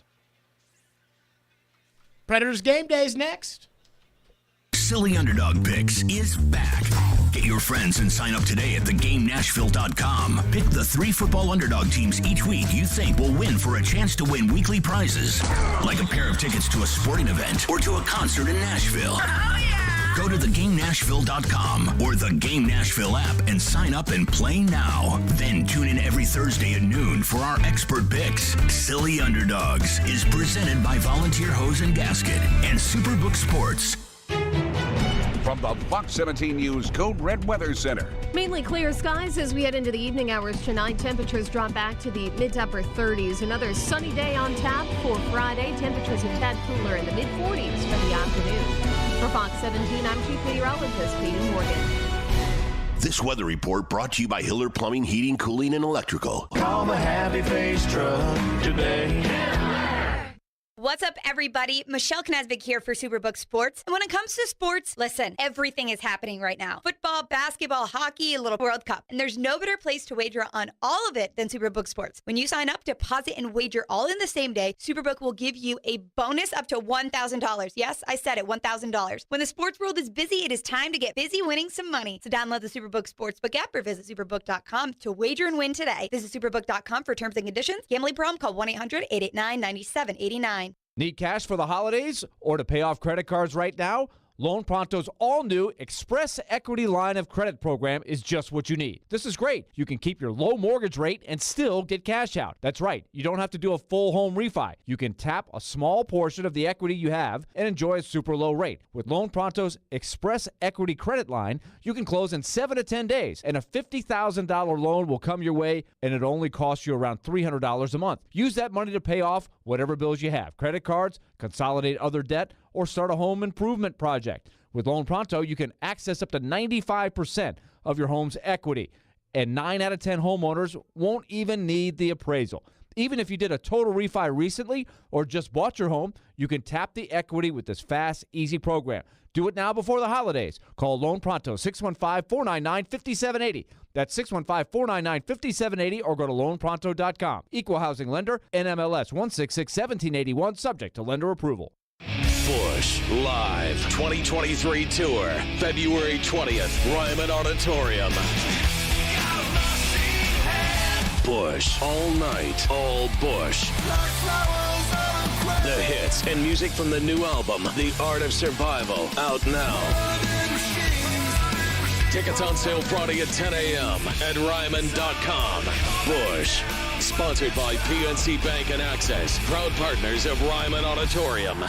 This holiday season, tee it up at Edwin Watts Golf Shops for the hottest gifts from Titleist and Bushnell. Elevate your performance with Titleist TSR drivers designed to maximize distance. While you're there, grab a dozen Pro V1 or Pro V1X golf balls. And from Bushnell, save up to $75 on the Tour V5 and Tour V5 Shift rangefinders. We also have gift cards for those favorite golfers on your list. Don't miss these holiday gifts and more happening now at Edwin Watts Golf Shops, home of the 90-day satisfaction guarantee. Robbie Stanley. They get a lead in that game and just totally close the door. Joe Rexroad. If he plays next year, it's disastrous. Robbie and Rexroad. Mornings from 6 to 10 on Nashville's best sports talk. ESPN 102.5 and 106.3 The Game, and on the Game Nashville app. You're listening to Stillman and Company. Presented by TriStar Moving. 102.5 and 106.3 The Game, and on the Game Nashville app. It's Hockey Night in Smashville. Deflects back for Duchesne. His shot stopped, and the score! What are the keys to victory tonight? What's being said in the locker room? Where do the Preds reside in the Central Division standings? Jared Stillman has the latest now. With Preds Game Day on Stillman and Company. This is Smashville's best sports talk. ESPN 102.5 The Game and the Game Nashville app. Predators Game Day is presented by TJ Anderson Homes of Benchmark Realty. Buying or selling, or even thinking about buying or selling, talk to TJ Anderson. He's my realtor. TJ has sold 2 homes for me and can do even more for you. He's done a bunch for my friends, and I have no hesitation in referring them to him and his wonderful staff. If you're looking to sell your property free and clear, ask TJ how he's having success marketing those properties today. That's TJ Anderson Homes of Benchmark Realty, tjandersonhomes.com. Predators tonight against the Winnipeg Jets at division-leading Winnipeg. We start with the coach's take, John Hines, on getting set for the Jets. They've tightened up a little bit defensively. You know, there's some things that Dallas did. I think they're strong, you know, taking away the middle of the ice in the defensive zone. They box out pretty strong. Goaltenders, you know, playing really well this year. And as you said, I think their special teams have been good. But I think most importantly, when your top players are your top players, they drive culture, they drive the way you need to play, and they're playing at a high level. It drives the team. Predators come into this one losing 4 in a row. They're 12-12-3, good for 27 points on the season. Big week. Big week upcoming. Time for the final thought presented by TJ Anderson, Homes of Benchmark Realty. They got to get this one, or else it's going to be 5 in a row facing the defending champions before coming home and taking on McDavid and Draisaitl. This is going to be a dirty one, but I'm not convinced Winnipeg is a great team, even though they lead the division. That's going to do it for us. We are out of here. Caroline will be doing the midday show tomorrow at 10. I'll be on at 2 o'clock tomorrow. We will see you then, Stillman and Company. Preds pregame.